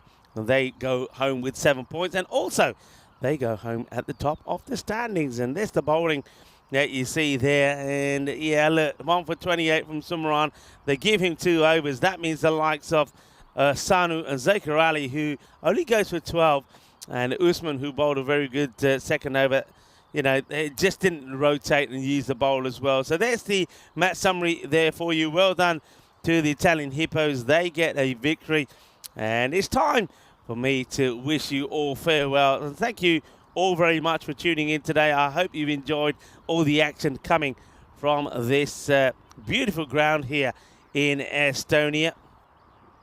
It's been wonderful to have you. I know that people have been tuning in from all over the world, and a lot of people and a lot of messages that I've been getting have just been saying, what a beautiful ground. They can't believe there is such a magnificent, not just ground, but facility here in Estonia. I've got to say, we're loving it, not just the pitch, but the practice area. And don't forget, there's another ground here as well, and we'll see a lot of the juniors and some of the women's cricket being played over there as well. But I just want to take the opportunity to say a big thank you to everybody here at the ground. I think the umpires today have been superb, and they were led by Nilkesh Patel. The Sheriff will be back here tomorrow. Well done to Spring Media. I think that Alexander did a great job, and so did Ballantyne and Chris Tapps. Doing a great job here, a stern job, making sure that you see all the wonderful cricket that we can see here at the ground. I want to say a big thank you to the Federation, and they've done a lot of work just behind, not just behind the scenes, but here as well, making sure that everything goes clockwork. And of course, to the Blue Crew. But I can't forget all of you, wherever you tuned in from around the world. Thank you very much for watching. Thank you for your support for the European Cricket Network as well. We're done here in Estonia. We'll be back with, well, a lot of cricket tomorrow. I don't know if you can see the fixtures that's coming up tomorrow here in Estonia, but we have got 5 matches, but a number of teams are going to be in action. We're going to see the Mastami Bulls. They'll be hoping that things go a little bit better for them here. And Tartu Wolves will be looking to get back to winning ways, but not a bad start for them on debut, though. 2 wins and that 1 defeat. Then we'll see the Strikers now. The last time we saw the Strikers, don't forget, Arslan Amjad hit back-to-back centuries, so he'll be back tomorrow.